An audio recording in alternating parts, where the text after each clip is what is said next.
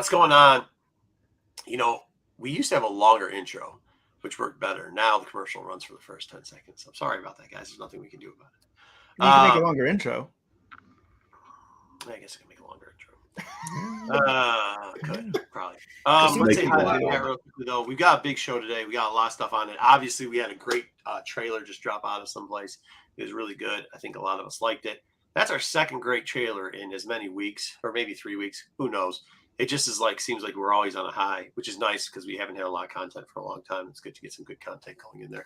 But let's say hi to the chat. We've got a ton of comics to cover. We got toys to cover. We got stories. We got stories about Star Wars Unlimited, and I know packs are getting harder to come across to open, but we got a couple for you guys that have got the itch for what's it called, wax backing or wax cracking or whatever Popping it is. pack. Just done it well. I'm trying now though. And so we'll do a little bit more of that. We'll talk. Jedi's got a bunch of questions. Obviously, we'll do that after for the rest of you people that are 30 or 40 or so are still interested in that type of stuff. So, all right. And let's say hi to the chat. GT Key Comics, thumbs up, hi. I don't know what that second comment is, GT. I don't know. All right. It's Dark Side Sunday with the crew. I want to talk about Bad Batch, Tales of the Empire, and comics. Also, 95% sure I'll be on the show next Sunday. Let's go. Can't wait for that. Huh? I know. You hit me up the other day. I said, I didn't even know why you're at. We've told you just whenever you can come back on. Yeah. He's an early Renovision person, so he's always welcome in this house. He just said the same thing twice. What's going on with you, GT? You having a seizure or something, bro? Somebody go check on him. Evening, gents. Looking forward to my weekly dose of all things Star Wars. Catch you all on the catch-up. Thank you, Vader Prime. Cheers and deuces. Deuces to you too. Okay, he's good. I think he's out of whatever stroke he was having. No, because there's another double thumbs. What is going on with him today? John, what's up, Sanders? What's going on, everyone? Yukon Sheets. Yes. Okay. Oh, you must be a Bama fan? Is that what he's saying? I don't know. I don't know what he's talking about. Yeah, basketball. It's college basketball. Best college basketball. There was no way it was even. There's no way it was even close. UConn destroyed Alabama. Listen, first of all, Wayseeker, what the hell happened to your thing? What are you in your closet?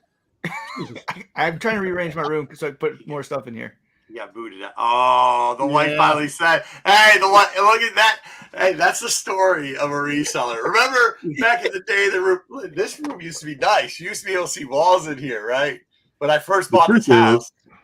And then 3 weeks Marco later, and I have already Marco and I have won all of his mats, so he is no longer. Yeah, they're gone. They're gone. There you go. That's right. That is right. Good news for you today, Johnny, I guess. Or this week, we'll see. Wookie Fanatic, happy Sunday. Darksiders, happy Sunday. Hi, Eric. Eric, you got to remind me on Wednesday daytime, we got to share that thing that you did. That's kind of cool. Brian J, hello, guys. Thumbs up. Wayseeker, I thought you're... Whoa. You know why? There was a revolt that happened behind the scenes because Marco's news was so bad last week. That's not true. My news is so dope. This was an atrocity. This was an abomination of abominations. We need you back. I have never heard anybody cry about anything more than Wayseeker last week. He was so mad the news did so well. He just cried about it. Let me tell you something. You know what happened? What? They put him in the crazy bin because of Nubs. That's why he's hiding in the closet. We got some Nub news this week coming. Don't worry. It's not good news. Greg Don X. Happy Sunday. Happy Sunday. Wait, what? First off, no. Why did you guys start? Second of all, I don't want to hear any Dubs news. Third off, let's just get into the show. I've had enough already, and it's been. Everybody wants to hear Nubs news. Sorry, nobody does. If you do that stupid thing about the comic thing, it's in there. Waste our time. All right, let's get going. We got a week of news. Right off the top, we'll talk about this more later, but we got the surprise news of the week. It was not Tales of the Jedi, but Tales of the Empire is coming in just under a month on May the 4th. And so I'm excited about that one. We'll get into this one more later. But for people that just watch news and check in, looking for what's going on in Star Wars, this is the big news of the week. The other one, to make Dom a little bit happy. Hold on, can we go back to that real quickly? What? Isn't that a Saturday? Everybody, hey, listen, I'm going to do this right now, and you might get muted for the rest of the show. Everybody love this, yes? Not Dom. No, I did. No, I'm breaking your balls. Yeah, I did. But right. I did say that. No, that's enough, Dom. Jedi, did you like it? Yeah, I watched the trailer once or twice. I liked it. I thought it was interesting. We're gonna get Barris, mainly Barris. I like the way that the Grand Inquisitor looked, and Thrawn too. I mean, like he always did. Like he's supposed to. Well, they look like they're supposed to, which is really cool. Wait a minute, this is a Disney thing, right? Disney? Yeah, Disney Plus. Right? Yeah. Yeah. I know May the 4th be with you. I know that, but that's a Saturday, which is a little weird for them to drop on a Saturday. But I know. I guess you understand why. Yeah. Hold on. May the 4th. All right. Go ahead. We're done. All right. This one, I think. Dom actually had to leave because he wasn't happy with it. Wait, one more thing. One more thing about the Tales of the Empire. What? We're getting Morak. He got and we're going to find out. You knew when he got up out of his chair, he was going to get a pop. How do you know? He is. You have no idea we're going to see who he is. We're going to see. We know he's not smoke. Just smoke. Yeah, we know he's an Inquisitor at one point. Hey, hold on. We have a whole thing. Dom, why do you always persist? It's literally, Wayseeker said we have a whole segment later on this. I go, okay, cool. I'll go back real quickly just to hear everybody's opinion if they liked it. That's it, nothing else. And then you proceeded to leave. We thought it was to hold yourself back. Sorry, Marco. It's the excitement. I'm sorry. I'm glad you're excited, Dom. My nipples are hard. I'm excited. Oh, whoa. Too much. I didn't need to know that. Please continue for this, I guess. No. All right. No. Show us your hardened nipples. We do not want him to take his shirt off. No, we don't want any strikes. No. Let's go. We did get a release date, tentative at least, on the schedule for Mando and Grogu. It's coming out earlier than some people thought. It's not going to be the Christmas one. It's going to be the May release, so May 22nd, 2 years from now. So thank you, Wayseeker. Thank you. About what? Making this possible. Thank you. Okay. You're welcome. What possible? Coming out earlier, not closer to 2027. Close. Why are you thinking him? This is what I've been saying the whole time. No, it's all me. It's all me, Marco. Stop taking my credit. Stop taking it. Yeah, I guess. Literally the whole panel. I go. This is probably. He actually did me a favor. He prayed for this to be earlier, and he did it for me, and I appreciate it. Thank you, Wayseeker. Thank you. Yeah. I hate you guys. We got another trailer coming this week. So we had one the last couple of weeks. We got one that I'm really excited about. This one I'm maybe just as much as the other one. Star Wars Outlaws trailer story show will arrive this week on April 9th. Pre-orders are expected to launch this week too with the trailer drop.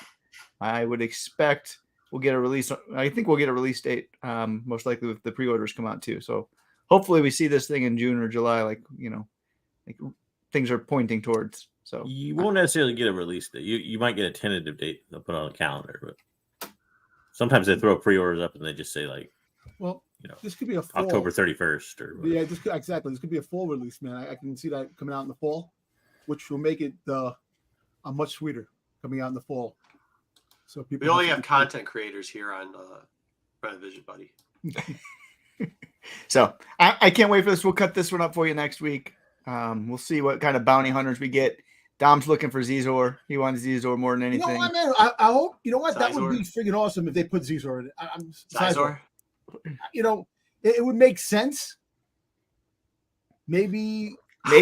Dom, I swear to God, and I hope it's not for a very long time, but when you pass away, where'd you go? When you pass away, like years and years and years from now, I hope you donate your brain to science. Because whatever the fuck is going on in that head sometimes, excuse my language, whatever the heck is going on in that head sometimes, I really got to know. Like, what? Zizor? What? They have to bring him back. He's back, but I want to see him in something. Not just a name drop in a comic book. He's been asking for it for years. Yeah, but I don't get it. Why?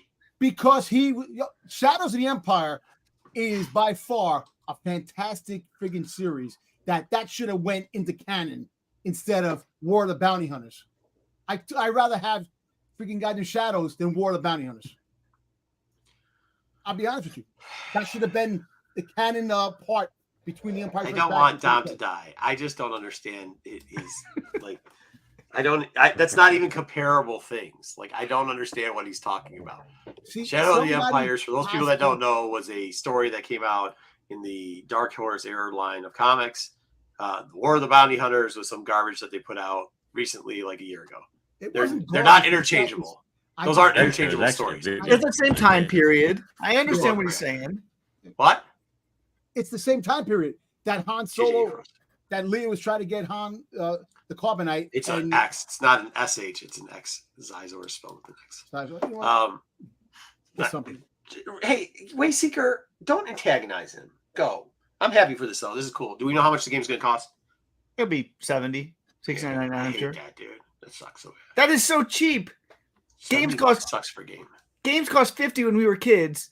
Inflation, that should cost way more than when who was kids? Me, not me, bro, not me. Now rage on them for young kids talking about how games are $50 instead of $14.99. Get out of here with $14.99. Where were you living in? Yeah, Atari games for $30 back in the day. I remember that. Where was No. You could get a Blue Light Special Nintendo game for like $20. Blue Light Special. Where are you going to? Listen, Kmart. Atari. You don't know what Kmart's were, but before you were born, they had this. They had a store called Kmart. They had something called a Blue Light Special. These games nowadays, they never go on sale. It's like Atari 5200. The games were like $30 to $50. All kidding aside, when I was growing up, and ColecoVision, I remember that. My mom, I wanted all these games, and my mom was like, "These games are expensive," and that was back then when I was a kid. Yeah, but you could get Nintendo games for $30. But still, even with inflation, that's $70. That's 30-something. Hey, nobody cares about inflation. It costs $30. Gas was 89 cents back then. It's $3.30. That's because of something else. It has nothing to do with inflation. Star Wars figures for $2, and now they're friggin' $20-$30 for a goddamn vintage line figure. This is why we can't have good games, because of people like Marco who are cheap, super cheap. Yeah. Oh, absolutely. Yeah. If it ain't free, it ain't for me. Yeah, ruin it. All right, this one's for Dom. Dom posted this one. He's excited about this. I don't know why he cares so much, but he is super stoked that George Lucas is the richest celebrity in the world. Why do you care, Dom? Why do I care? Because he's the daddy of Star Wars. He created what I love today, and I'll be honest with you, that without George Lucas, Star Wars would have never existed. I'll be honest. Why do you care? He's the richest person in the world. Why do I care he's the richest person? Because I like that title on him. Because everybody's looking at him saying, why? You know why? Because he created Star Wars. He created Lucasfilm. He created what we loved and cherished as kids. You know what? I couldn't fucking care less. I don't care. I'm just saying. Yeah, good. And can we go back to Zaggy's comment? What did Zaggy? Daggy, don't do this. I used to steal from Kmart. They never showed the game case true. And cameras didn't work. Also true. But Zaggy, don't rat on yourself on the internet. Oh, jeez. That's Kmart can't do anything now. Statute of limitations. Good. Yo, Kmart's are closed now, man. Most of them. I was gonna say, I don't know if there's any Kmart. I don't think there's any left, dude. Yeah, I don't think there's any left. All right, Daisy Ridley came out this week and said that she hopes that Finn's coming back and will be a Jedi in her upcoming movie. There you go. We don't want it, Finn, but Daisy wants Finn. When's this movie supposedly going to come out? 27, supposedly. The year after they do a movie in 26? You really think so, buddy? They say they're 27, 26, 27, 28, 29. They have 4 years. Can't we have Finn without him being a Jedi, though? I mean, why does he have to be a Jedi? Dan? Dan, we're going to talk about cards later, buddy. I mean, that's a leap, right? I mean, yes, this is a leap. This is what he wants. I think this is the only way he's coming back. I think everybody wants to be a Jedi in a Star Wars film, but it doesn't make sense. I don't know this. With all due respect to whoever this guy is, like when you tell somebody to go eat it, like, okay, cool, man, have a nice day then. You know what I mean? Like he wasn't exactly. He said he hated being in Star Wars and he wished he never did it. Like, well, thank you for your service. Have a nice day. We'll see you later. He said that because if you look at the fact that he was in the poster, he was the main character. He got little screen time. When the film went to China, his figure picture got smaller. He got put more in the background. So I can understand. Well, what does that have to do? No, what does that have to do with Star Wars? Though? That Disney did not do him right. Hold on. They didn't. the cultural differences. Disney doesn't have a choice what they get to do when they put stuff into China. It's not like here. There's no freedom of speech. There's no they have a ruler over there, and they have laws that if you break whatever their law is, they kill you. He was the star of the film. Why is he? It doesn't to them. He wasn't. To them, it's not allowed, Dom. If you want to take that up with somebody, go take it up with China. Go ahead. I think you're right. It sucks, but go take that up with China, bro. I mean, that's how that goes. Also, either way, he still caught bags. And then he told his employer that they suck. Well, if you catch bags and you tell your employer they suck, I think he should be in the same line as Gina Carano. Okay, let me ask you a question. Also, Andy Driver, Adam Driver. Adam Driver said he said that they missed the mark, that Disney missed the mark too, on everything. He said that they had no clue with the story, which is true. There was no story, no nothing, and they messed with the mark. He said things bad. The only person. No. The difference between what he said and what Finn said. Finn said, "I never want to work with them again. I hate them. It was the worst experience of my life." And he put a whole bunch of other stuff in there. Okay, that's the Driver kid. Even though I don't like him, what he said was, "Yeah, it was a train wreck because we had a bunch of different directors and they kept subbing them in and out all the time."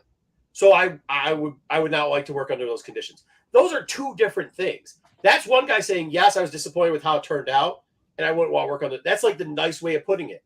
That's not pissing your boss off. I don't have a boss. Y'all got bosses. If you come into my office and you talk the way that Adam Driver talked, or you talk the way, I'm sorry, what was the guy because I really liked him in the other stuff he was in. But what's this guy's name again? John Boyega. John Boyega. If you ask for the smoke, you're going to catch the fire. The difference between the two. Go ahead. If the Boyega Disney relationship was that toxic, I don't think Daisy Ridley would be saying, "I hope he's in the Jedi movie." Yeah. I mean, if she's going to say that, then there's at least a chance that he's going to at least be in the film. Now, getting back to, him being a Jedi, I don't think makes any sense. Not right off the bat, and they got to have something there, some sort of connective tissue there between where we left off with 9 and him. Suddenly, he's a Jedi in 10. Once again, good luck with this. But if you're telling me, remember, you guys thought that this was going to be the first movie out. You said it 100 times. I told you that's incorrect. They're going to come out with the Mando movies first. I'm also telling you, be very careful how much anger or love you put towards this, because it also might not be coming out. So, well, one thing before we go off on this, Disney missed the mark. This could have been Lando's son, and they didn't do it. End of story. Let's move on to the next story. Yeah, he was good. What was the movie that he was in? Was it called The Block or whatever? The Block with the bank. Yeah, that was a good movie. Yeah. Oh, my man. What's up? This guy wants to be in Star Wars. Yeah, give him there. This guy's a great actor. Absolutely. Go ahead, Jedi.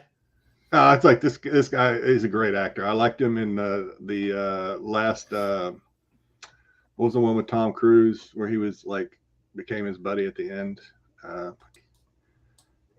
And I know everybody's watching Shogun. I just caught up with it last night. Freaking awesome show. So yeah, what's not to put more? I feel like this is a lock to happen. This guy wants to be in it. Dude, put him in, man. Obviously for whatever. Last Samurai, was that it? Yeah. Last Samurai. Get this guy a bag. Give it to him. Out of all the people that want bags, let this guy get one, because you know he's not going to complain about it. You know he's going to do whatever you say, and you know he's got acting chops. This guy has paid his dues too. He's played the bad guy. He's played the bad guy turned good guy. He's played the supporting roles for a lot, and it's good to see him in Shogun now as a lead. And yeah, this guy's really top tier in my opinion as far as. You know what? I actually think they should put him in a role in a High Republic role. I say Jedi Master in High Republic somewhere. If they do a show down the road, that would work. Yeah, cool. There's lots of things you could put him in. It fits. It wouldn't be hard to make a role for it. So I think it's great. Hey, he does like money. Give this man. Hey, Give this man his money. Let's go. I'm down with this dude. Give him a bag. Hey, you can put him in so much stuff too. You know what I mean? Yeah, I agree. Hey, if we're gonna be honest about it, let's be honest about it. Star Wars took a lot of culture from that area. Like, yeah, they definitely culture vultured a lot of that stuff, So give them some. What are those things called? Reparations. Give them a bag. Let's go. All right. Lots of news coming out about the Acolyte right now. I put one on here. Carrie Ann Moss came out this week in an article for Empire, and she said that her character Indara was inspired by Trinity, and so it's basically the same character with just Star Wars focus. So is that what you want to see? You want to see? That's kind of lazy writing. Really is. If you think about it. I actually kind of agree with Dom. That's terrible. Yeah. I don't. It's Trinity's from Matrix, correct? Yeah, Yes. Matrix. Yeah. And did she play Trinity in Matrix? Yes. Yes. So obviously that's what she's gonna say because she's playing both parts. So what she's saying is she is a one-dimensional actress. That So what she's saying is they probably should hire another actor. So what she's saying is they probably should hire another actor. It's not writing, Dom. It's not writing, JJ. They hired the wrong actor. That's what she's saying. She's saying, "Hey, I'm a one-trick pony." And I'm No, if they wanted that one thing, they hired it right? I mean, that's maybe. Yeah. that's I the only thing guess. she can do. Let's have okay. You know what? Trinity. You gotta play. You gotta play Trinity like you did in the Matrix. The same character, but as a Jedi. I mean, If she starts bending over backwards, avoiding laser blasts, I'm done. I'm turning it off. I'm not big into She's gonna movies, do so I don't know. that. But what's Carrie Ann Moss done since Trinity between now 25 years? No. So like the other Matrix movie that didn't do so well, where he turned out to be the real hero. So I mean, like, what type of brag is that? Like, that's not a brag. Like, she's bragging. Like, that's a good I think thing. she's played in other things. I just don't know what they are. No, she hasn't. But like, what type of brag is that? I don't know. It's the whole Like, article. yeah, this is inspired by the other only character anybody knows me I don't know for. why this made our news, to be honest. What's that? I don't even know why this made our news, to be honest. Hey, I know why it made our news because Wayseeker likes to troll Dom. That's why this made this He's news. he's not trolling me. I don't care about this. Everybody agrees it's kind of dumb. He's not trolling. I don't care. You know. all right, we'll keep moving on. This one I am excited for. Andor writer, the Bo Willman, came out this week and confirmed as co-writer for the Dawn of the Jedi movie. Bo is the one that did the whole Prison Break arc for Andor, those 3 episodes. Fantastic episode. Those are some of the best episodes. Those in the final 3 were, I mean, just great. And so it also came out this week that Mangold has confirmed that the next project that he's working on before Swamp Thing is Dawn of the Jedi. So this one is right at the top of his next list. So great writers. I'm adding a great writer to the writing room. And Mangold's prioritizing this before Swamp Thing, which is good news because everybody was thinking that Swamp Thing was actually going to come first and that this one was going to be way, way down the line. Nope. Swamp Thing, if you're a Swamp Thing fan, I'm sorry. Swamp Thing has been pushed on the back burner. Dawn of the Jedi is up next. Before 2030, hopefully, right? I mean, I want a Swamp Thing thing. I want a Swamp Thing movie project too. So, but I'm only a bit curious about why you used the picture of Andy Serkis. This is the only picture I saw because it was the I sent you a thing. I sent you a I was picture. kind of that's listening, really and then I misleading. looked at the chat, You looked could've back, showed and the was like, writer. wait, what? what? I sent you a picture of the writer when I sent you the. I don't know. That's what I found online. I For got somebody like me that wasn't really paying attention, this picture is very misleading. Yeah, I agree. What is Andy This is Serkis? one of the worst. See, the quality of news was so good last week that this is just, now you get to see all the flaw in Wayseeker's news. come This on is it. now. No, Yeah. everybody, hey, look, I'm This sorry. is what we want. Wayseeker. We want see? good writers. Hey, We got Marco. good writers to a good project. Hopefully, I mean, yeah, I'm excited. Marco, For it. you got Jaja and you got Nubs. So you're Jaja. You're gonna get some nubs later. We got some Yeah, Acolyte Jaja. covers. For Jaja, the, magazine. Jaja. Jaja Binks. I love this Jar cover on Jar? the right. Jaja. Yeah. This is the subscriber Jaja, cover on the okay. right. I will be trying to find that one. These That is subscriber kinda cool. covers are hard to find because they're only found in Europe, so it's really hard to find them over here. But both of these covers are pretty cool. But that one on the right I am really looking forward to trying to pick up for the Empire. So Was if there you're a only big two? Acolyte fan and you like to pick up magazines, I really like the special covers, but especially the one I kind of on like the both. right there. I think Yeah. both are sweet. So for those collectors out there for magazines, I I included just that wish one they for would you. have got rid of the Paisley Ridley thing and it said if it just said 14 Star I mean. Wars, the Acolyte on it, it'd be cool. For the book readers, Marco, JJ, everybody pick this one up this week. Living Force by what's his name? The person that did Jackson Kodor. Miller. Yeah, John Is it Jackson John Miller. Jackson Miller? All right, John Jackson cool. Miller. Hey, dude, he's a solid cat, man. I'll pick it up just to support The him. book comes out Tuesday. We'll be reviewing it. I heard people who said if you liked it, has nothing to do with it, but if you like the style of the old Kodor comics, the style Oh, nice. of writing is very similar, and the pacing and things like that. And so Cool. if Actually, that he was wrote things that you he wrote a enjoyed. good canon book. He wrote was it New Dawn? I think was the name of it. Yeah, New New Where Dawn. Kanan and Hera. Yep. Yeah. Yep. meet. Been a while. He wrote something else that was good too. He's written a couple good novels. He wrote the Kenobi book. I mean, it's Legends now, but All right, the Legend Kenobi book. That's what. Yeah. but it was still a good book. Yeah. So we'll be reviewing this one sometime in the near future. I know Yaddle plays a big focus of this one. Yaddle's got a lot of love lately. What's so he asking? Is it on the last thing? What? Who's the chick with the tentacle dreads? Who is he talking about? Oh, That's the main character. Her right Talking there. about Yeah. for Acolyte. I don't Yeah, think- May or whatever. her name Acolyte? is. Oh, he's talking. Talking about this. Oh no, he's talking about that one. Is that a That's what's her name. Indara probably? That's Dara. It looks Yeah, like Gara, whatever her name is. Indara, right? Oh, he's talking about the chick. At the end. Yeah. After Yeah. Kanan's thing. Yeah. Okay. Is that the This Monster one- Hunter girl, or is that this? This one? one's for JJ, for you, Marco. I included this one sent just that- for I sent you. that to guys too. JJ really wanted this one in the news, so don't blame me. Dom did too. But this week we got a closer look at what a live action Kanan would look like. So if you ever want this, another guy Continue. that like you said the wrong thing and should go into the batch with. Is that you. really him, or is that just a lookalike? No, Is that it was a joke. They fucking did a thing and put it in the back so you couldn't see it. I think yeah. I think they mocked him at they mocked him into a though, as picture, Kanan. Yeah.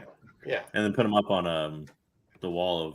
it was like this Ghost. big and you can't see it, but then they like did it as the behind. He's the going to be in scenes. Chicago Chicago to see C2E2 signing autographs. So Bring him all your canon stuff and tell him yeah, how much tell you him love how him. much as you Kanan. love Get that. something He'll just signed. comments on I'm how going he to loves pop Star and have him Wars. sign the pop to Marco. With Any, love. I'll tell you right now, any Star Wars biggest person fan, that gets to Marco. kind of sign anything, you're a sellout and you're not a fan, dude. You really are. Because especially if you're an adult, if you're above the age of 6, he literally said you're the lowest life human being ever. So if you pay this man, know that he thinks you're a piece of shit. Just know it. If you're okay with that, cool. But know he thinks you're a piece of shit. Just know that. I'll do it for the lulz. Archer, you can't get Love you can't Freddie get the Prinze. subscriber one though. The subscriber one, they will not have a bunch of nobles. But they might Aren't have there- the one on the Are there left. only 2? Usually there's more than 2. Usually they have 6. I don't know. There's only 2 that I've seen them release, so maybe there will be more. But they haven't shown what they're going to be. So I think it comes out this week or next week, so we'll find out for sure. Yeah. So there you go, Marco. Maybe one day. Hey, do what you will. But know that if you pay this man money, he thinks you're a piece of shit. So go ahead. Am I wrong? Tell me I'm wrong. He said all adults that are Star Wars fans are pieces of shit. So like, I sent this Hey. to you, Wayseeker, too. What? I sent this to you, too. Oh, I'll be there in 3 weeks, so I'm gonna get to hang out with Sabine right there. Right, Sabine's coming. I got to meet the Disneyland? real Sabine. What? I got to meet the real Sabine. Yeah, well, you're better than me, but Yeah. I get to go to the one at Disney. okay. Disneyland Sabine will be there through May the 4th. So for the next month, they're doing a bunch of different Star Wars stuff. You'll see in the next slide some other stuff, but I know the kiddo is super excited to take a picture with Sabine. So Yeah, this that's will be cool. this will That's be a gotta lot of fun. awesome. They're finally doing it right. They're finally adding some cool characters there. Yeah, they're also doing a exclusive Star Wars fireworks show for the next month at Galaxy's Edge in Disneyland. There's a new Star Wars scavenger hunt for people who are going He's just over the next copying month. last week's news now. Oh, Yeah, that's all he's doing. No. That's literally and all all he's the doing. new BDX droids Yeah, are yeah. arriving as well. Copying last week's So- great news segment. Yeah, this sounds familiar. Yeah, it is. So for the Sabine, so they hired this actress to play Sabine for a month, and then they're like, That's probably more than one, I imagine. see ya? Oh yeah, maybe more than one. I I'm don't sure know how it they. works. I'm sure they transitioned him to some other character. Yeah. I hope so. Or maybe it becomes so popular they keep it Helmet there. on. You just put that on your 80% resume. of the Played time. Sabine for a month at. But you got to I mean, change if you're your a hair character and actor, everything I for get that character, you know. Yeah. Well, I mean, you could easily have one walk around as Sabine and just never take the helmet off. So California. I have no idea. Only Disneyland, not Disney World. Boo. Mhm. They do it right. Nobody. Who cares about Florida? Nobody should go to Florida. Why not? Hey. Why not? There's hillbillies there that just want to shoot each other all the time. There's alligators Florida and man. hillbillies. Why would anybody ever Florida go to Florida? man. Because you might see a Florida man. Florida man is the greatest Get a thing of all Florida man time. autograph. Huh? If you've never been to Florida, like you go, it's not just the men in Florida too. The women in Florida are wild as crazy. Like they're lunatics also, dude. It's Brian's all right. They crazy. eat people in Florida. Why do you want to go to Florida? It's crazy because sometimes you just want to go see what the apocalypse is gonna be like. Shit, Yes. you go down to Florida. Crocodiles, It's bro. crazy. I got plenty of stories of that place. All right, for your gamers out there, Star Wars Galaxy of Heroes, after being in 8 years on mobile, is headed to PC. So I don't know why they're trying to put this one on PC 8 years later. I don't know if anybody actually plays this game anymore. I can't imagine coming into this game, which is Now? such a full 8 years pay to later. win game 8 years later, and just spending tens of thousands of dollars to even maybe have a good run. Yeah, I think now you. It was getting to. I think I quit 5 years ago when it was getting too hard to play for free anymore. I can't imagine now it would just be. No. They just get it. It was okay till they added on all those special ability things, and you're just like, wait, what? Now you've made it very complicated, and it's way too many microtransactions. Yeah, but of course, Ruben plays it. You want to play it on PC, you'll be able to have your chance 8 years later. This is a really weird decision, in my opinion. But hey, they do want money, and I don't know if they're going to get any money from this one though. But whatever. A little bit. All right, we got pre-comic day preview. This one I'm super excited about. We got the Young Jedi Adventures. We got to see the inside, so we're going to see what's coming on in the May the free comic days. So we're going to have Nubs, Liz, and Kai teaming up with Lula, Court, and Farzala. This is really good news. You want to know why? Because when you look at what all the other kids are there, they are now 30 years older, and there's no Nubs, and that means he's dead. He's dead, yes. Which is awesome. Means Nubs is dead. Nubs is not dead. Nubs will be making their way into Acolyte Season 2. That's what I think. No, Nubs is dead. Nubs is alive. Nubs There dead. is an Acolyte Season 2. What? If there's an Acolyte Season 2. There will be an Acolyte Season 2. There'll be an Acolyte Season 2. Luke's your burner account, huh, Wayseeker? People love Nubs. What can I Nobody say? loves Nubs, dude. Everyone loves Nubs. No, they don't. And you want to know why? Because every time I go to the toy section, which is at least a couple times a week, I pass my Nubs stuff, and I'm about to take a picture and send it to the local chat going, look, there's empty spaces everywhere around Nubs, but Nubs hasn't sold. But Dom already did it once too, so I don't ever have to do it again. The Liz and the Kai ones were over jammed at my Walmart, but Nubs was sold out. I'm actually glad for this because their first appearances are going to be buried in a free comic book day book that no one will care about. So yeah. If they want to make Nubs interesting, they need to give him. I'll have at least a dozen of these. They got to give him if they want to make him interesting, if they ever go cartoon or live, they got to give him a Barry White voice or something, something just throw you off, because otherwise this is just. He doesn't even talk. He just goes. You know what? Oh, is that he don't even talk? Oh God. No. He's gonna remind me of Five Nights at Freddy. I've never watched this guy. Freaking bear. Thing, whatever. They put him in live action. Freaking I'm just one of the Grateful Dead Speaks bears. Pobian. I mean, that's part of the comic. If you read, he's worried because he thinks that none of the Jedi are going to understand Pobian, and so they said they'll He's a translate. blue Ewok. That's all he is. That's what I said. He's a blue Ewok who dies, which is nice. He doesn't die. Doesn't die. Can't wait for the future. The future is Nubs. thing, dude. Just say because he does. It doesn't matter. And then we also got this news. This trade paperback has been delayed more times than. This isn't news. This is just more of the same. And I can even count. This thing was supposed to come out this spring. It got delayed, Yeah. delayed. Now I got delayed again Spring, it was until supposed to come out next a month year, ago. January of 29. This is a series of 9 of these trade paperbacks. It's supposed to be for the Phantom Menace's anniversary, but it's going to be a year later at the best. I don't know why they can't bring these things out on time.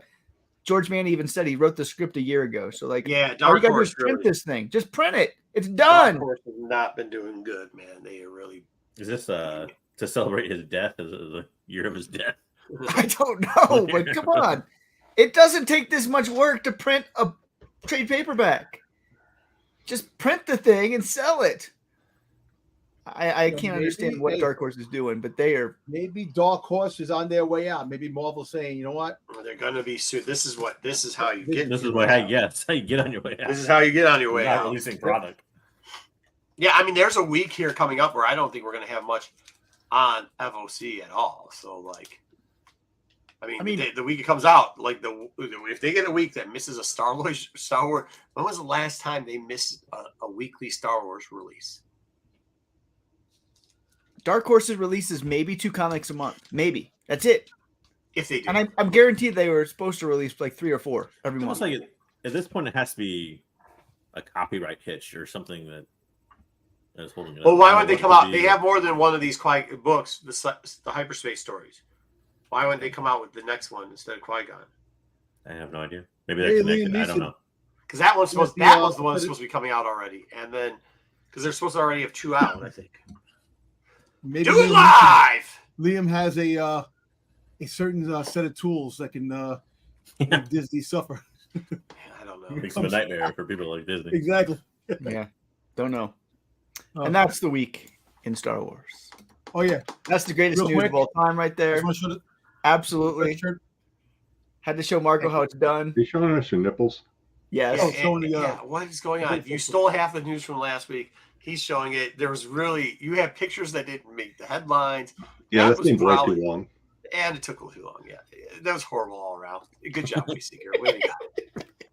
All right. Speaking of horrible all the way around, let's talk about Star Wars 45. Nobody cares this week with Lando on a skateboard. This shit was horrible. What happened here? Oh, Leia says Momon's been kidnapped, and Eddie Barr says it's not a trap. But they had like some weird plan where they were just going to scatter the whole rebellion to different places in the world. Like, it was stupid. And then they go back to the trial because apparently that's not over. So it stopped the trial, even though they thought they were going to win. And then they're like, Wait, "No, she got a dude." black eye? What's going on? That's No, that's she gotta be doesn't part have of the story. Who? What's up with I? What's up with her eye? The lady That's has just bad. never had an eye It's just there? called bad shading, I think. Yeah. That's just how it looks. I thought maybe Lando was on trial for popping her in the eye or something. Oh, that's really weird. All right. Anyways, It's called bad so shading. they call up Princess Leia. Princess Leia pretty much says like, "Yeah, dude, Hondo is a piece of shit. He like sold out Han." And then they're like, "Yo, were you really a piece of shit?" And he goes, "Nah, man." But what she said, and he's like, why'd you let Leia do this, man?" And he's like, "Leia's gonna say what Leia says." It's like, okay, well, why do you think Lando stayed there if he had all this money? Couldn't he just take off and flee? Like his name was P. Diddy? And they said, yeah, but he wanted to save the people, so he didn't flee. He did. And that was supposed to be some big thing of showing Lando's moral compass. He then gets into a prison. He's like, "Hey, listen, I think I know who has kidnapped Moman, and I'm going to give you the information for free." And the lawyer's like, "Hey, idiot, I could have got you out of prison if you just would have told me that." And he's like, "Okay, cool, I'm going to lay in bed." I didn't even do it. Oh, she That got thing was so bad. guy. Okay. Huh? We got What's 5 more to go. 5 No, more. go back. She has a cybernetic eye. That's what's going Yeah, on. cybernetic guy, yeah. Yeah. Okay. If you said that earlier, I missed it. So. never mind. Well, we said it last time in 44 when she was shown the first time. No, I'm sure I wasn't. None of us gave a shit about it then. We don't give a shit about it now. All right, coming next week, Vader 45. Here you go, John. You're getting your boy on the cover. Right down. I got my 2 copies of that coming. Yay. Are you back on good terms? Are you actually going in the comic shop now? Yeah, I've been there twice. I've been there twice. I haven't picked up anything. All kidding aside, I've been really good with not picking up books, but I got 2 copies. Dom caved. They didn't cave. He's still not getting his incentives. Dom Hey, listen, caved. I don't care anymore. You know what? It made me save money, so I can. Good. There you I'll go. pick Don't them even up. worry about the small I will things. pick them in up life. when I get a chance. Right. There you go. And you do need it, John. There you go. All right. Good job, Dom. Your growth. That's what I like to see, personal growth. These books all suck. I'm 5 now. What's that? I said I'm 5 now. All right, next up is At least we got a High Republic story next week. Should be good. I like that Remember, cover. we got the old. What's the guy's? I always get his name mixed up. Tay Sirik? No, Elf. What? Tay Sirik? Tay, yeah, Tay, Tay. So yeah. Tay's back and he's old now. So It's actually going back in time, so we're going to be seeing him. oh yeah, that's right. We're having a flashback. I'd say he looks the young. He flashback doesn't with have a him beard. It's a 1 year after the Battle of Jeddah. They're back on Jeddah on this one. If you saw the But why do previews. they have to go back? Why can't they just go forward? Because we had the Wayseeker. stories. We had his stories. It's the 125. Make They're going to try to show how No, it ties in. We'll see how. We'll see Yeah, if we they don't do have well. the tie-in. What Wayseeker said, Tom. We don't have. I don't care. I'd I like rather that- just skip the it all 125. together, like the Drain I like Gear. it. I want to know why it looks like Lorna Dees should be holding something. Like is she So a supposed to pair be of balls. holding- I like She that. lost a hand, so I think. I she know, just- but Something she they just can't. like It's got a claw hand. I yeah. don't know. She's looks like she's doing this. she's putting the claw She's doing the hands Darth Vader. ready. Yo, She's getting why the is claw hand her, ready to attack. why is her talons look like they're metal? Like she's They are metal. That's armor. Armor. Yeah, it's sweet. Is it over? Yeah, she's Yeah, armor, right? That's pretty I, cool. I love the Vernestra one. That's my favorite cover, though. I like that. They're doing a good job going back. Yeah, you can say what you want. A lot of people are excited about this. I myself am excited about it. A lot of normies are excited about it. People like the High Republic, my man. No, I don't think anybody's excited they're going back to phase 2. Oh, not to phase 2 though. Yeah, No, phase 2 nobody's, sucks. nobody's excited they're going back. Yeah, nobody's excited. No, he's talking about like the movies that going forward they screwed up, so now they're going back. Oh. High Republic's good, but yeah, phase 2 is kind of. She is. She's going to tell you to cough, John. All right. Also, we get the Last of the Thrawns. We get a Grist cover, which don't buy the hype on the price of the Grist already because a lot of them are set deals, so they're paying. If you see it selling for $65, that's because they bought copies of the books and then send them together. So don't. Oh, you mean I would say just wait. Wow, that one cover is really ugly though, so that's cool. There's some Actually, really that, bad covers, but yeah. middle one? I like the middle one. The middle one is the A cover. Yeah, I don't like the A. I don't like the B. I don't like either of them. Well, I think when you look at the B cover, then all the other covers look better. so there's that. I mean, his eye. Look, go back to Thrawn's eyes. Like one eye is like half shut, and then the other one is like extra red. Hey, he might have a pink eye. It looks like he got punched in the eye, and now He didn't barely wipe his open it. hands. Maybe Lando knocked him out too. Shut up. FOC, dude. I'm getting this 125. I actually got to order it right now. Yeah, It that blue is. one's cool. I like this character. He is fucking debaucherous. They haven't given us a ton about him, but they keep giving us little tidbits. He's one of those guys that you're going to love it when he either dies or when, like you're going to be cheering for him to get his ass kicked forever. Which is a good character. They really built a good one. So that's cool. That's the first incentive with him on the cover. Just so you know. Is that thing down? I don't know. Down is that thing? First incentive It is with him on the down. cover with the red Marco, light. you just made it a thing. Okay, there it is. First cover incentive. First cover incentive appearance of first appearance cover incentive. There you go. So, but yeah, dude, that shit's dope, man. I think a lot of people like this character. I haven't heard anybody. He is the doctor that mashes up people. Huh? Are there 2 master and apprentice covers for this? No, that's not. So one is the 25th. Oh, Phantom Menace. Phantom It just happens to Menace. have both of them on there. Yeah, the other one's the Ahsoka cover, isn't it? Oh, That's the Ahsoka. Ahsoka Yeah. covers the Ahsoka the series. Apprentice and whatever. The other one's the 25th anniversary.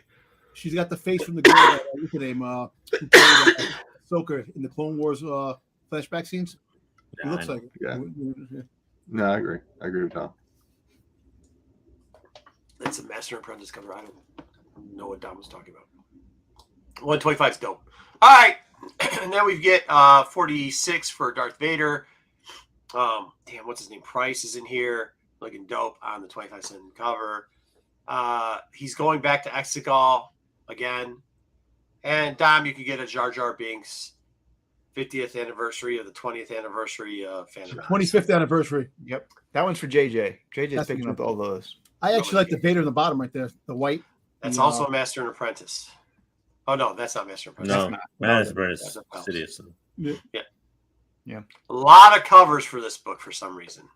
Because they got to try to sell 25 of them for 1 in 25 that doesn't need a 1 in 25. I wish they would just stop doing 1 in 25 for these bad books. 125 looks cool though. I'm gonna buy it for $12 when it comes out. All right, FOC. Phantom Menace #1. This is that one-shot thing that they're gonna do. We kind of covered it a couple. I still can't get over Liam Neeson's face. Looks like he pooped his I pants. don't know. It's blown up, like his face is swollen or something. Yeah. And why does the episode 1 in the background look like Drew McIntyre?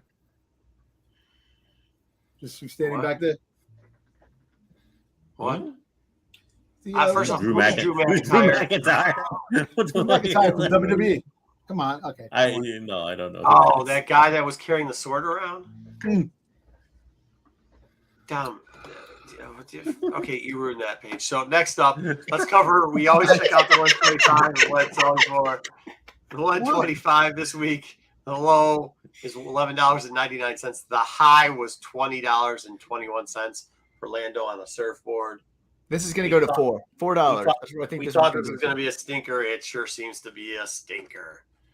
By the way, just for reference, I was going to cover the Thrawn 1 in 25, but it's still above ratio, around the same point, around $30, $32, and it wasn't worth it because there's only like 3 sales. All right, now, oh shoot. Oh yeah, well, we're going to cover. Should we cover them anyways because of it? We all know what happened. You do the trailer first and then come back. We do trailer first. You want to get into trailer? All right, it's early for trailer. All right, let's do the trailer. I was just throwing shit together. All right, Tales of the Empire. Original shorts available May 4th. This was cool, man. First off, hell yeah. Second off, Dom, I got to give you something. You were right. You said, and I quote, you know what I'm saying? You know, May 4th. So something might be coming because of May 4th. You know what I'm saying? Like when you think about it. You're right. Something's coming on May 4th. So congratulations, buddy.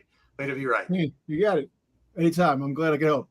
There's probably going to be a bunch of other shit on May 4th, but I'm not saying that. Now I'm giving you a compliment. Congratulations. You got it right. Something's coming on May 4th. Only 2 episodes. What's that? I said it's full release. It's only 2 episodes. Right? It's 6 shorts. Six shorts, right? So it'll be like an hour. Yeah, it'll be like 3 episodes of length. That's like 10 minutes each. So, but are they all coming out or no? They're all coming out the same day. Yeah. That's right. Okay, so that's what my answer is. It's all coming out. Yes, yes. JJ, but it's going to be like it was before when they were full doing release. Yeah. It's I should say it's the length of 2 episodes. Hey, I gotta give it to him when he's right. Hey, before we get moving on this, you know what I liked about this? I like the way they took the sign, Tales of the Jedi, and then they made it flamed out, and it came out Tales of the Empire. That was actually pretty cool. Like the Bad Batch type of thing when Clone Wars brings the Bad Batch. They did that. Yeah, 1 in 38. 1 in 380. I'm winning. No, that's a loss. All right. I thought that was cool. I thought everything about this was cool. And I'll tell you. So there's 2 stories. Obviously, there we go. We start off with I broke these, as you know, when we get these trailers, I try to break them down because they combine the stories all the time. I try to break them down so that we have able to break down the stories on which parts are what. And I try to keep some of the closed captioning when they do that stupid thing where they cross all the stuff, right? So here we go. The first one, Admiral Thrawn. He's asking why you seek the Admiral favor. We know who this is, right? Like there's no giveaway. Tell us who it is. Tell us who it is. It's she starts with an M. I knew it. Well done. Well done. Morgan, thank you, Morgan. The chick she was from Elsbeth. Yeah, but she was from the when Ahsoka showed up and fought, and then with Raw, and they threw up the thing where what show was that? Mandalorian. Thank you. Mandalorian fought her in the little. What's her name? Far in the little thing. We know she's from the Mandalorian thing with Ahsoka. Okay, yes. With the magistrate. She was with the magistrate. So we do all know where it is, idiots. All right. Anyways, so Morgan's there. She's younger in this one, I guess. She has to be. She is. Oh yes, she's much younger. So she still got her she still has her spear thing. So that's when she got the spear. She's got she's I just don't remember when we saw her in the Mandalorian. Was it Ahsoka or was it Mandalorian? Yes, that was the episode with Mandalorian came live action. Mandalorian, yes. And that's when Ahsoka beat her and took the spear. Was she younger there than she is in this? I don't mention Thrawn's name. Way older. Way older, okay. Way older. She's a young. This is Clone Wars time. This is like 20 years before that. No, this is Empire time. No, this is Empire time. It This can't is- be no, Clone this Wars is- time. But This that's is what when- I'm this just is saying. the- But they show what she's young in Clone Wars time. Yes, Wait a yeah. minute. We'll get I there. stumble over Morgan's name, and you guys give me crap. He just said, while there's Empire Okay. ships, This Star scene Destroyers is here, Empire time. and it's Clone War time. Well, No, he's but right. it- well, the whole it goes back. the Never whole mind. fact is that she lives in the forward Clone in Wars the time when story the in the Night scene. Sisters die. It's when the Night Sisters get If you go burned. through the They trailer, I'll killed figure by it out. Dooku and they killed by freaking Grievous. He's more right than you are, Marco. What can we say? He at least knows what he's talking about.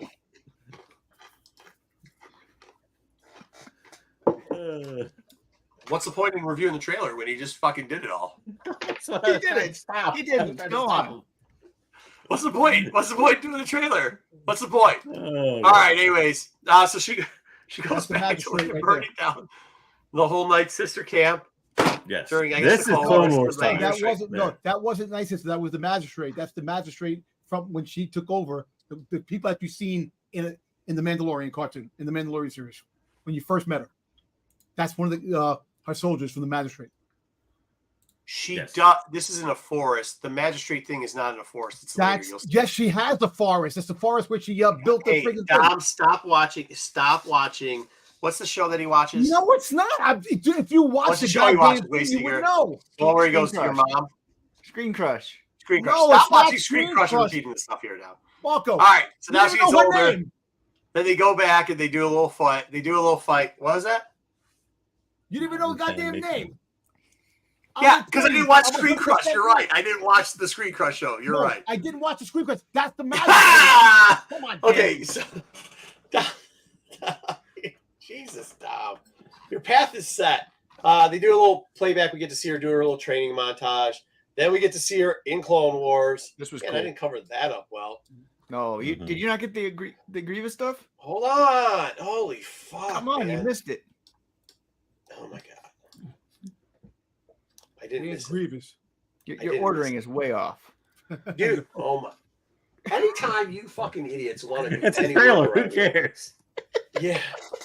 It doesn't go in chronological order. It anyway. doesn't, like, none of it goes. I literally just Marco pieced always out. puts it in order. He I always pieced gives out it the right order. Oh my god. Are we done with this trailer? Jedi, are we done with this trailer at this point? You guys ruined a good thing. I just want to tell you that. Whatever. Keep going. Go ahead, I have guys. learned nothing. Yeah, I'm not doing Look at anything this. at this point. I'm just Grievous keep goes clicking. up and kills her clan. I'm just more or keep less. clicking. And that's the The end of that Force part. Sister, Yeah, that- good job, that- guys. that's- Keep going. Dom, what do you got here? That's What's it. Street Crush tell you? it. No, she's fighting Grievous. She's putting the fight to Grievous when Grievous killed the Night Sisters. This was a part of the story that you didn't see. That part's already gone. All right, Force Sister now. Wait, Are we good? Can we tell this yeah. part, or do you guys No. want to? No, I want to ask a question that I asked in Go. chat and nobody asked anything. Please go ahead. Did anybody ask or care that we get more Morgan Elsbeth? No, No. So why is this so great? Why? I actually like seeing the Grievous part. Why? Why? Well, yeah, but we already knew that Grievous killed them. Like we saw that part. We already knew that. Yeah, I mean that part of it I actually like. I like seeing Thrawn again. Hey, can I just say Thrawn's I'll gonna be be honest very with you. little of it. Hey, Thrawn Duck, meets her and- hey, JJ, I don't care. You want to know why? Because I'm a fan of two characters, Grievous and Thrawn. And when I get But to they're see not. them, It's about Morgan Elsbeth. I Why don't are give we a getting shit. stuff If I about get to Morgan- see 30, What? I'm like, Why- wait, hey, here's why, JJ. Hey, hold on. Don't You cut me asked the off. question. Let me, Jesus, you guys are horrible. What is wrong with everybody today? Why? You asked the question. Let me answer the question. All right, fine. I- Answer the question. I don't care if I get 1 second or 30 minutes of Thrawn in the animated way. I will take it and I will love it. I don't care. Seeing Grievous light up his sabers, and if I get 10 minutes of him twirling it around or 2 seconds, I am like Wayseeker and Nubs. It gets me excited. I will take it every time. I Well, just Marco- want to see it again. Marco, I do you not know care that- about Morgan. I don't really care about the flamethrowers blowing up a couple cities. I don't care that they were behind her later when they blew up when they actually did the takeover thing. None of that matters. Don't care. Thinks it's stupid. But I will tell you this: if I saw Grievous and got really excited about, fuck yeah, baby. And if I saw Thrawn animated, got really excited about, fuck yeah, baby. What was important about Thrawn there talking to Morgan Ellsworth? You know, it Don't wasn't care. Grand- I got to It see wasn't him. Grand Don't care. Admiral Thrawn. It was Admiral Thrawn before he became Grand. So you missed Okay. that. Yeah. There you go. Yes. There you go. And yes. And what? I'm just saying. It Why- was, wouldn't you much rather have a story about Thrawn, then I mean, Morgan it's an Elsbeth? added piece to Thrawn. With 30 seconds of Thrawn? Well, yeah, absolutely, I would. Of course, I would. But it gives us at least another insight to his character. Any insight into his character is okay with me. But it doesn't really offer us any insight into his character because we already knew that at some point they met up and that he basically accepted her as her, I don't know, acolyte or apprentice or whatever you want to call it. Who gives a shit? I get to see 2 more seconds of him. I don't. With some of the other stuff they put out, I don't care. I don't care. It's one thing that they just gave us that's a surprise. Literally, it's a short. It's going to be 3 minutes long. They're going to give us 10 seconds of Thrawn in a 3-minute video. Yes, I'm excited about that. I am excited. I'm getting 10 seconds. Huh? It's about 30 minutes long, but okay. Well, how many are all the shorts? How long are all the about shorts? 10 minutes apiece. 30 minutes each. Yeah, 10 minutes. Well, I said in 10 minutes we're going to get 30 seconds of You said Thrawn. 3 minutes. Oh, whatever the fuck. Who cares? But my point is, yeah, I mean, for that short period of time, yeah, I'll enjoy that. And then we'll get Grievous for like 10 seconds and another 10. I just think they could have picked a better tale of the Empire than the origins of Morgan Elsbeth. No, and here's why. Do you really want? About Here's another reason why JJ, till they could prove to me that they're not going to put Ahsoka in a saber-toothed tiger's mouth. No, I don't want them doing in-depth looks into any character. So to give me 10 seconds of characters I actually like, so I get to see them again animated, No little bit refreshed, and not have to like. Look, if you do Morgan Elizabeth's story and her story sucks, do you think anybody's going to care? I'm sorry, I was reading chat. What? Do you think? Let me ask you a question. If you see more, is anybody going to care if Morgan Elizabeth's story sucks? I don't care to watch it. Whether Right, it sucks so- or doesn't suck. It could be fantastic, but I don't really want to watch it because I don't care about Morgan Elsbeth. Right. So then, like, if they're going to give us something that we want in that, I'll take the. That doesn't make any sense, though. I do want them at some point to give me stuff I want to watch. It doesn't make sense to you. To answer your question, It makes sense to you. Grievous gives you a rush. Okay. So what I'm excited about. Go ahead, Jedi. Go. I'll go after you. Go ahead. Well, just to play devil's advocate, I didn't ask to see more Morgan. I didn't expect to see any more Morgan after The Mandalorian, to be quite honest with you. But then we got more Morgan. So while I didn't ask for it, maybe they just want to kind of, I used this term earlier. I don't think I've ever used this term twice in one show. Give us some connective tissue as to why she's important, where she came from, how she's kind of related, a relationship with Thrawn, etc. No, yeah. I agree with JJ in that I didn't ask for it, but maybe there's once again, I just some backstory on the whole her how she came to be an important enough character that we saw her in The Mandalorian and then again in Ahsoka. So plus too, like nobody's emotionally attached to her. So you're not going to get this overreaction.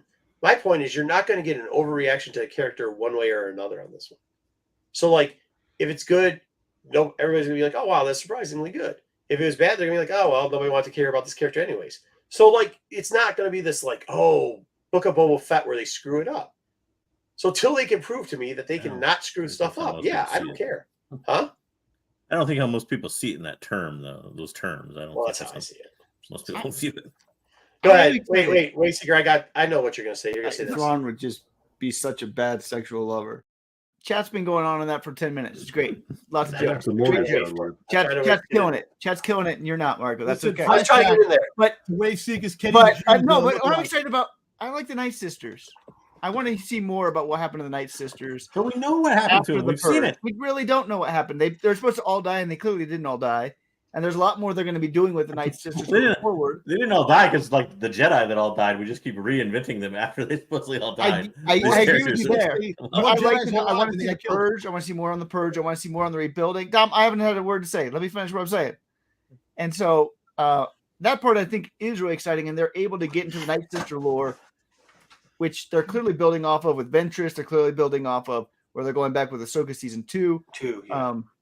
And so they're able to do that in a way that, isn't as emotionally charged, and they can just tell the story that they need to tell. And they don't have to retcon a bunch of stuff. No offense, Wayseeker. Sorry for saying that. But like that's what I'm saying. Like I think me and Wayseeker are in agreements in this, JJ. Like I don't see why you're so hard on it. Like It's giving us something new that we don't have to like. I'm just indifferent to it, but like making it out to be the greatest thing since sliced bread when I think it's a story we don't care that much about is a little much. No, the other part of this is what we're going to get to. It's the better part of this. Yeah, I agree with that. I mean, definitely. I don't think anybody will disagree with that.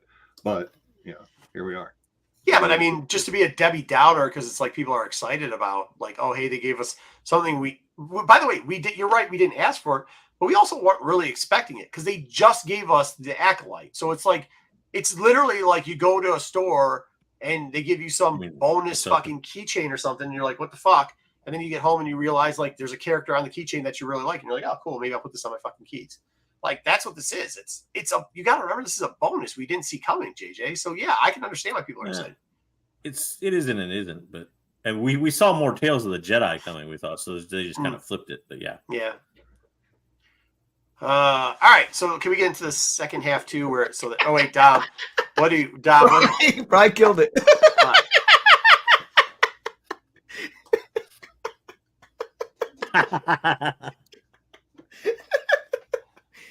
Oh, jeez. Yeah. Okay, just so we can link them up. Wayseeker's not here. You guys are gonna get it. Wayseeker's nights are filled with dreams of Nubs and Thrawn, and then Bry, you're really getting it this time. BK, I get it now. Both of them are blue. LOL. When Wayseeker sees blue, he gets a. Thrawn would just be such a bad sexual lover. So Bry, here you go. Ring the bell. You got it, buddy. All right. Is she the baddest witch? Oh, is she the baddest witch? That's kind of funny. He loves Spurs. Probably does. Okay, the next part that they intertwined in here was about. Dom already ruined this too. Fourth sister, I'm here, and they do the little talking. You can read it yourself because I'm not going to do any of this now. We obviously she's talking to Barris. We finally see where she's at.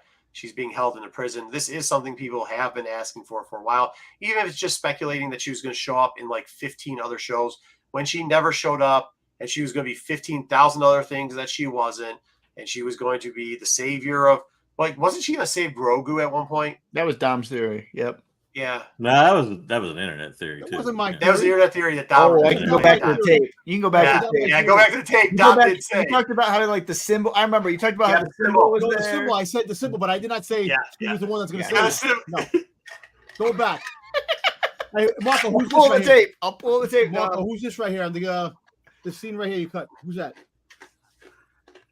Well, I was actually a little bit confused by this part. Is that supposed to be the fourth sister? That's the fifth sister. Fourth sister, right? Fourth sister. It's the fourth. The fourth sister from Obi-Wan. It's the fourth sister from Obi-Wan. I actually I think I might have cut the picture. Oh, is that the Obi-Wan wasn't the fourth sister, was it? No. It was. No. She was in. Yeah, she was. She was at the table in the background. She was there. She was the one that was at the table that didn't do any talking at all. Yeah. Remember when they went to the big boardroom in the Inquisitor's castle, and there was one sister there that didn't do anything or say anything? That's her. That's her.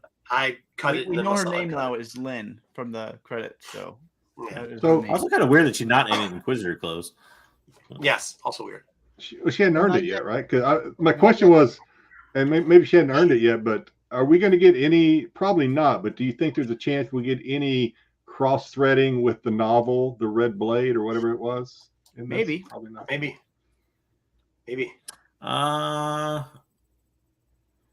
Maybe, yeah. I don't know. I think we kind of like, in one of the scenes coming up here with the fight, you kind of got some Red Blade stuff. Yeah, you do get to see Red Blade. Here's the problem with it. It says the fourth sister's talking, so you assume that she is the fourth sister. So is that supposed to be Barris, or is that the fourth sister? That's the fourth sister because Barris is here. She's talking to her right there. Okay. All right. Can I see if I might have a picture of her when she was in Obi-Wan later. I can just look it back up. I was confused by it because she's not in Inquisitor clothes, and she looks like she's in the same clothes as Barris, but no, she's like a prisoner or she's something. an Inquisitor. Yeah. Okay. Anyways, the clone troopers goes, "Glad you're not a Jedi." Blah blah blah. And then we get the Grand Inquisitor back, looking sweet like the Grand Inquisitor and acting like the Grand Inquisitor, which is dope. She pulls out her sword. He pretty much just kicks her ass. And then we see this is her in her Sith outfit or in her Inquisitor outfit. This is still the Force. The one slide you showed before, a scene exactly like that practically was described in the novel, right? Where the Grand Inquisitor takes what's her name in there and pretty much kicks her ass. Kicks her ass, throws her up. That's what they did, yeah. Yeah, but also in the comics, remember when Vader was like, "Yeah, you're not training him well enough," and then cuts off the dude's arm like right away. Yeah. Well, wasn't it the chick? Did he like tear the chick's leg off or something too? Arm. Well, he cut a he cuts him up. Cuts his arm off, and then Anyways, then you get to see her. You get to see Force Sister, and what we assume is Barriss going in, and the Force Sister's fighting a Jedi. And Barriss is going to go. Hopefully, well, we assume is going to betray the Jedi, and then but they cut back to the final test, and it was actually pretty good. I like how they did the. See, that's where I did the cut where you could. I forgot to put the picture in so you could see who she was. There you go. Then they show us the 4. Yep. By the way, remember when Dom said that Merrick was actually what's her name? Morag. He did say it if you go back. Star Killer. No, before you said Star Killer, you did say originally when we saw the original previews that you said before you knew it was Merrick, you said that it was Offie. You said that could be Offie. Nope. Yes, you did. You said that could be Offie. Offie. He said that, but a lot of people said that. Yeah, you said that could be Offie. Think about it. And it wasn't. Then you went with Star Killer, which is still not Star Killer. But we get, and then Dom, I push these 2 to you because you love these 2. Is that supposed to be more? Huh? That's the Mara. other guy from the Tales. That's the other guy from the last Tales thing. From Tales when Ahsoka killed him. Yeah, I know who that is. He turned to smoke. He like wasted away. So you have to probably see who they are underneath the. We might not. Well, I don't think we're going to. But I also think. How are we so? Didn't Morag have almost the exact same helmet as someone though? Or am I misremembering that? Morag was brought back to life, so maybe they died and they came back, and that's maybe the Night Sister magic. I think we're gonna see Barriss kill him. That's my. I think it's before it. Yeah. That's my thought. Barriss is gonna kill Merrick. Oh, that'd be interesting. Let's just not completely disregard that maybe somebody has a similar uniform. Helmet. Yeah, that's what I'm saying. Yeah. Let's not disregard that either. All right, and then we get to see the Vader walk in, which is pretty dope. And Tales of the Empire season 4. That was horrible, guys. We got to work on that. It's like we don't create any content around here. Yeah, I don't know what to say. But there you go. We didn't even get to set them up right. Hey, obviously, that's where I was going to put the picture in, but you can go to the internet, find out the picture of the Force Sister, and then you'll be like, oh, yeah, she was an Obi-Wan. Partially my fault, guys. I'll take a blame on that. But since we did that, we decided that we were going to look at how Offie books sold. Obviously, this is her first appearance, Republic 65. Now there's like 4 other books that people, believe it or not, somehow link to her, and we will cover those also. Be previous to the trailer dropping 9/8, and there was 3 of them that sold for around this, was about $50 a piece. I think one sold for $46, one sold for $50, one sold for $52. But after the trailer, a 9/8 sold for $140. As far as the regular copy, it didn't go up that much, maybe a couple bucks across the line. Lower grade copies are selling for $18. $41.99 was for higher grade copies. That's up from like $30, $11, $12 difference. Not that much of a difference in raws, but at least people were buying them because they were selling a little bit more regularly. Sell. Huh?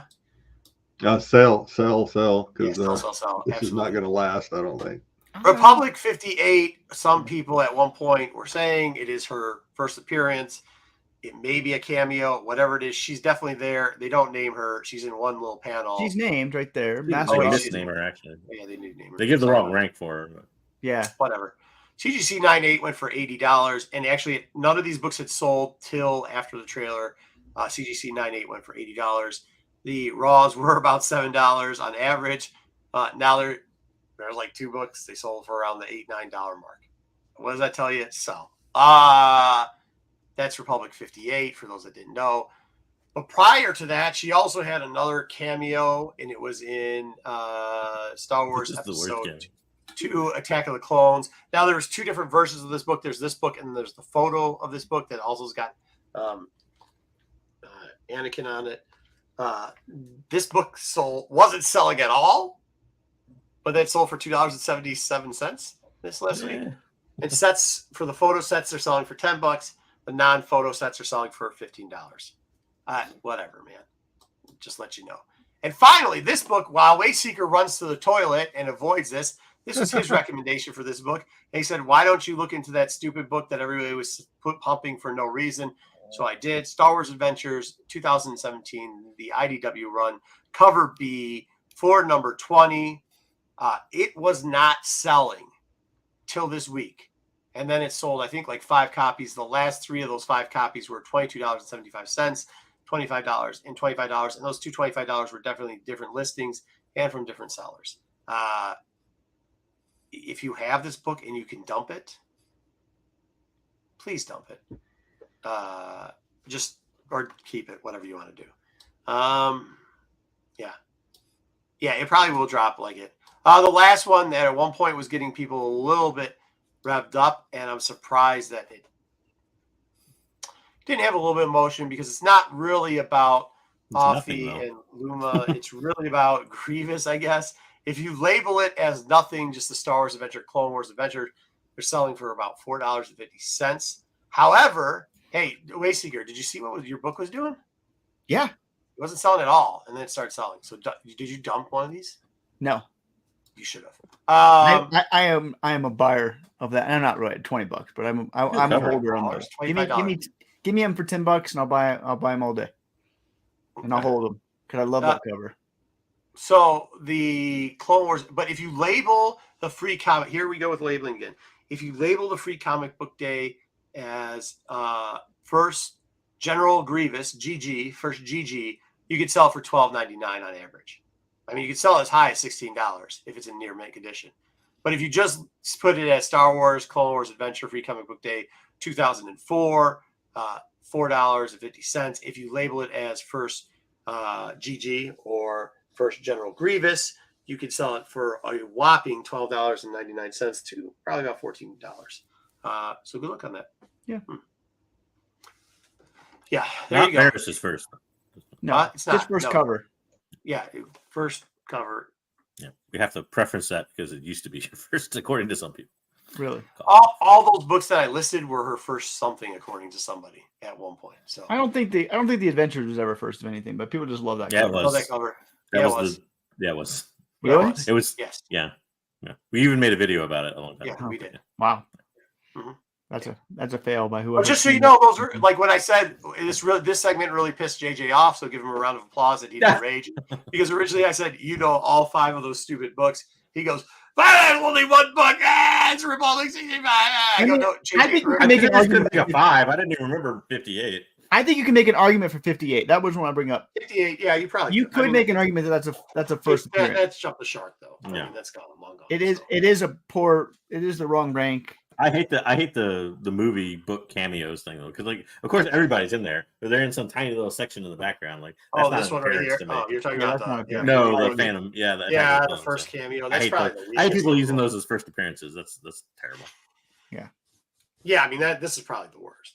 I think if you're gonna go, you gotta go cameo in 58, right? Yeah. And then everybody says 65. I'm not going to argue with it, but I think you could make. Yeah, it's too late to argue with it, anyways, and whatever. It's not worth arguing over either. 55 is actually part of the story, and but I did think it was funny. I was thinking that none of these books were going to sell, but you saw an uptick in this book.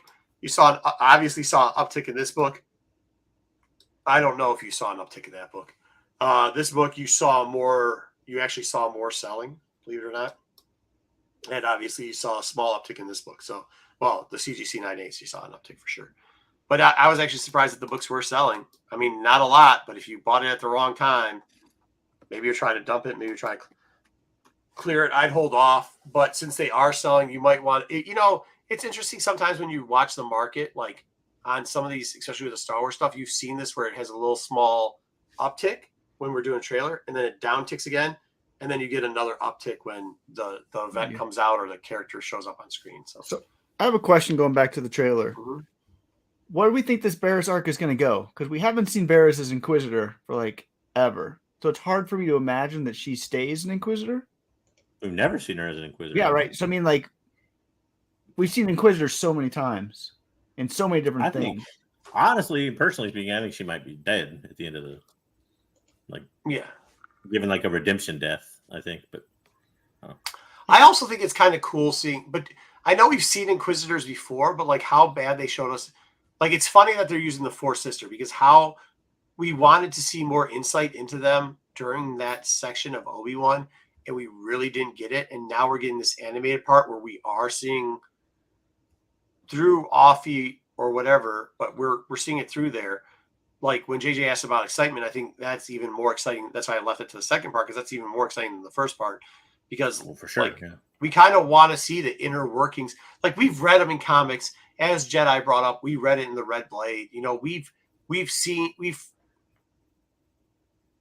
read more than we've actually seen about it, right? And it's gonna, at least on the screen, we haven't seen it. So I think like seeing that now, I don't care how the story plays off that much. I don't think like with Dom going like, oh, Star Killer's gonna pop his head. Like, dude, they're shorts, bro. Like, what are we doing? But because they're shorts, I just have a hard time saying that that's where Barriss is going to die. I think it is because. Yeah, but I mean, think about it. This whole time, you've never gotten anything else on Barriss. Like, I don't know. To me, it seems weird to put her back into play, but going forward, we've not seen her anywhere in there at all. Yeah. Like, you know, if it was like, as much as I hate what they did with Ventress, where they just like brought her back with no explanation or anything whatsoever. Yeah. Like we know that now she exists in the future. They gave us that. We don't know that Barriss is even around in the future. So I don't know. You're not drinking out one of those stupid lightsaber mugs, are you? No, I'm drinking out a regular mug. Plus, I think, you know, long-time storytelling and even Star Wars and everything else has always been kind of about like that redemption period. She never really got her redemption period, so. But we're not going to get it here either. Do you think because of all the like just domulation, speculation, just reckless, like making stuff up about signals on a wall and shit, like it drove a little bit of like it got Dave's ear to the ground, going like, no, oh shit, I better do something with this character before somebody else does. Over and over again for the last 10 years that he has plans for Barriss. He says he's had plans for every character. I get that, but he said he has plans for Barriss. Barriss story is not done. Like, I just don't see this as the end of Barriss' story. No, do you think this is the draw line where they're finally saying, hey Dave, you keep trying to claim all these characters, you got to put something out with them because people are chomping at the bit to get at least anything on some of these storylines, and this is how he's going to start doing it. And that way, after he does his whatever he's going to do here, and this is why I think I think it's a 50-50 shot. I think it's 50%. Like if that's the case, if the case is, hey Dave, you've been saying for years you're going to do something. Look, man, we got people theorizing that like her signs on the wall, they're like reading the tea leaves, and obviously they weren't true, right? So so you got to do something with this character, or we have to give it to somebody else. And I think we will. So I don't think her demise is coming here. I think her demise will come. I still think so. Like Barriss' story to me is intertwined with two characters. It's intertwined with Ahsoka, very much so, because you know the whole tying up with Ahsoka. Also very intertwined with Ventress.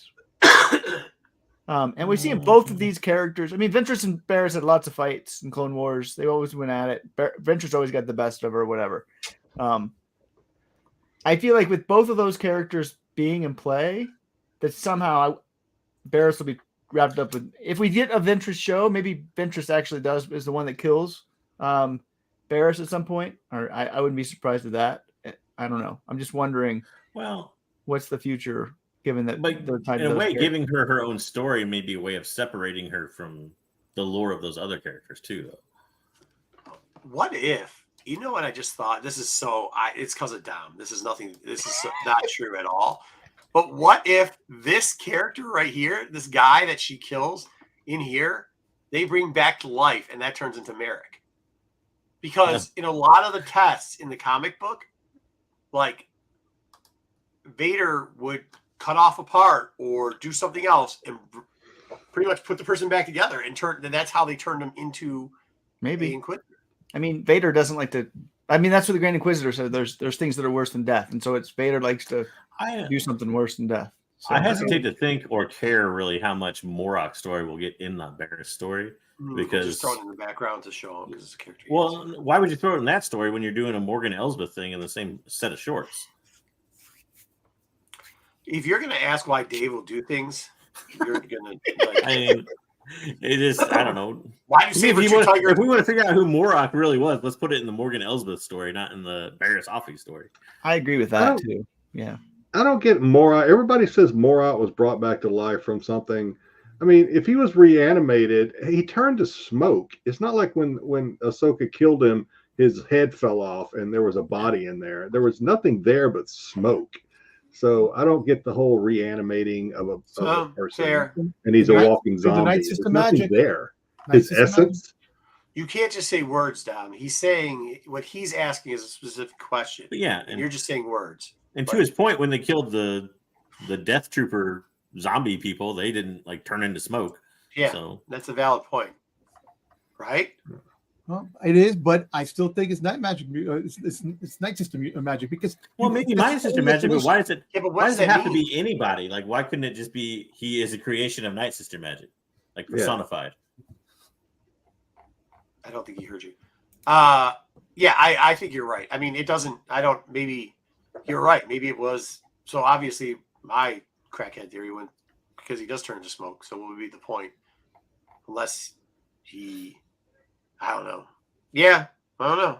And maybe it's just a callback to two other characters. Dave does have the tendency to do callbacks to characters that he already has used before. So maybe that's, and most likely you're probably right. Most likely it's just a callback to characters that he's used before. So should be all right. We knew 2024 would have zombies in Star Wars. Yeah, right. Who would have known in 77? Yeah, and I kind of agree with Wayseeker that I don't think we're going to see the end of Varys in this, because and I'm just rehashing what I think what Wayseeker said already. We're seeing all these Fiona or these what's his nuts Dave's characters starting to come back to life now, or get new energy, and like Ventress, even though it still pisses me off about Ventress, but maybe they'll tell us how that happened. But anyway, no, I agree with Wayseeker. I think we're going to see more Barris down the. Yeah, right. I mean, I think they did. I don't know if he's running out of characters or they told him he has to crap or get off the pot. I think that might be part of it. All right. I don't think anybody can tell him that at this point. Yeah, to be honest, I think they can. I think they can. I think because of the way the hype got risen up for the High Republic stuff, that he does finally have competition in the house. You know what I mean? So there we go. We would go over toys, but I think Dom needs to take a break. We got 4 segments left. So what segments do we have left? We got 10 keys. We got Bad Batch. We got toys. We got unlimited. Let's do 10. Let's do 10 keys. Oh, we're doing unlimited too. Yep. We do. All right. All right. We do this every quarter. You know the drill. We've been doing this for, I don't know, a year and a half now. We look only at the CGC 9.8 sales, only on eBay, only first prints, no variants. We don't look at newsstands post 1990, and we do this every quarter. So that's the guidelines for these. It's been brutal since we started, and so we keep saying that there's always it seems like a good time to buy, and it seems like it keeps getting worse. So we'll see if we can maybe find a bottom, but my hopes aren't up going into things right now. So we'll say that. But these are the same 10 books every month. We go in reverse order of price on where these are. We have the Darth Vader 3, 2015. This is of course first Afra. If you saw last quarter, this thing was at 174 for a 9.8, which is about as low as it's been since pandemic days, right up there with pre-pandemic prices, with a range there from 140 to 225. We had 40 sales in that quarter, and a whopping 4,300 of these things plus on the census. Where do we go? Where's the bottom for this book? I don't know. You're probably about there. I don't see it going much lower than like 120, probably. Yeah, it's that 4,300 is not including all the other prints, right? That's just the first print. Just the first print. That's just, yep. Yeah. They printed the ever-loving hell out of these early Marvel books. So. I know.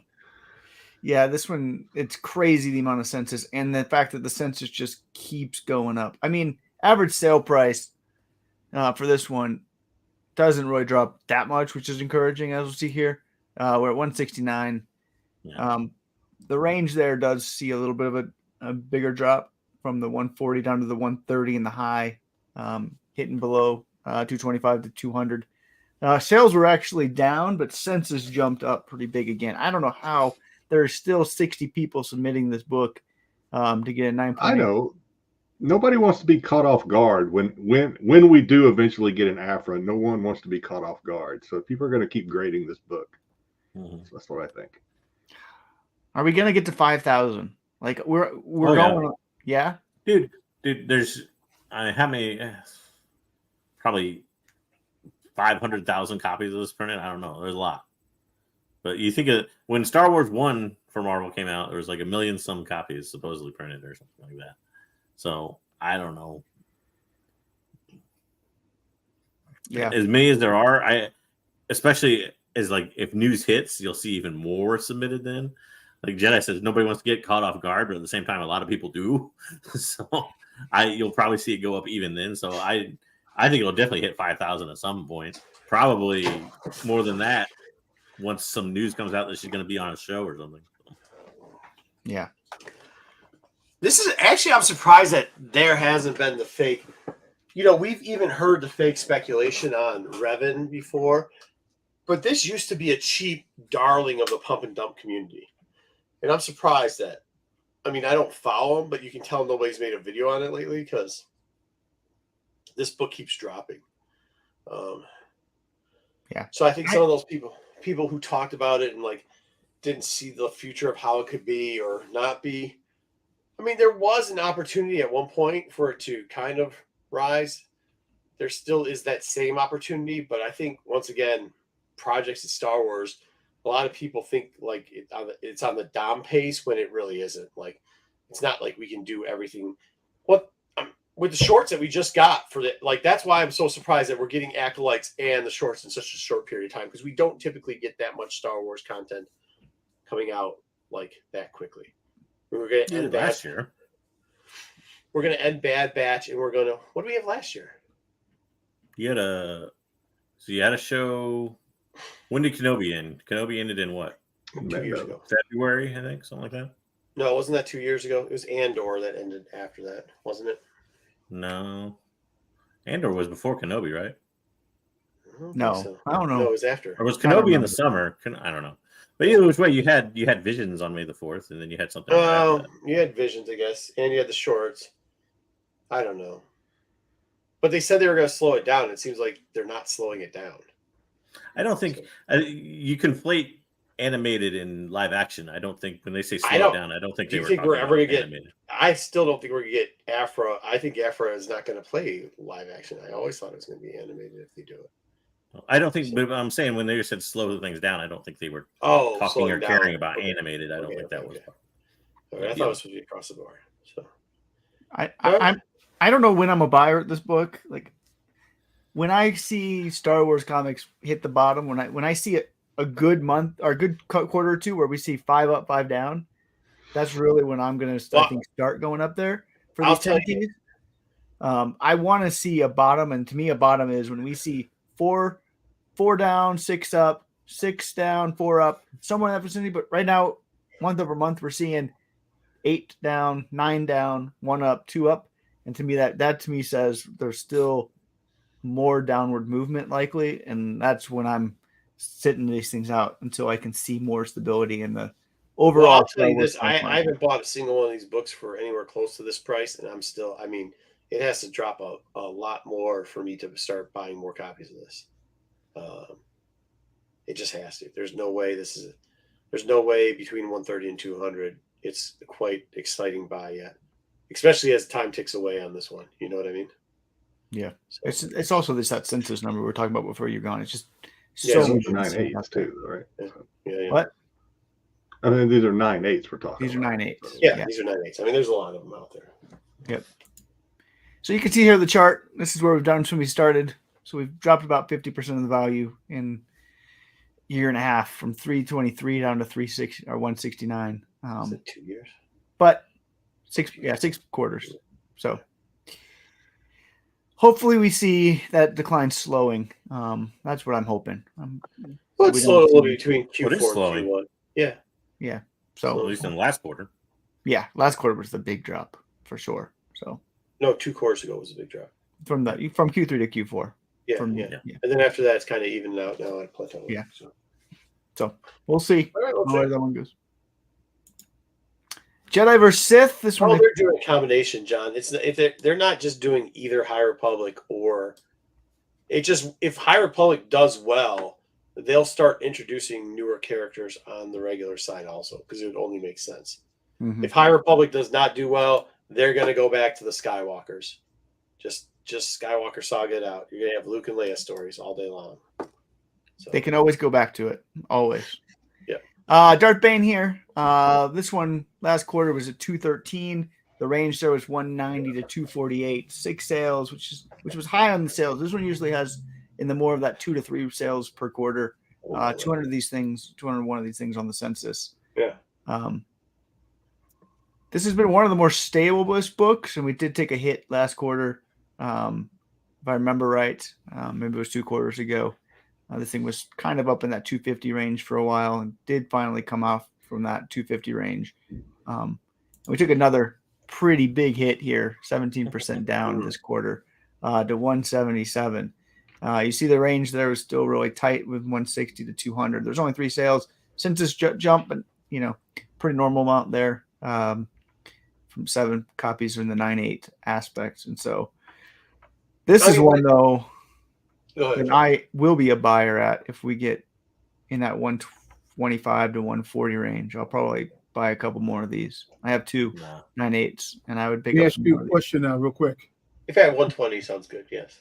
If the next animated series is Tales from the Sith, this will probably shoot up if they do a Sith. I don't think they'll go back. I mean, I think the Tales has gone into this time frame, and I don't know. I would be surprised if they go away from this time frame for a while. Because I think about it because it gives them the opportunity to go back and forth. So you might. I think it depends on what actually comes. It depends on what happens with the Acolyte.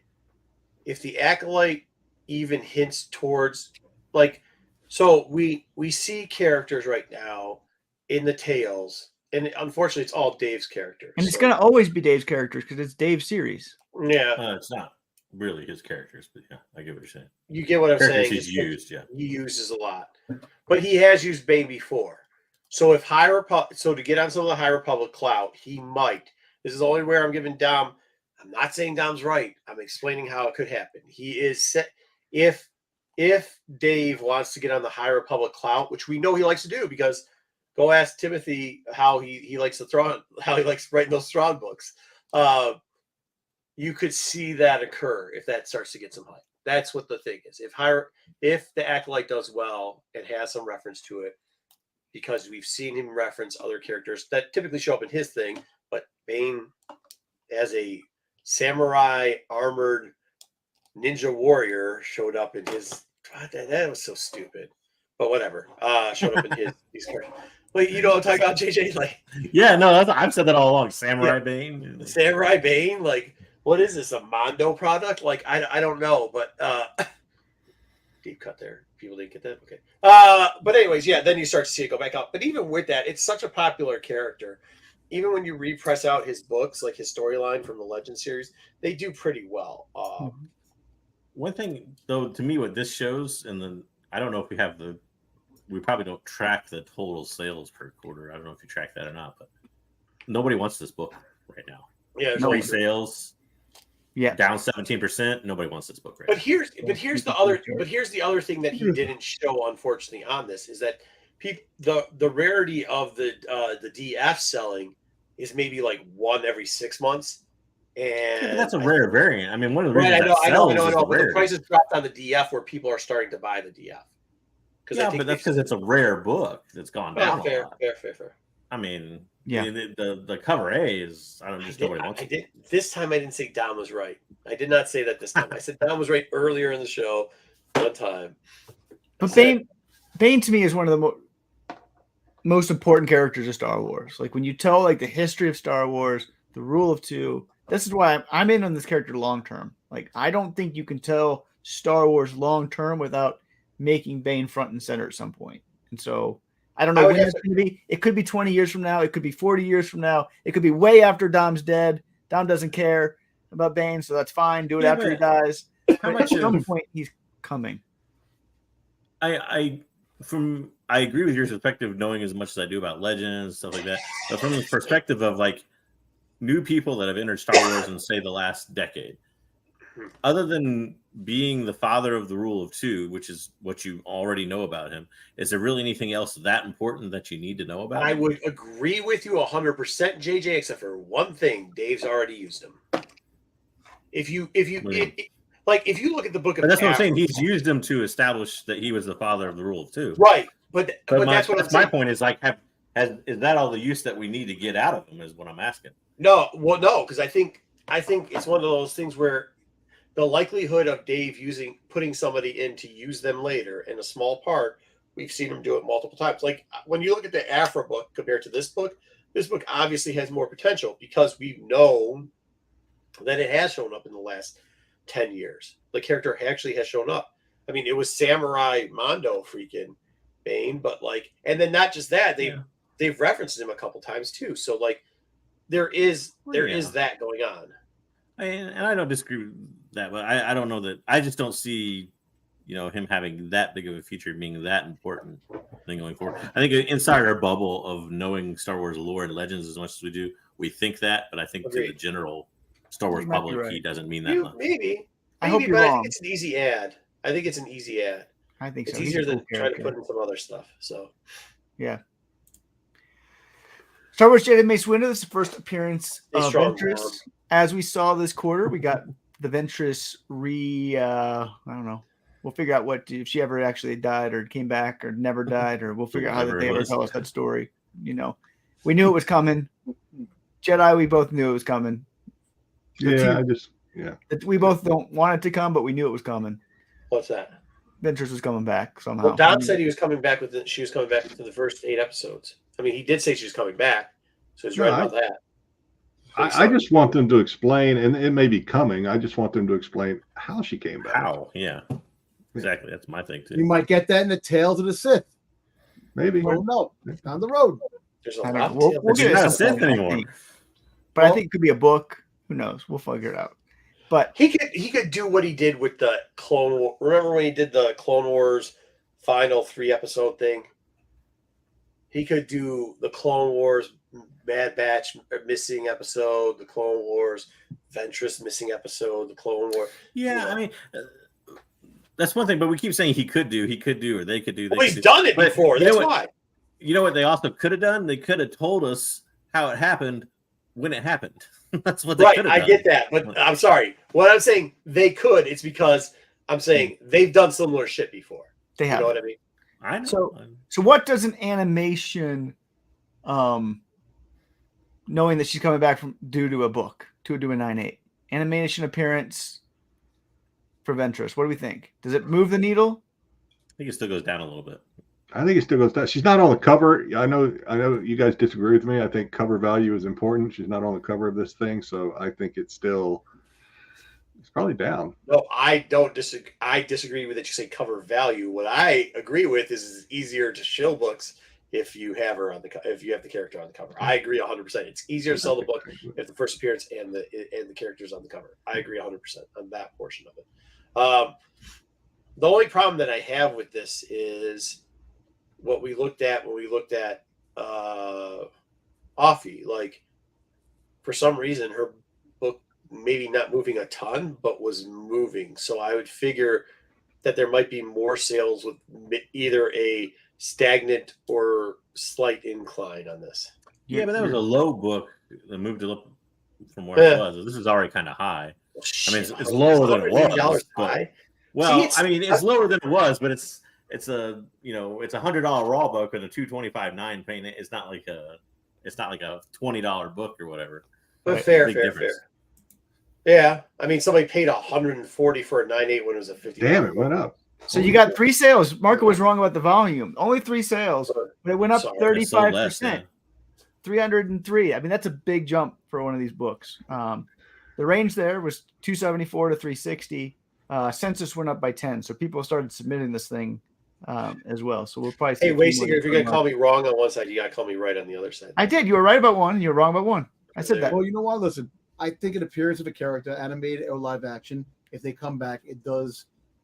The needle does move a little bit. We're seeing that happen. Yeah, you get to see a character again on the screen, no matter what it is, animation or live action. The 3 sales worries me though. You know, the V sales is really small for 9.8. I agree. You know, but the books Yes. get a little push because you get those speculators. Oh my God, she's back! Sell this for like. Well, I don't think it's speculators. I don't think it's with speculators. this one, I'm gonna kind of flip from what I said earlier with Barris. I think this one is not a blip on the radar. I think this one might be a little more sustainable than the other one. Maybe we talked about back when we were talking about Barris. That plus, I submitted one of these books that I could have swore was a 9.8. It came back a 9.6. I don't know. Maybe this is a harder book to sell to the grade. Hold on, Patches. I'm sorry, Patches. I appreciate it, but I gotta give Patches the fucking bell. Jedi, go ahead and say it. Jedi, he's on your side. You can see it. Do it. Squinch Dude, eyes. say it. No, say it, Jedi. I Say don't know what what his I'm comment supposed is. to say. I hate when he does this. What am I supposed to I don't say? know Squint at the either. cover. Say what Patches says. Say his comment. If you squint at this cover, you can almost see Ventress in the shadows. Ring the bell. Good job, Patches. Okay. No, you can't though. No, you can't. That's kind of funny though. No. So here's where the interesting part for somebody who sold for a while goes. This didn't used to happen. This is like a newer phenomenon. And I don't think that because of how low the volume are on some of these books, I don't think this is speculators or flippers. What I think this portion is, or like pump and dumpers, what I really do think it is people are going, hey, I saw this character. I want to go. I remember the book was expensive. Let me go back and look and see what it is now. And then they see the book selling for like $250. And because thank you, Wayseeker, for leaving right when we could, I'll just pull it over. When it used to be a $425, $450 book and up to $600 at one point. And they see it here for $225 all of a sudden. And they're like, That's well, a long $600. time ago. I And if you're understand. gonna go back and look COVID at numbers too, right? If you go back and look at recently sold, you're not going to see like 2 years ago figures. But not in people's minds, JJ. People don't check the market that much. So if they're a fan, they don't check it that much. They just remember, holy crap, this was a $600 book because they completely forgot about. That's the book what at all. I almost wonder if it's not so much the sales, because the sales are down, so it doesn't seem like there's that much hype behind her coming back as much as it is just like it's the normal flow of the sales of this book. Like normally, I don't know, 5 to 6 sales a quarter. But what happened was people knew she was coming back because we knew for months, and they increased their prices a little bit. And then, it, like you said, I think you're right in regards of somebody said, "Well, I want this book now," and then bought it. I don't know that it was so much hype though, because you're only 3 sales. It's hard to say that her reappearance was that hyped. No, I don't mean it was that hype. What I'm saying is I think there's people who didn't have this book because it was expensive at one time and they remember being super expensive. And now they don't generally check the book. Like they're not like there's books that Dom probably forgets about that he wanted to buy at one point, but they're too expensive. And then all of a sudden he sees the character on the screen. He's like, oh crap. Dom, I'm just using an example. I'm using hypothetical Dom. Oh crap, I forgot about that book. And then Dom will go, remember when that book was $1,000? And look, it's only $300 now. As you said, the person puts up the price a little bit. Well, shoot, it used to be $1,000 book. What a deal. I'll buy it at $300. And then you'll get a handful of sales that way.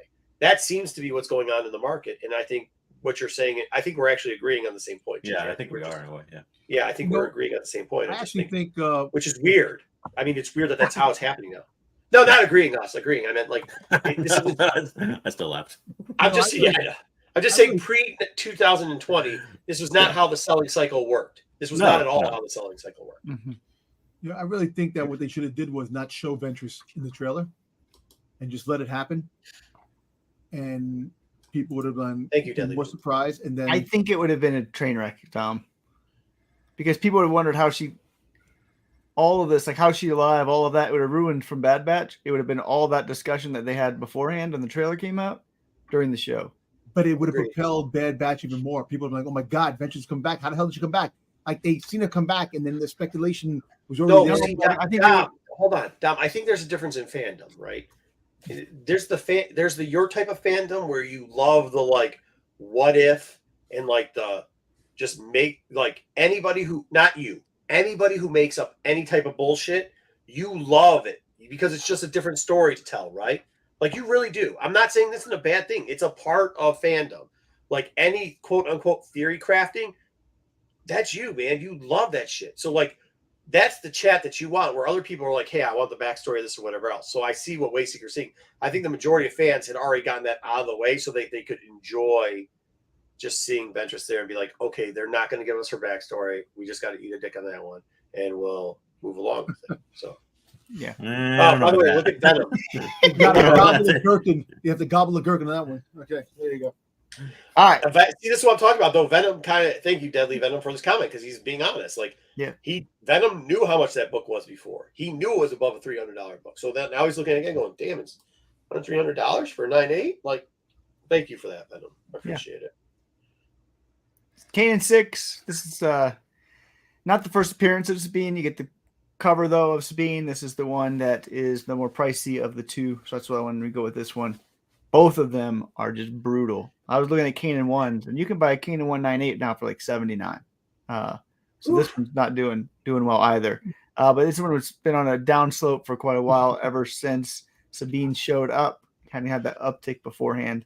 Ahsoka did not do well for this book. Can I ask you a question? I know you're covering the stuff, and I'm sorry to interrupt you on this one.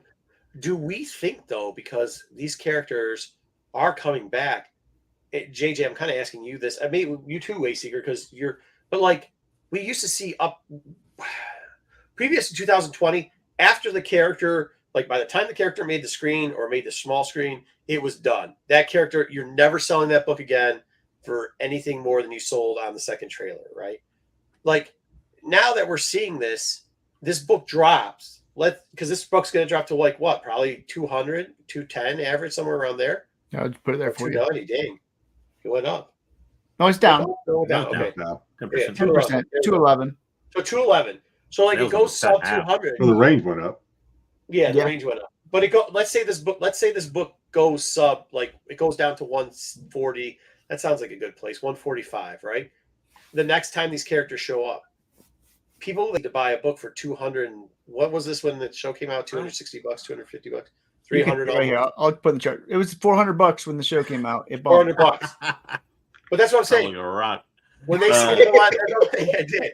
Well, what I'm saying then is, what I'm saying is, do you see people that were like, man, that was a $400 book, and now it's a $200, like sub $200 book, $150.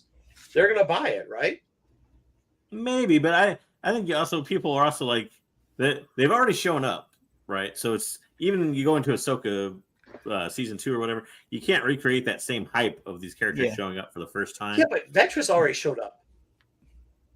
Yeah, but she was also dead and then brought back to life, so that's a little different. It gives people who are fans another chance to buy it if they want to buy it. The interesting thing about this we already know these are out there. These characters are out there and alive in a show. With Ventress, there's still the wait and hope that we're going to get a live action Ventress at some point too, maybe. Yeah, I guess, but what I'm asking you is, do you think we're going to see that? I couldn't afford it, like that. It's going to bring back in their mind, crap. It was $400. I thought that was too much at the time. Maybe, but I think when it drops that much that fast, at least people like myself, I can't speak for everybody, are like, this is you question where's the bottom on the after book. This is the book where I really question where's the bottom on it. Yeah, like $50 could be the bottom. Yeah, like you said, Kanan 1 is now a sub $100 book. Like, where's the bottom on this book? John, where's the bottom? Yeah. Tell us. Can you go back? Cover price for a 9.8? That's the bottom. That's not the bottom. Like, I'm surprised there wasn't at least a little upward blip for the Ahsoka.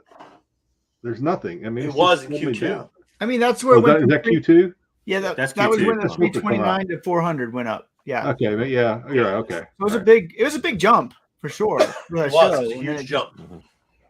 Tanked hard. But the interesting thing to me is the Ventress is not going up very fast on this one anymore. So it seems like okay, Brian, we can talk about this. So it used to be different. So when it used to be was if it was optioned a show and you knew the character would be in the show, that was what we call the first bite of the apple. That's when everyone would go out and buy all the low copies up. Then you'd wait. And when you got your teaser trailer or your trailer, depending on how that did, if you felt confident that the character that was looking okay, you would hold it till they did the first full trailer and you would sell it. And because you could sell it at a higher price then. But if you didn't sell that before the first weekend was done with the movie, the book started to drop. So that's where the chain used that, and this is at least since 2015. This has been the case. Now it changed 2000 when 2020 happened. A lot of people started creating content on the internet, and they found out if they said something was bangers and mash or super rare or under, like you'd hear. Dom, give us some of the keywords you love to use. What rare? Freaking Hard to find, whatever. Rare. Yeah. Super Low print run. Yeah, all that Right. type of nonsense. There you go. exactly. We get it. This character's definitely showing up. That type of stuff. Then you saw like people just buying the books for crazy amounts with no thought process behind it. Now, recently, in the last, I would have to say since 2020, so 2 years after that, you have now seen, and we've been talking about this, a little bit of a switch in the market. And it's starting to be more produced. And that's why I keep bringing it up. It's like, it's not just it keeps getting hits, like it's like small little bites now. Like it goes down a little bit, but then all of a sudden the second trailer comes out, it goes back up, and then all of a sudden it goes down.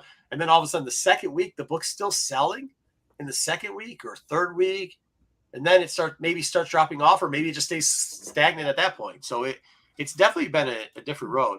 I'll say this much too, that the phenomenon hit Star Wars books a lot later than it did other comics. Yeah, maybe. Because like you said, 2015, it kind of hit 2016 is kind of when that phenomenon kind of started to hit regular comics. I don't really think it hit Star Wars books until like 2020, like close to the pandemic. Oh, yeah. For the most part. Like nobody cared about Star Wars first appearances in 2017, 2016. Like nobody ever cared.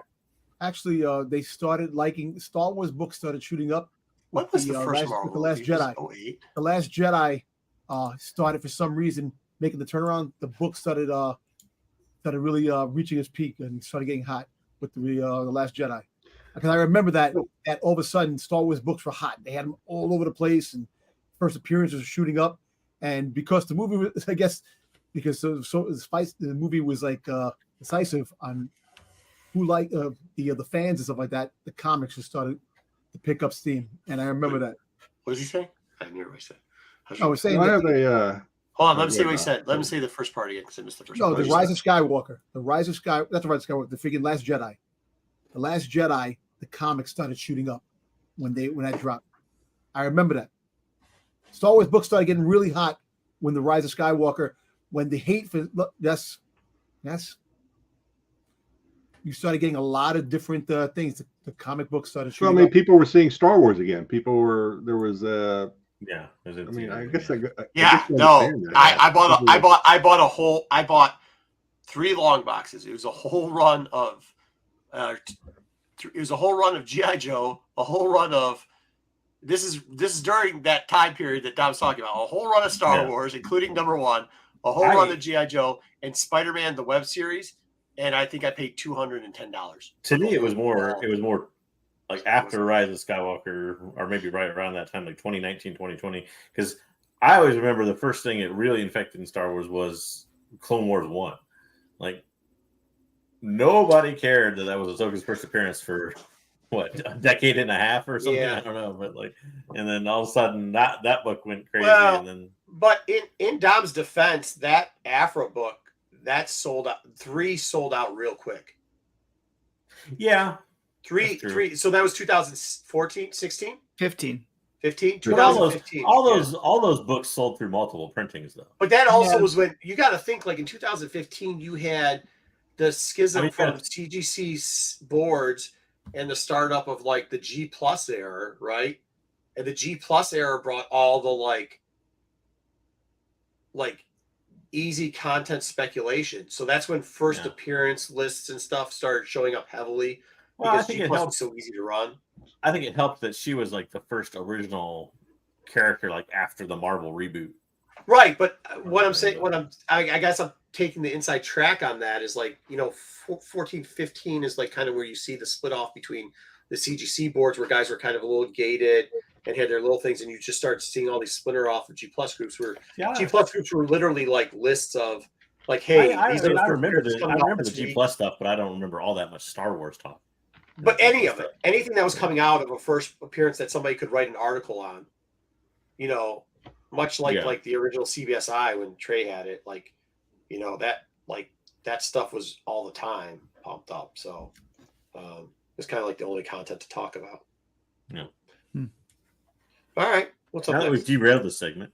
Yeah. Sorry, Wayseeker. All right. Good Keep going. point, though, Dom. Thank you. A book everybody here doesn't really care for as much as the market does. KOTOR 9. This one, as you can see here, this one, the sales last month were the holiday sales. They always are a little bit higher in that fourth quarter. Usually this one's like on the 2 to 3 range sales. 600 was a drop. It finally kind of broke its trend last quarter when it was hanging, I think, that 650 to 700 range for almost a whole year. The range there, you saw the low at 550 to 700, just under 300 of these on census. Are we going to continue to see a drop on this one, or are we going to kind of go back into a holding period?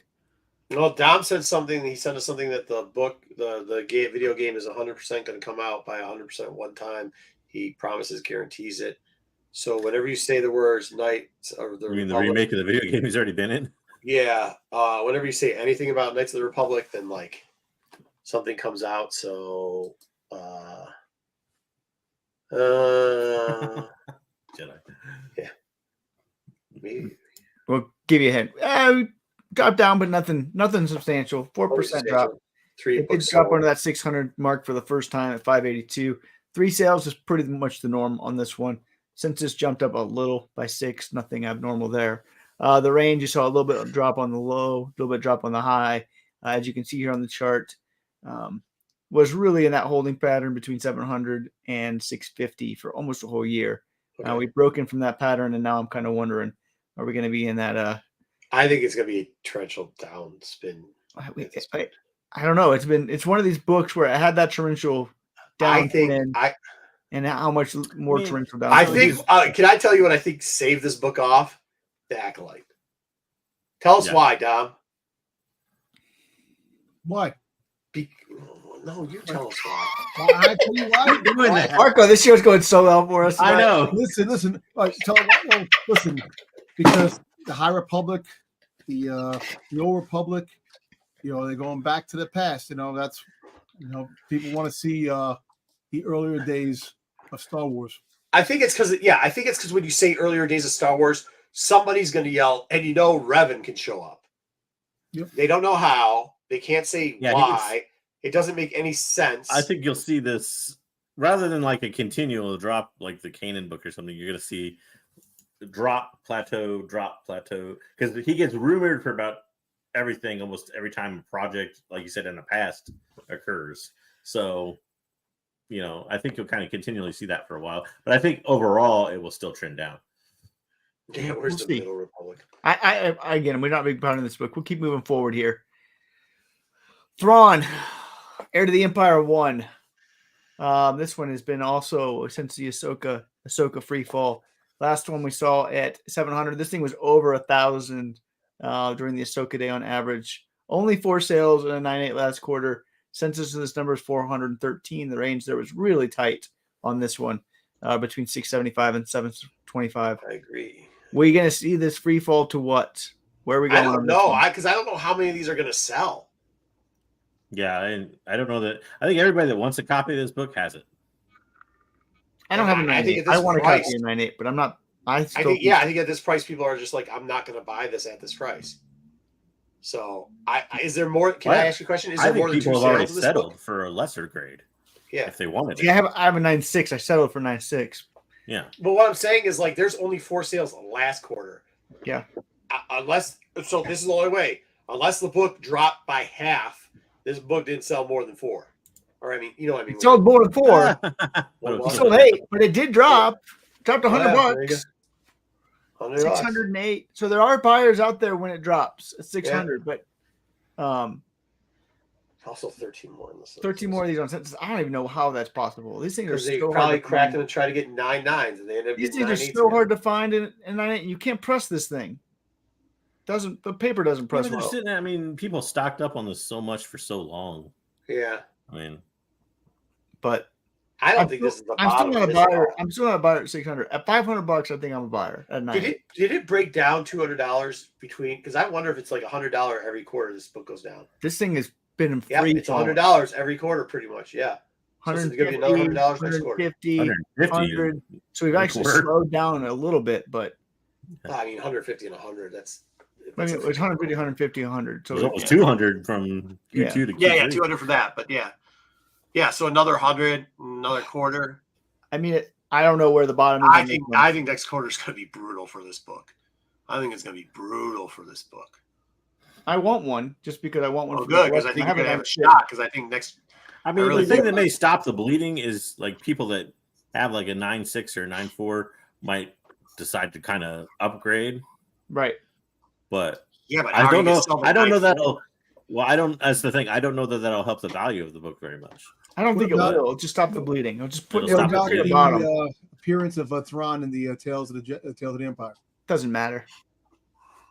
You know, A one segment thing until Yeah, 10 he's already seconds going to be on of- a show. We know he's going to be in Ahsoka season 2. He's not going anywhere. Yeah. He's not Yeah. dead. and he's going to be in the main antagonist in the movie down the road. Yeah, no. So I don't know. Clone Wars 1. This one also dude, I has love been it. bleeding. Man, I For love it. Ahsoka. $12.97. This one was up way pandemic time, way over 3,000 at one point. It had 15 sales, which was a sell-off for this book last time. I'll tell you, I should have held out because I didn't think it was going to get to 3,000. It's so stupid. The range there was 1,100 to 9,800 for 1,700 with almost 600 on census. Where is this bottom? Is another question I have. 900. For this week, No, Total. overall. I don't think we're going to go. I think overall it's about. I don't think we're 900. going 900 now. I think we're probably going to be in the 1,100 range. Well, I was talking overall. I think 900. Yeah. I think overall you might be right. We're not going to get there for a couple more Yeah, quarters. it's I a don't think. terrible homage to Leia and fucking Luke. Yeah, like it's the a other bit cover. So it was it. 12, it okay. sold. It dropped off, but it didn't drop off as bad as I was expecting. To be honest. Yeah, well, the high helped at the lows. The I wonder lowest how many 900. were in that We did hit low. 900, as JJ's number was right. Yeah. It did hit that number. You can I see want to that. know what part of the quarter of the 900 was at, because this is the back It end was, of the mid, quarter. it was middle February. Middle quarter. Okay, cool. It kind of ticked back up in March a little bit. Yeah, like this one probably does. I mean, this one. I think if you get down to 500, that's where you guys really start fucking eating. Oh yeah, I don't know if it'll get that low, but if Yeah. it gets that low, I'll be buying this. I don't know. I think it might. 500. I don't know. I think 900 probably. She's is the become too average bottom. synonymous. You might see a sale for 780, something like that. Here's I the think thing. the average. People She's are gonna become get too synonymous. lower. She has, but people get bored with things. They do. You know what I mean? Yeah, but I mean, I don't know. That's like saying Star Wars 1 and a 9.8 is going to drop that much. I don't know that that'll drop that much. No, well, I think that's a different. I Man, mean, we're you're talking going about from $400 here. This thing's already dropped $1,000. So 1,000, almost. It's up Well. to $800 since the show came out. yeah, I mean, it was 23, 25, 6 quarters ago. I know. I mean, yeah. This one, again, maybe we're seeing It's 100% sub 1, right? It's a sub 1 all day. it's going sub 1. Yeah. Well, that's your question. Do you And think see, that makes me not feel as bad. It makes me feel bad I didn't sell for 3,000. It makes me not feel bad that I sold it for. Let me ask you a question. Do you think the reason why these books are pummeling the way they are because the show qualities aren't that good? No, No. I think people, like I said, have. Oh, I think there's a couple things. I think one, there's not as many buyers in the market anymore. That's 100% a fact.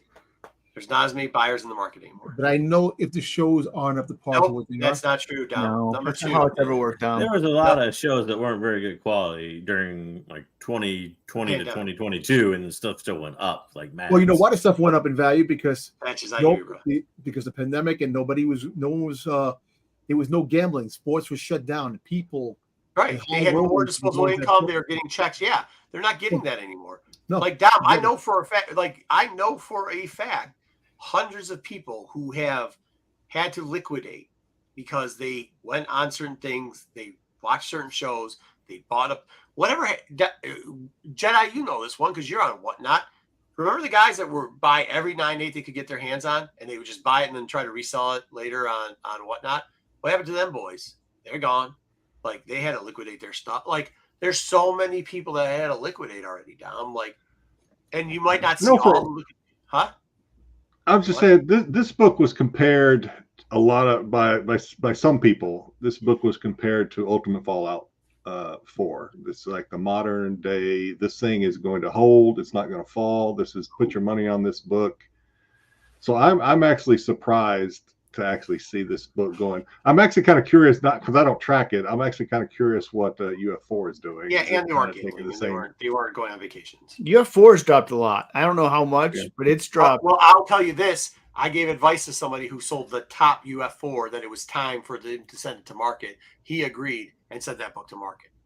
And we knew it wasn't going to stay up that long. And it has progressively, especially the variant, has fallen down. And for you people that don't know who hit the record, it was Steve Horn. Yep, my Give bar. that kid his roses for doing what he did. He hit the number on it.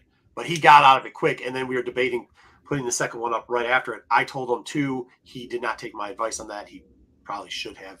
He would have probably made $10,000 more on it. And he just was worried that they wouldn't sell back to back for as much. So, but yeah, that book has taken a huge hit. This book has taken a huge hit too.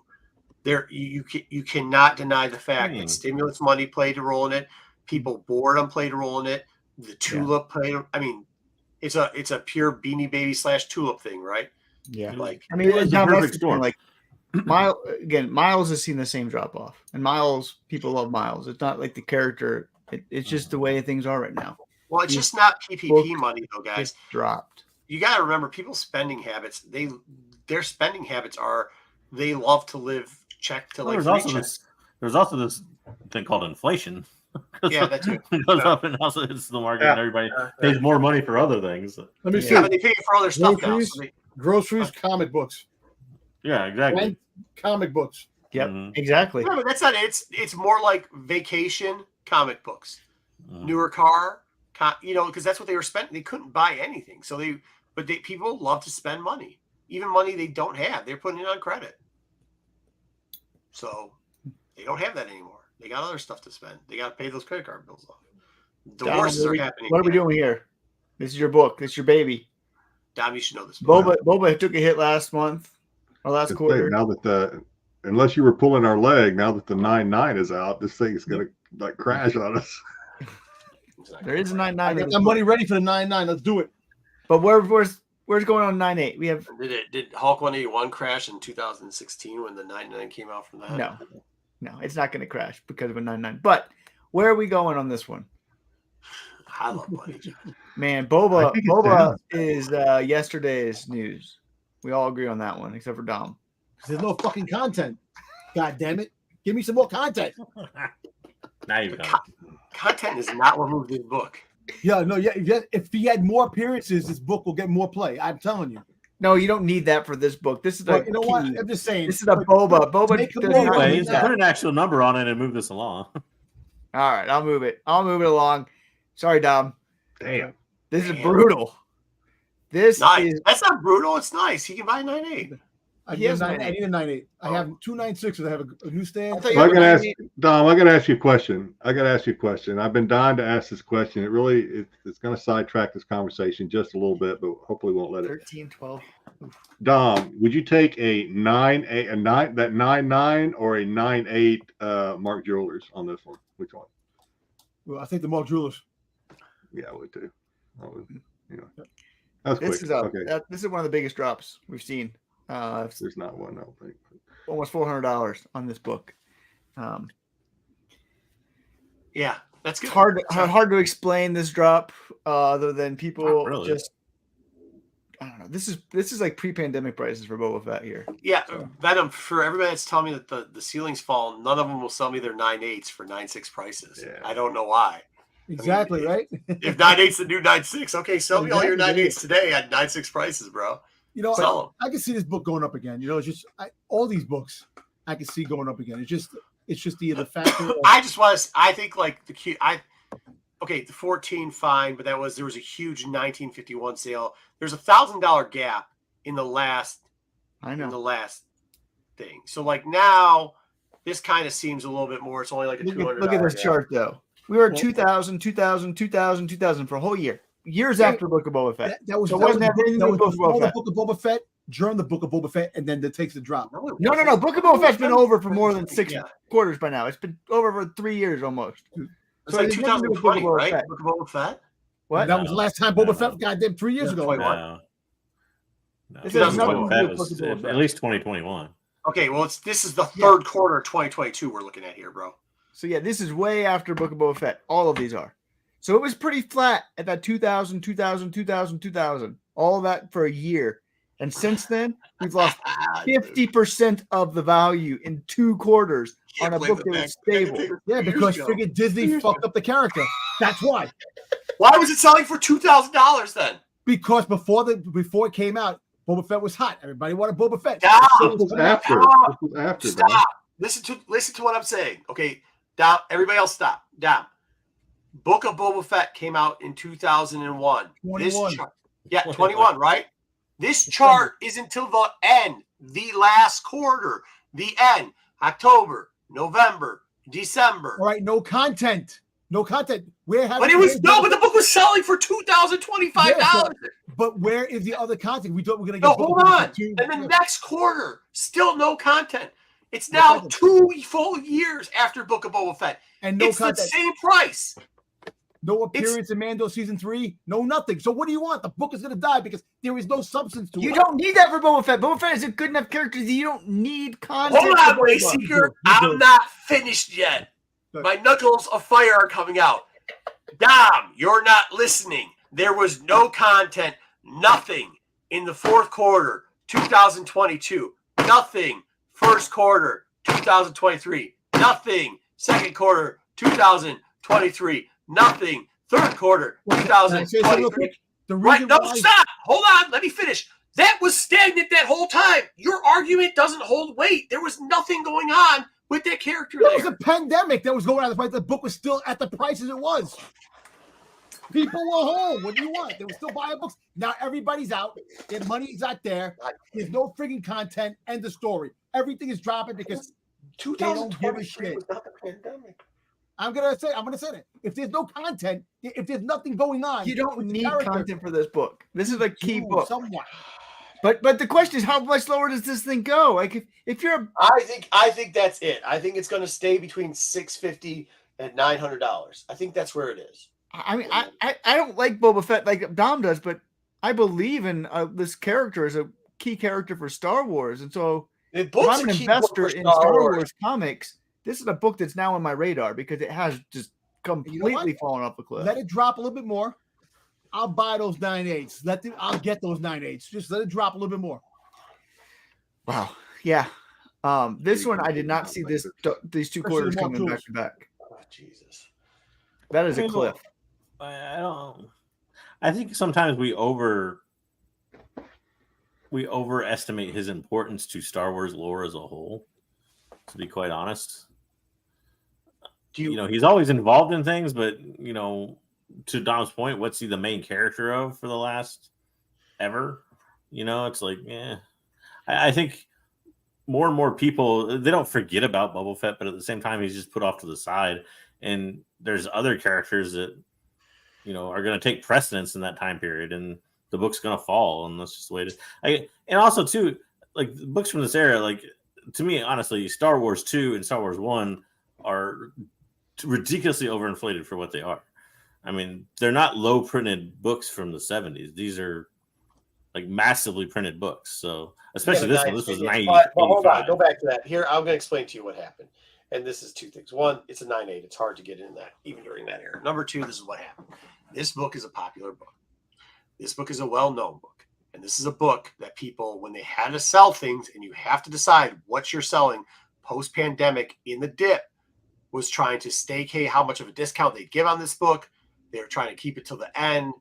This is not the book they're going to sell first to pay their bills, the credit card bills that are overdue. I disagree. I think it actually is. I think a lot of people are getting out of it, and that's what you're seeing right now. No, now they are. Now, because the other dips in the same quarter of 4 were a lot more dramatic than this. All the books in this quarter were a lot more dramatic than this.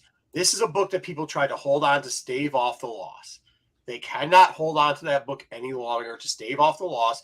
It's showing you how people are still getting out of this because they're in financial troubles. That is exactly what this book is showing you. And is this kind of sort of the end? Maybe, because I don't know the rest of the people that hold this book. I don't know if they're in that dire strait. That's what in my You're not selling this book. Go back one more slide real quick.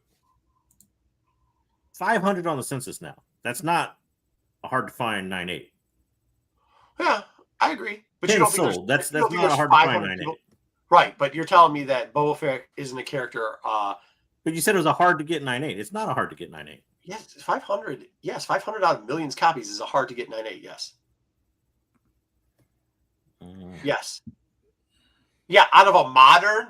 I don't think there was a million copies of this, but still.